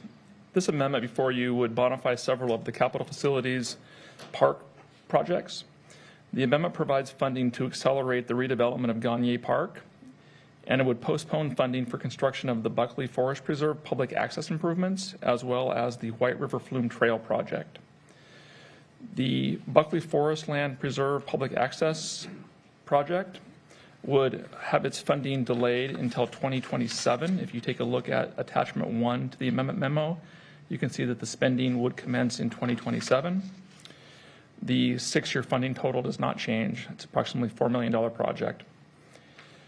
The second part of the amendment concerns the White River Flume Trail. The White River Flume Trail would have its funding suspended over the biennium, with the project starting in 2026. Again, the 6-year funding total of $2.6 million would not change. And then finally, the project that's titled Gagne Playfield Improvements would be accelerated with significant funding appropriated for planning and design in 2024, with potentially some construction projects in 2024 related to a restroom that needs to be rebuilt. And then in 2025, more work would be done, including more significant improvements. I'd be happy to take any questions about the amendment. Thank you. Thank you. Questions or remarks by council members on Amendment 1? Councilmember Hitchin.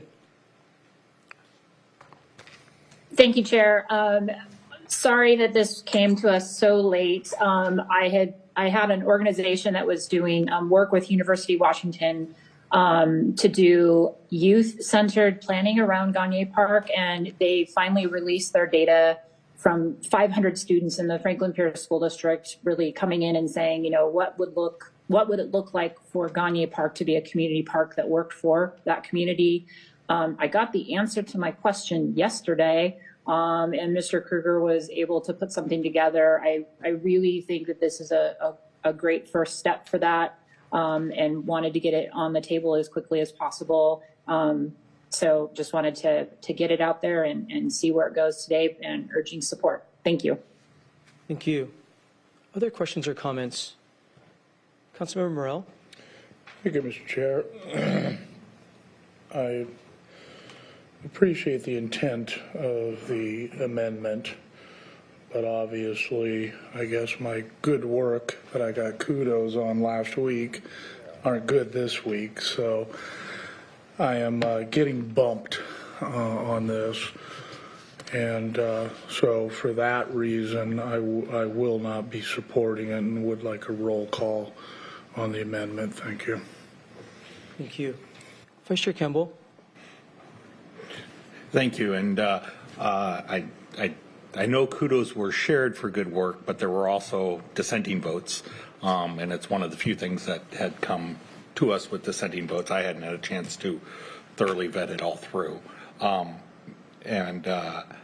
I was thinking about that, this one came forward, and it's kind of in the thought process that I've heard is that we want to make sure we are taking care of the work that's still within the population centers that we have. Gagne's been deferred for a long time, and we're focusing a lot of the executive's leadership in the Parkland area through Blue Zones and others projects to kind of lift all boats in that area. And that includes our parks. And then if we think we could get by another year, someone comes along with a car and runs into the bathrooms and creates even more urgency and more urgency. And then, we have construction in our other parks and people don't have a place to go. And I think we need to invest in the parks that we have in Parkland.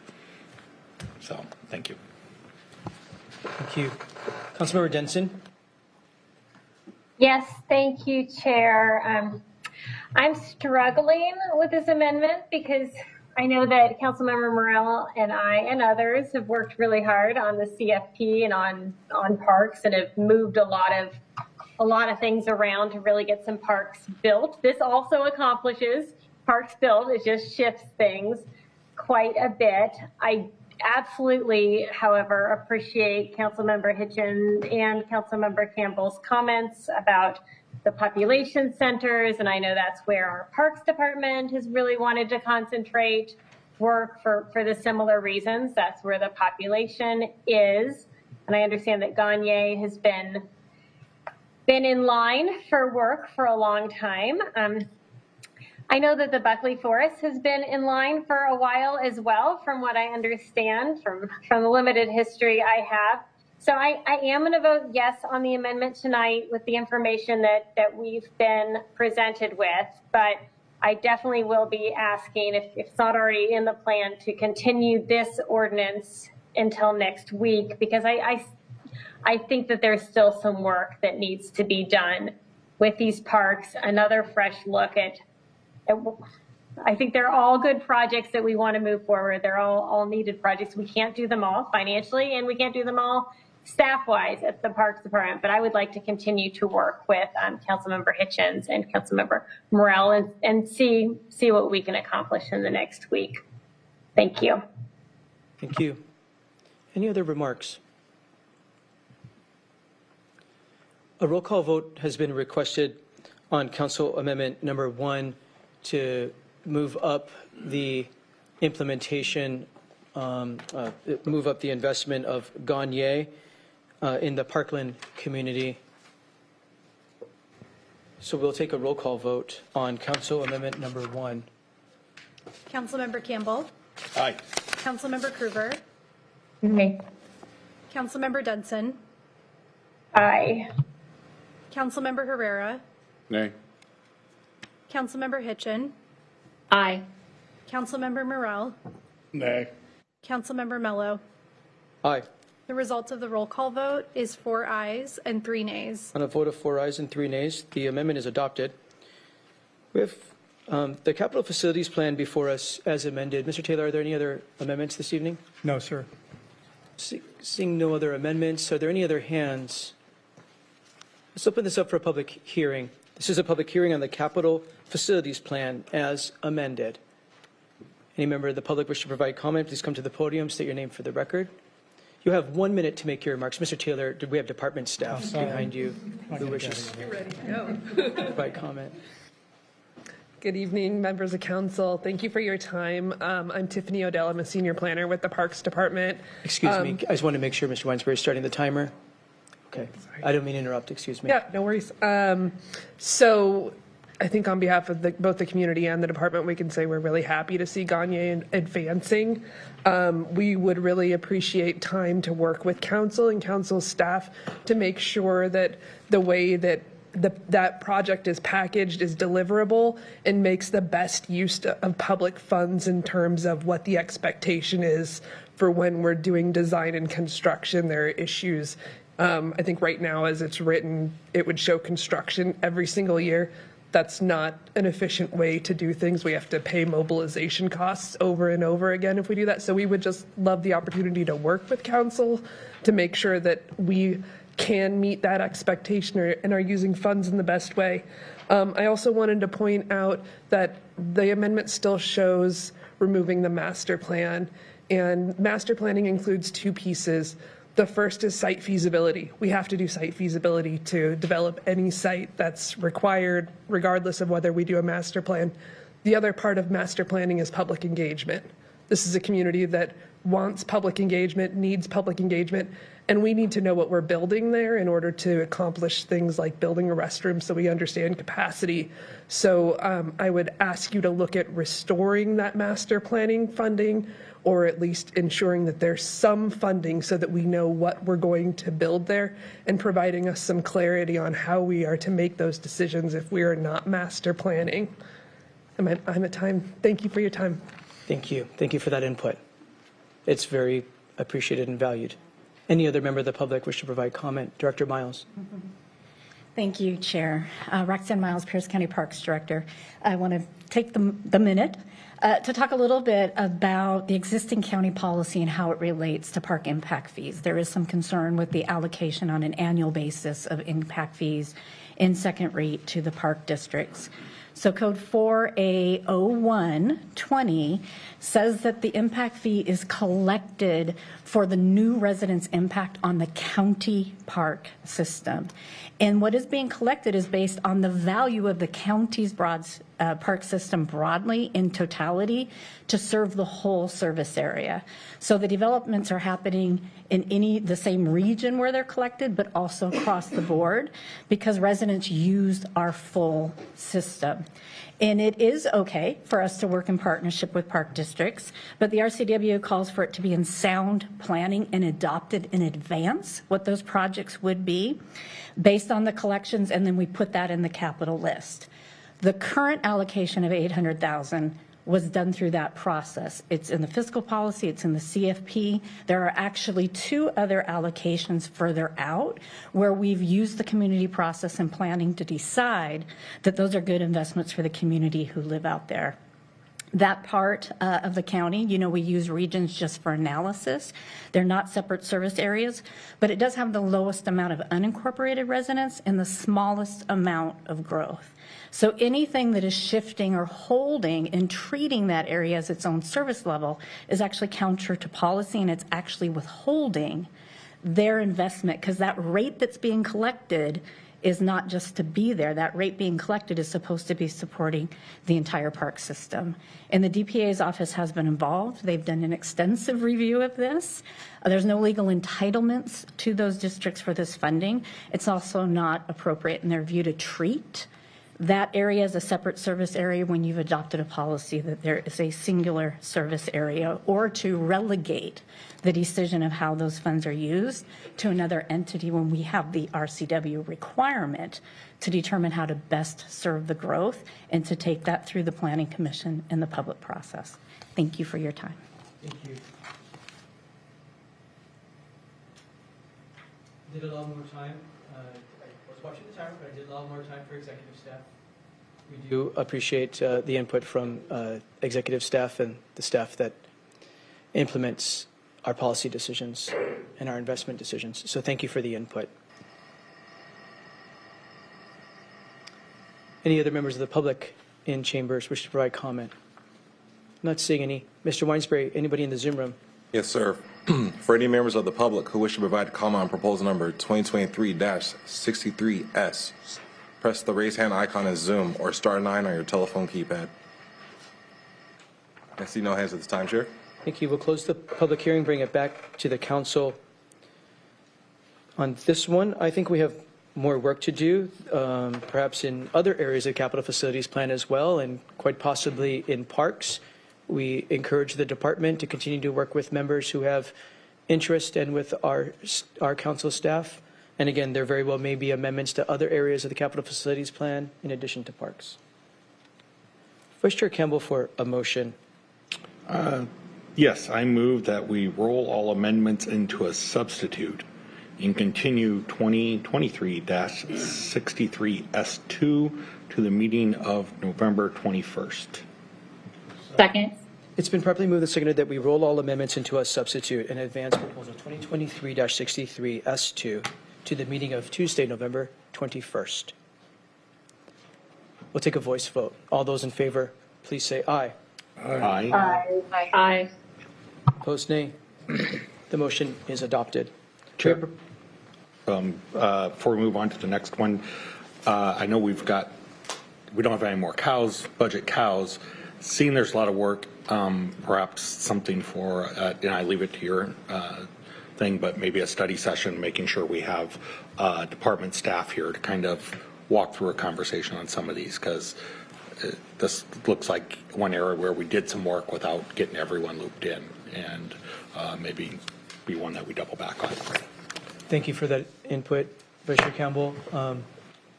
Let's make time at both Monday's study session and Tuesday's study session to discuss further amendments, including the capital facilities plan. And we would certainly encourage department staff to make themselves available for those conversations at Monday's study session and Tuesday's study session, so we have the experts in the room. Thank you for that suggestion. We have proposal number 2023-64S before us. Councilmember Denson for a motion on 64S. Thank you, Chair. I move proposal number 2023-64S. Second. Second. It's been properly moved and seconded that we adopt proposal 2023-64S. Mr. Swanson. Thank you, Chair Mello and council members. 2023-64S would adopt the 2024 school impact fee schedule and create a 10... Excuse me. My fault. Madam Clerk, will you please read the title into the record? It's getting late. I apologize. Please read the title into the record. Proposal number 2023-64S, an ordinance of the Pierce County Council amending section 4A.30.30 of the Pierce County Code, school impact fee schedule, to adjust school impact fees for 2024 based upon changes to the consumer price index. Last line, please. Impact fee schedule. Thank you, and my apologies. Important part of this, so the public knows what we're working on, is reading these titles into the record. Thank you for that. Mr. Swanson, my apologies for interrupting. Not a problem. Thank you, Mr. Chair. The 2023-64S, again, it would adopt the 2024 impact fee schedule for school impact fees, and it would create a 10-member working group to evaluate Pierce County school impact fee policies and calculation methodologies. The proposal updates the single-family and multifamily maximum fee obligations, as well as each school district's calculated impact fee. Under the current methodology, New residential developments are charged the lower of the MFO and the district's calculations for the respective district that they're in. These are both shown in Exhibit A, which is on page 884 of your packet. The proposed increase to the single-family MFO for 2024 is $105, which represents a 2.36% increase, and then for the multifamily MFO would be $55, which is a 2.92% increase. And again, and there's a more detailed memo on how the MFO calculations and that in your packet, and that is on page 885. A public hearing was conducted at CDC on November 6th, where the proposal was forwarded with a do pass as substituted recommendation. This proposal has no fiscal impact as Pierce County serves as a pass-through entity. We collect the fees and then distribute them to the appropriate school districts. Then also the working group or any funds necessary for the working group would be paid for out of already programmed funds within the council budget. So there's no impact fee in this proposal. I'm sorry, there's no cost fiscal impact associated with this proposal. A more detailed staff report is included in your packet, and that begins at page 874. And again, both council and finance staff are available to answer any questions. And Mr. Chair, we do have one amendment to this proposal.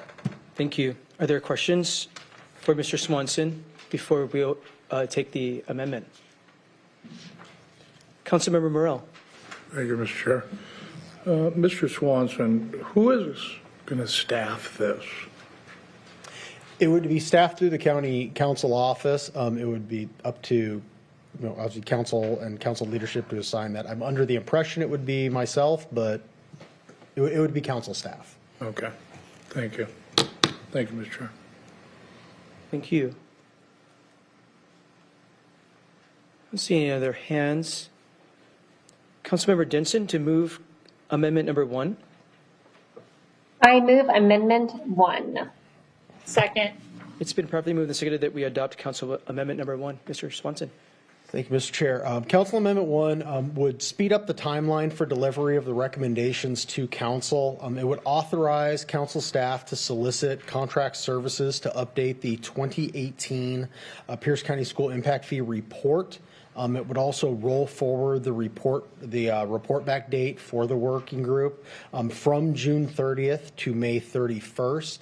So essentially this would create another month going into summer so that any recommendations, council would have time to work through their process and get any updates that were needed to Pierce County Code done prior to school districts having to work on their capital facility plans.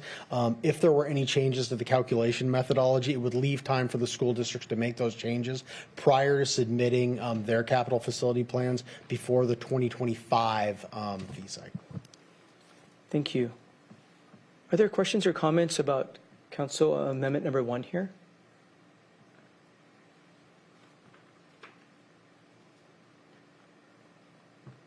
Seeing none, we're going to take a voice vote on the adoption of Council Amendment number 1.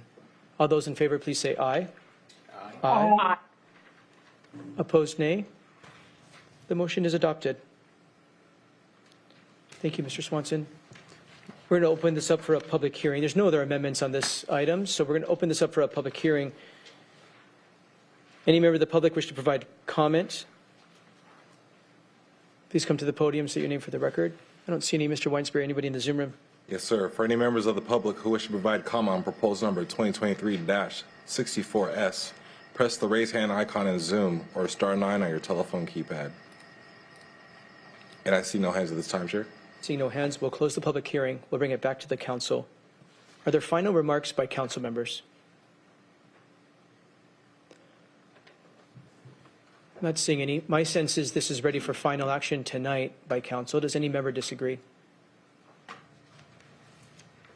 Not seeing any. Madam Clerk, will you please call the roll on 2023-64S? Councilmember Denson. Aye. Councilmember Herrera. Aye. Councilmember Hitchin. Aye. Councilmember Morrell. Aye. Councilmember Campbell. Aye. Councilmember Krueger. Councilmember Krueger, was that an aye? Councilmember Mello. Aye. The result of the roll call vote is 7 ayes. On a vote of 7 ayes and 0 nays, making sure I got that right, the ordinance is adopted. We have proposal number 2023-65S before us. Vice Chair Campbell for a motion. Thank you. I move proposal number 2023-65S. It's been properly moved and seconded that we adopt proposal 2023-65S. Madam Clerk, will you please read the title into the record? Proposal number 2023-65S, an ordinance of the Pierce County Council implementing the 2024 through 2025 budget by requesting certain county departments, boards, and commissions to take certain actions and setting an effective date. Thank you. Mr. Boki, good evening. I don't know which one you are. The There you go. one, yeah, thank you. Public Council staff, this is the first of 3 what we term or 2 trailer ordinances and 1 trailer resolution that you'll consider this evening. This one deals with requesting certain county departments, boards, and commissions to take certain actions and setting an effective date. There are a number of items already in there that were added at the last committee of the whole. There are 2 dealing with economic development. There are a number of ones for the Parks Department. Planning and Public Works is a major portion of this, well more than half. The Human Services Department also has a number of other reporting ones. Finance Department and the Emergency Management Department, and there's one for multiple departments, and that has to do with progress in achieving the goals Pierce County's Sustainability 2030 plan. So it's reporting. It's actually asking these departments or the executive to come back and make reports to the council. And there are 2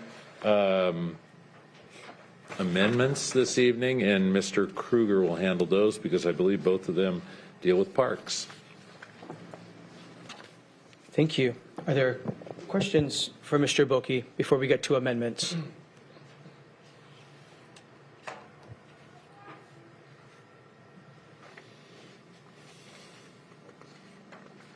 I'm not seeing any. We do have 2 amendments to this proposal. Vice Chair Campbell to move Amendment 1, please. Thank you, Chair. I move amendment number 1 to proposal number 2023-65S. It's been probably moved and seconded that we adopt Council Amendment number 1. Mr. Kruger. Good evening, Chair. Mike Kruger, Council staff.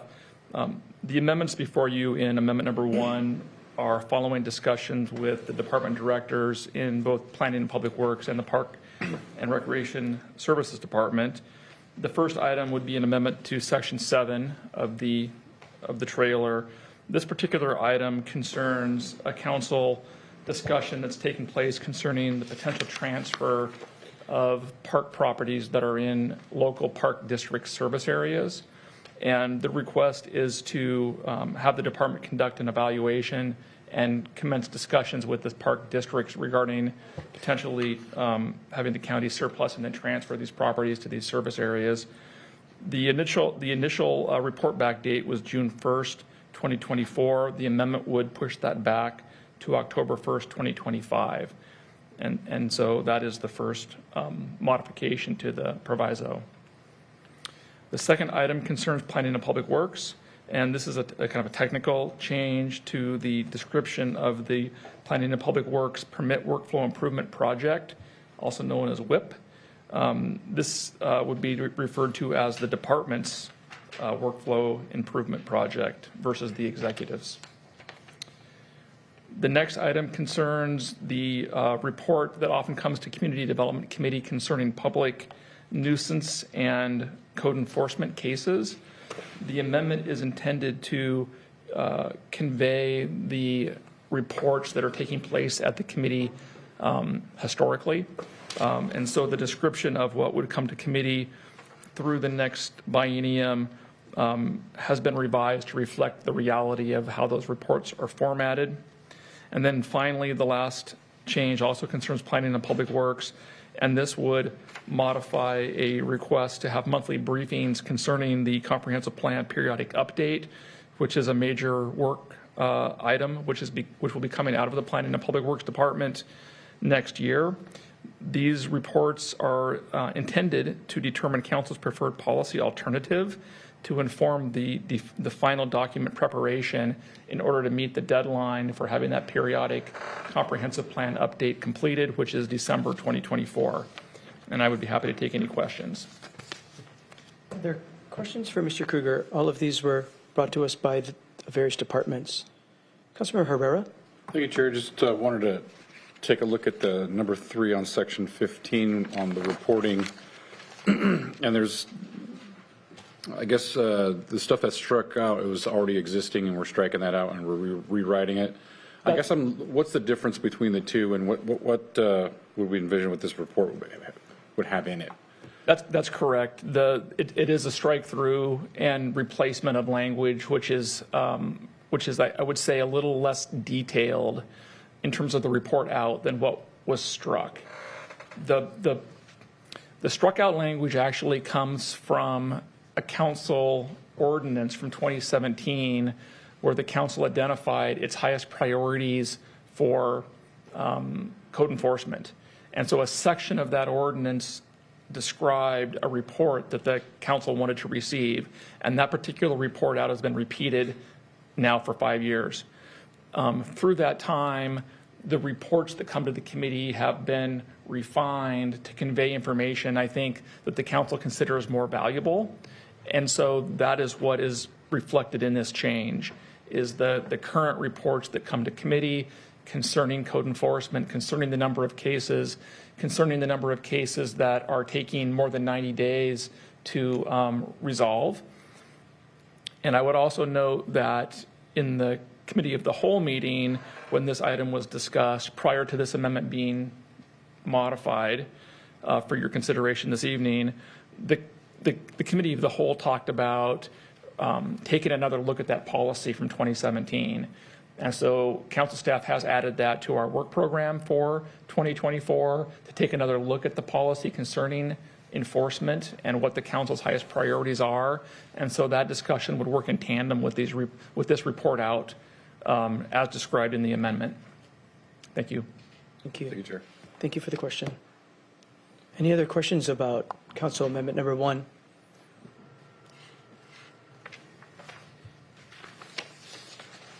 Not seeing any. We're going to take a voice vote on the adoption of Council Amendment number 1. All those in favor, please say aye. Aye. Aye. Opposed, nay. The motion is adopted. We have Council Amendment number 2 before us. Councilmember Kruger for a motion. Thank you, Chair. I'd like to move amendment number 2 to 2023-65S. It's been properly moved and seconded that we adopt Council Amendment number 2. Mr. Kruger. Thank you, Mr. Chair. Council Amendment number 2 would go to the Park and Recreation Department, and it would request that, as it relates to Frontier Park, that capital improvement projects that are contemplated at Frontier Park utilize the fair manager in consultation when those decisions are being made. So that would be the first item. It would be to bring in the fair manager in discussions regarding capital improvement projects at Frontier Park that might affect the operation of the fair. The second item concerns the various park and recreation fee discounts that exist in code. And this amendment would request that the department take a look at all of those discounts and come back to the council with a report and recommendation. I think part of the thinking here was, and I'm channeling this to the director, to maybe remove in the code, the half dozen places where it kind of repeats a particular discount. To maybe have one section of code that concerns discounts that would be applicable for certain groups for use of park services, and consider equity when making that analysis. And so that is the idea behind the change to section number 9. It would be to do an analysis of discounts and come back to the council with a recommendation concerning those park and recreation fee discounts by October 1st of next year. Thank you. Thank you. Are there questions or remarks on Council Amendment number 2? Councilmember Kruger? I just wanted to, on the Section 8 for adding the fair manager, that having the fair manager involved with the discussions on the capital improvements allows for a different lens to be offered of knowledge in the meetings. And as someone who is using it in the capacity as a user and a manager, I believe that there is information that can be shared. It is understood it doesn't direct the Parks Department to do anything, but it certainly would give them insight on some of the issues that are happening, and if there is an improvement planning to be made, input can be given. Well, if you do that, then that affects this other areas of things that go on at the park. And also, it is helping to coordinate for the times for when they are maybe applying for state funds or federal funds that can enhance the capability of the capital projects that are on the park that time. And then I believe the veterans issue is rather self-explanatory. It would help to unify that and give the advantages or the amenities that are worthy of our veterans. Thank you, Chair. Thank you, Councilmember Cruver. Vice Chair Campbell. Thank you. And as I understood, Section 9 would actually look at all of our discounts, particularly the disabled veterans, but other discounts we have for senior discounts, whatever. Bring it all into one area. And you should, using an equity analysis to get there, would that be using our new equity notes, or how are we going to? I think it would be using the equity framework that's described in the Parks Code. There's a methodology for charging services based upon use. And so I would assume that the department would stick to that particular protocol. There would be an equity note, though, as an obligation to be submitted to council as part of the legislation. So you would see an equity note. The discount, however, would likely be based upon the what's it called? It's late. You're good. There's a fee philosophy. I thought there was a term of art for it, but it's kind of a pyramid, and the idea being that if there's no public benefit in terms of the activity, you're going to pay the full fee. Right. If there's lots of public benefits based upon the activity, the group gets a reduction in the charges. And I think that looking at that, through a lens of equity is a lot of what I intended when we were bringing forward equity analysis, to be able to look at, because how do you look at parks across the entire county and weigh things that are in very disparate communities? And so having that analysis along with the pyramid structure, I think can allow something good. So I can be very supportive of the change here. Thank you. Thank you. Any other discussion about Council Amendment number 2? We're going to take a voice vote on the adoption of Council Amendment number 2. All those in favor, please say aye. Aye. Aye. Opposed, nay. The motion is adopted. There's no other amendments on this bill, so we're going to open up a public hearing. I'd like to invite members of the public to provide comment on Proposal 2023-65S as amended. Please come to the podium, state your name for the record. You'll have 1 minute to make your remarks. Director Miles. Good evening, council members. I would be remiss if I didn't use my minute to just cover where we love to come before you and to educate you, provide the reports, and get your feedback on direction we would go. I did provide earlier a revised work plan, again, going back to the planner staff. What is above the line for both the strategic planner and the trail planner? There's a number of items below that line that were to be assigned to the planner too, including a lot of grant writing, a lot of partnership work, and the outreach that we would be doing to the park districts would be a piece of that. So appreciate that I get to expand my talents because I will fill the gap as much as possible in writing grants and facilitating community meetings to do as much as we can on that list. But there are things that are stricken that we won't be able to accomplish, including the database. So just want to be making sure we're getting clear direction that we are dropping off the right things if there's not the restoration of the Planner 2 position so that we can do this reporting well. Thank you, Director Miles. Other members of the public here in chambers? I'm not seeing any. Mr. Weinsbury, anybody in our Zoom room? Yes, sir. For any members of the public who wish to provide comment on proposal number 2023-65S, press the raise hand icon in Zoom or star 9 on your telephone keypad. And I see no hands at this time, Chair. Seeing no hands, we'll close the public hearing, bring it back to council. Vice Chair Campbell, this one is being recommended to be continued as council members may fill this vessel more. We're on 65. We're on 65S. All right. I would like to roll all amendments into a substitute and continue proposal number 2023-65S2 to the meeting of November 21st.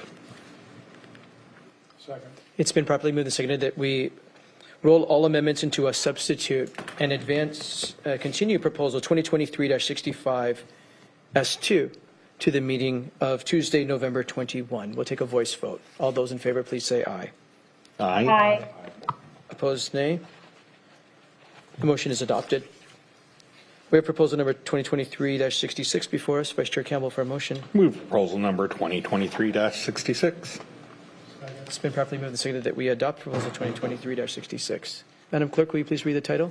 Proposal number 2023-66, an ordinance of the Pierce County Council implementing the 2024 through 2025 budget, amending the Pierce County Code and powers, duties, or responsibilities of certain Pierce County departments, boards, or commissions, amending or repealing certain ordinances, and setting an effective date. Thank you. Mr. Boki. Mr. Chairman, there is nothing in this. This is one of the trailer ordinances, and there are no amendments this evening. Staff recommends that you continue this to the meeting of November 21st. Thank you. That is my recommendation as well. In writing this budget this year, the council has taken a little different tack than previous biennia or fiscal years in that we put a lot of our provisos and direction in the budget itself. And so that is one of the reasons why this trailer bill is yet empty, but we should keep the vehicle alive in the event council decides to put something in it. Any further remarks? Vice Chair Campbell to make a motion to continue, please. Thank you. I would like to move to continue proposal number 2023-66 to the meeting of November 21st. It's been properly moved and seconded that we continue proposal 2023-66 to the meeting of Tuesday, November 21st. All those in favor, please say aye. Aye. Aye. Aye. Aye. Opposed, nay. The motion is adopted. We're at proposal number 2023-46. Vice Chair Campbell for a motion. I move proposal number 2023-46. It's been properly moved and seconded that we adopt proposal 2023-46. Madam Clerk, please read the title into the record. Proposal number 2023-46, an ordinance of the Pierce County Council setting the 2024 ad valorem tax levies for Pierce County for levy in 2023 and collection in 2024. Thank you. Mr. Boki. Thank you, Chair Mello, Paul Boki, Council staff. So this year you have 3 ad valorem ordinances in front of you. I believe an interpretation of state law has led to this split. And so this is the first of the 3 ad valorem ordinances you will be looking at. This ordinance is asking you to approve a 1% increase in the regular property tax levy, exclusive of additional revenue for new construction, improvements to property, and other items authorized by law. This increases the property tax received for the general fund, veterans relief, and social services. About 97% of this amount will go to the general fund. General fund property tax is estimated to produce 38.7% of the general fund revenues in the 2024-25 biennium. Without this increase, projected general fund revenue would fall by an estimated $1,148,000 in 2024.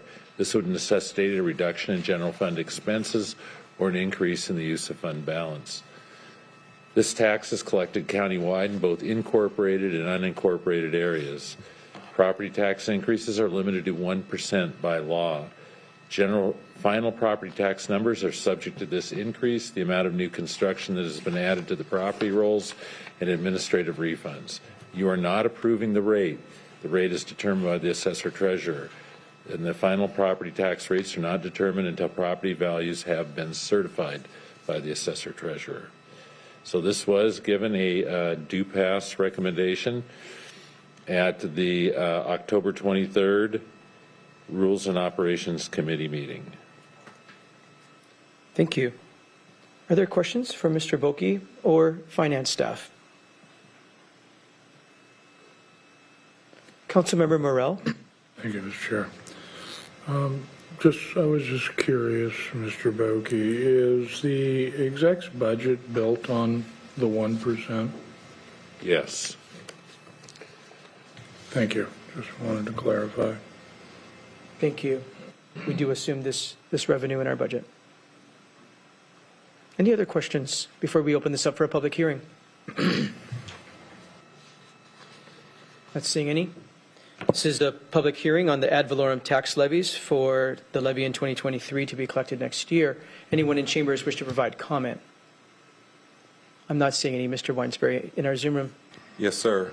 For any members of the public who wish to provide comment on proposal number 2023-46, press the raise hand icon in Zoom or star 9 on your telephone keypad. I see no hands at this time, Chair. Seeing no hands, we'll close the public hearing, bring it back to the council. Are there final remarks by council members? Not seeing any. I believe this is ready for final action unless any member disagrees. Seeing no hands, Madam Clerk, will you please call the roll on 2023-46? Am I turned on, sir? I believe you are. Councilmember Morrell? Aye. Councilmember Campbell? Aye. Councilmember Krueger? Aye. Councilmember Denson? Aye. Councilmember Herrera? Aye. Councilmember Hitchin? Aye. And Councilmember Mello. Aye. The result of the roll call vote is 7 ayes and 0 nays. On a vote of 7 ayes and 0 nays, the ordinance is adopted. We're on the home stretch, team. We have proposal number 2023-47 before us. Vice Chair Campbell for a motion. Thank you, Chair. I move proposal number 2023-47. It's been properly moved and seconded that we adopt proposal 2023-47. Madam Clerk, please read the title. Proposal number 2023-47, an ordinance of the Pierce County Council setting the 2024 ad valorem tax levies for conservation features for levy in 2023 and collection in 2024. Thank you. Mr. Boki. Thank you, Chip. Thank you, Chair Mello, Paul Boki, council staff. This ordinance is asking you, this is the ad valorem levy for the conservation futures levy, which is, so you are asking to approve the property tax levy for conservation futures, including a 1% increase, exclusive of additional revenue for new construction, improvements to property, and other items authorized by law. Conservation futures levy revenues go into a special fund, the Conservation Futures Fund. Proceeds are used to preserve and maintain open space throughout Pierce County. The program is managed by the Parks and Recreation Department. If the 1% increase is approved, the estimated increase in revenue is $44,402. If the increase is not approved, conservation futures expenditures would have to be reduced, or there would be an increase in the use of fund balance. The Conservation Futures Program is a countywide program. Therefore, the Conservation Futures Levy is collected countywide in both the incorporated and unincorporated areas. And you are still subject to the 1% limit by law. The final numbers are subject to an increase in the amount of new construction that has been added to the property rolls, administrative refunds. You are not approving the rate. The final property tax rates are not determined until property values are certified. And this was given a due pass recommendation at the October 23rd, 2023 Rules and Operations Committee meeting, and there are no amendments. Thank you. Are there questions for Mr. Boki or finance staff? I don't see any questions. This is a public hearing on the ad valorem levies for the Conservation Futures Levy. Anyone in council chambers wish to provide comment? I don't see any. Mr. Weinsberry, anybody still in our Zoom room? Yes, sir. For any members of the public who wish to provide comment on proposal number 2023-47, press the raise hand icon on Zoom or *9 on your telephone keypad. And there are no hands at this time, Chair. Thank you. We'll close the public hearing, bring it back to the council. Are there final remarks by council members? I don't see any. In my estimation, this is ready for final action tonight. Does anybody disagree? I don't see any disagreement. Madam Clerk, will you please call the roll on 2023-47? Councilmember Campbell. Aye. Councilmember Krueger. Aye. Councilmember Denson.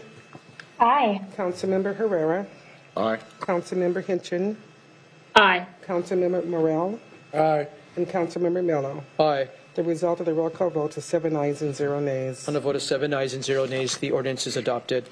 We have proposal number 2023-48 before us. Vice Chair Campbell for a motion. Move proposal number 2023-48. Properly moved and seconded that we adopt proposal 2023-48. Madam Clerk, please read the title into the record. Proposal number 2023-48, an ordinance of the Pierce County Council setting the 2024 ad valorem tax levies for county roads for levy in 2023 and collection in 2024. Thank you. Mr. Boki? Thank you, Chair Mello, Paul Boki, council staff. This is asking you to approve the property tax levy for the county road fund. County road levy, including a 1% increase exclusive of additional revenue from new construction, improvements to property, and other items authorized by law. It should be noted that the proceeds of the tax are split between the county road fund, which receives 80%, and that is a special revenue fund, and the general fund, which gets 20% for support for law enforcement based on RCW 8455040. If the 1% increase is approved, the estimated increase in revenue is $729,718, 583.8 of that, 1,000 to the county road fund, and 144.9 to the county road to the general fund. This is only collected in unincorporated Pierce County, it should be noted, and the portion going to the general fund was voter approved several decades ago. This was given a due pass recommendation at the October 23rd, 2023 Rules and Operations Committee meeting, and there are no amendments. Thank you. Are there questions for Mr. Boki or finance staff?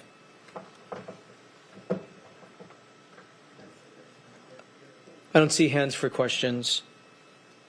We're going to open this up for a public hearing on 2023-48. Anybody in chambers wishing to provide comment? I'm not seeing any. Mr. Weinsberry, is there anybody in our Zoom room? Yes, sir. Yes. For any members of the public who wish to provide comment on proposal number 2023-48, press the raise hand icon in Zoom or *9 on your telephone keypad. And I see no hands at this time, Chair. Seeing no hands, we'll close the public hearing, bring it back to the council. Are there final remarks by council members? Not seeing any. This too seems to me like it's ready for final action this evening. Does anybody disagree?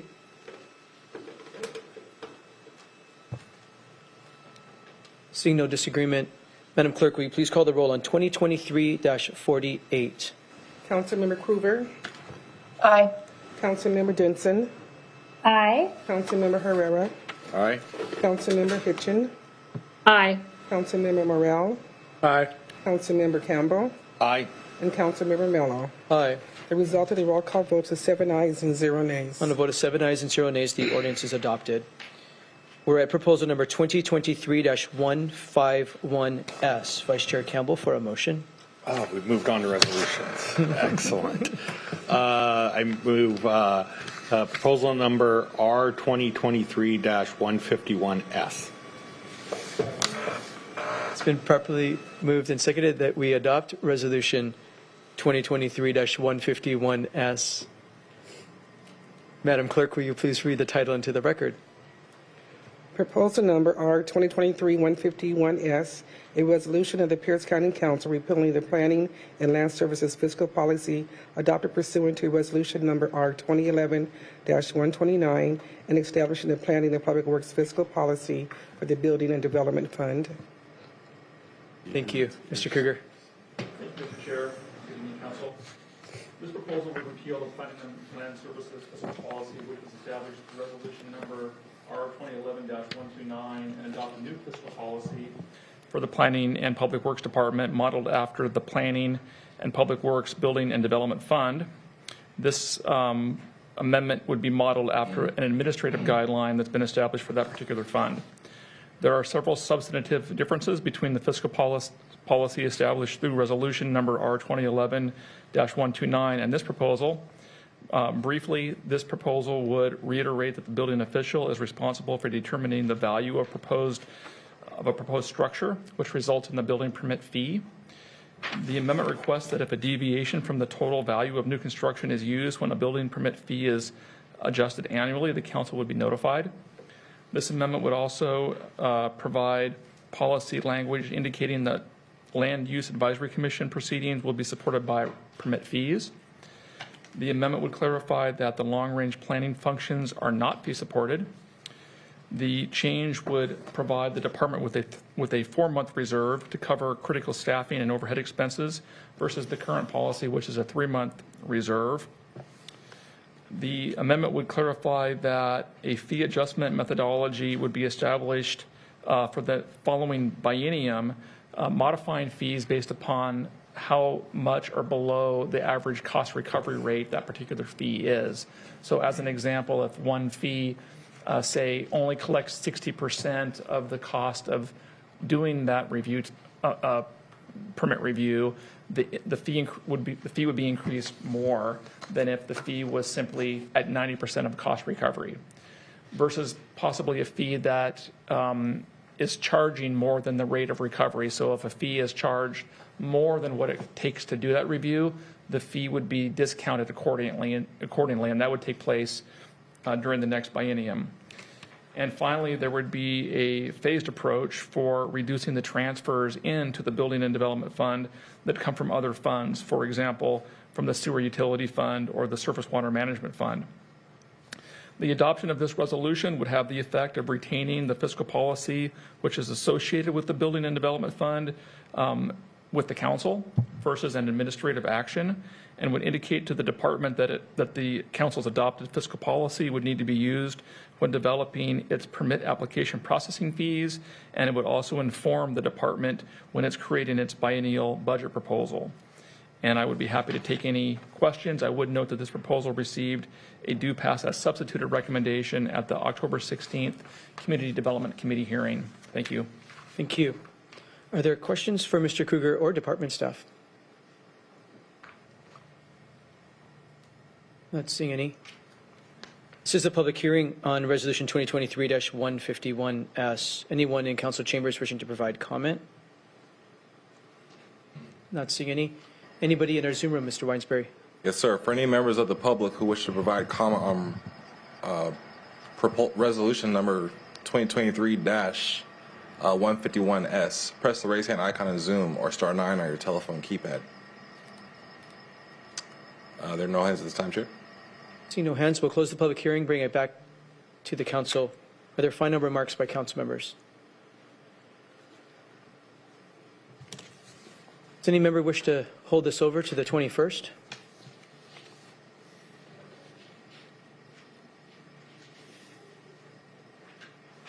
I don't see any desire to do so. Madam Clerk, will you please call the roll on Resolution 2023-151S? Councilmember Ditson. Aye. Councilmember Herrera. Aye. Councilmember Hitchin. Aye. Councilmember Morrell. Aye. Councilmember Campbell. Aye. Councilmember Krueger. Aye. And Councilmember Miller. Aye. The result of the roll call vote is 7 ayes and 0 nays. On a vote of 7 ayes and 0 nays, the resolution is adopted. We have Resolution 2023-155 before us. Vice Chair Campbell for a motion. I move proposal number R 2023-155. It's been properly moved and seconded that we adopt Resolution 2023-155. Madam Clerk, please read.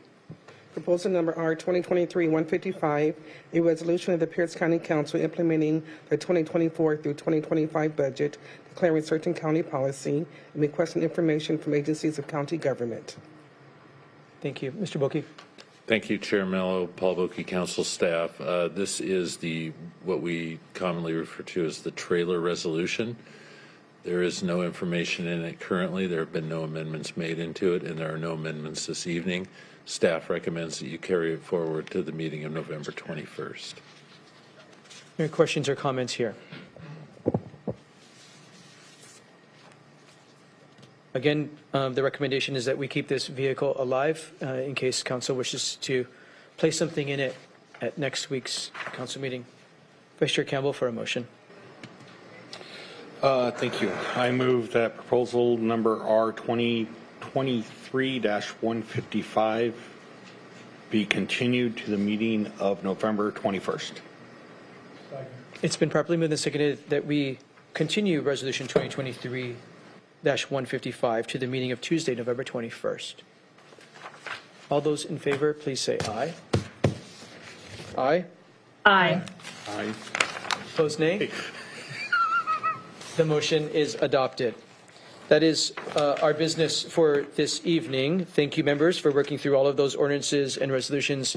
Thank you especially to our very hardworking staff for all that you continue to do to support the work of the County Council. It is beyond appreciated. We are at Section 10, our Community Forum.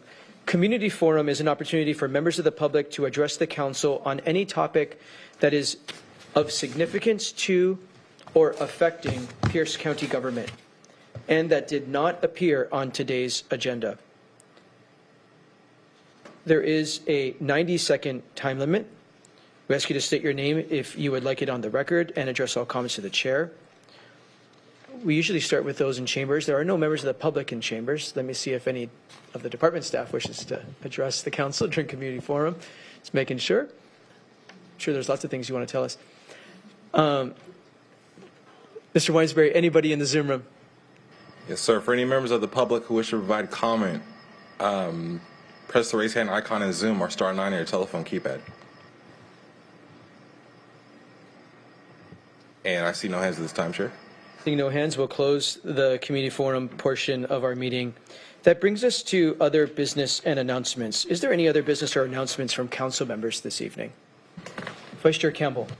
Thank you, Chair. Thank you again to all staff and all that, to my colleagues who've been through a whole day over in Spokane representing us and then doing 6 hours of Zoom. I will point out you are but steps from your bed and you will be in bed before any of us get home. So there is that advantage of 6 hours of Zoom. But thank you everyone for a good evening, and we got a lot cleared out, so next week should hopefully go a lot easier. Thank you. Thank you, Vice Chair Campbell. Other business or announcements? Councilmember Hitchin. Thank you, Chair. Again, I wasn't at study session, but was there an announcement made about the fact that we are officially on HD? Oh, yeah. There was not an official announcement. Okay, so I'll make the announcement in case anybody's been watching this 6-hour marathon meeting on high definition. I have no idea what I look like on high definition, but it's now available on Comcast 322, and we're in the big leagues now. We're actually officially on high definition TV. So welcome to big leagues, everybody. Thank you, Councilmember Hitchin. Any other business or announcements from other members?